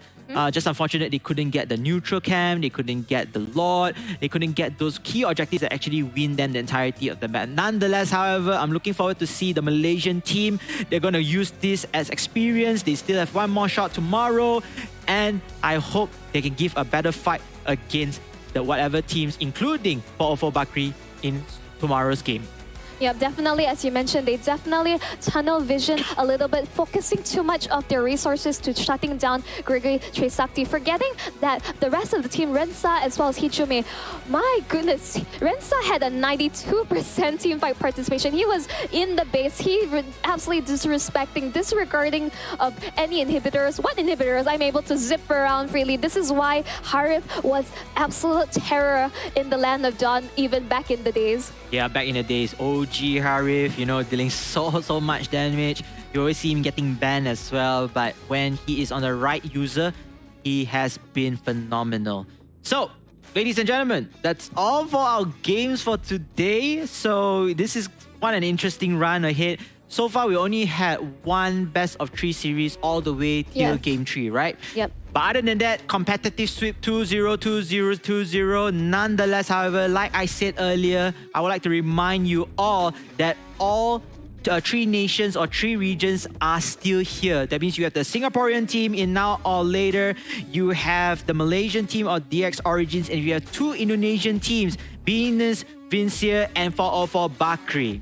And well, to interject you there, KBC, we have another round of free MLBB Diamond Drop giveaway for you, ladies and gentlemen, to just continue on. Understand if you weren't able to get any codes today, which is very unfortunate, you may stand a chance tomorrow. Yep. When we march in towards the grand finals. Yes, the grand finals will be the deciding factor right here. But enough of us yapping right now. Let's take a look onto the minds of the MVP for 404 Bakri on for the players interview hosted by our lovely host MC L. Take it away.